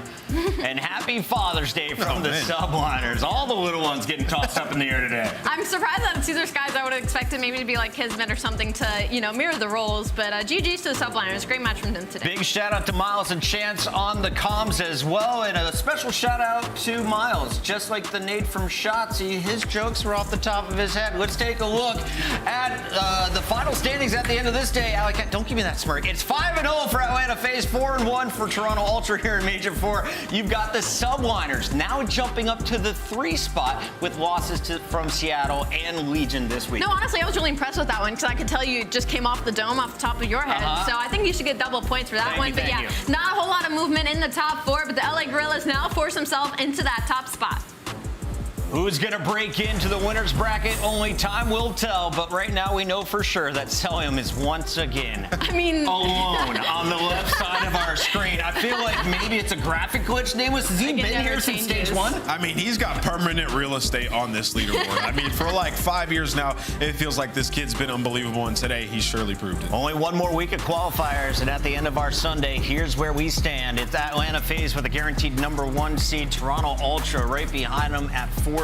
Optic gonna try and steal that 2 seed, and subliners are locked in at 4. The real question, though, is who else is gonna fill out that top 8? Are Heretics and Surge safe now? Heretics and Surge, I mean, they've created a little bit of disparity between them and the other teams. We still have one more weekend of matches to go to decide seeding. Friday's a banger. Friday opens up Toronto and Atlanta FaZe. They're in the mid-match, a huge one between Thieves and Legion, and arguably one of the most important fights of the weekend is Seattle Surge versus Heretics as they look to lock in their spot not only in the winner's bracket, but also their spot in champs. Big shout out to everyone who tuned in. Thank you, chat, for putting up with our crappy jokes throughout the day. And of course, Alley Cat, we want to say one more happy Father's Day. To all the dads. Of course, happy Father's Day, everybody. Wait, Chris, you need to get one more. What do you mean, Miles? You know what? I won the 420 challenge, Miles. Happy Father's Day, brother. Round 3 coming up at Major 4. We'll see you then. Yeah.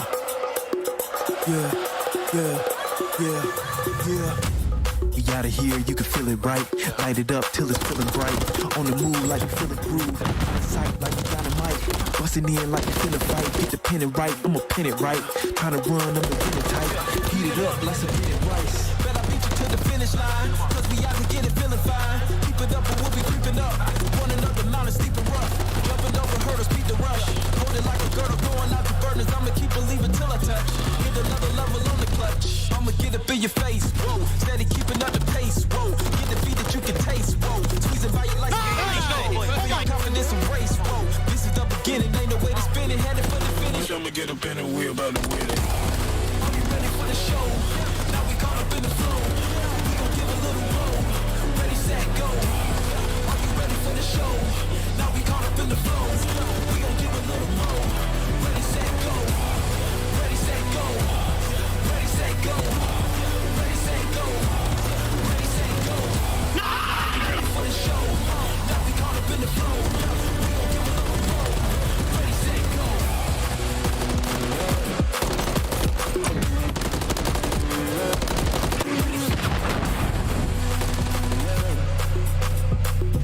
One shot.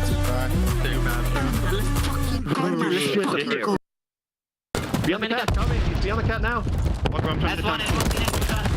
One shot. This one dead. This one dead. On my side. On the cat. This cat talk. Bro. Did he get on time?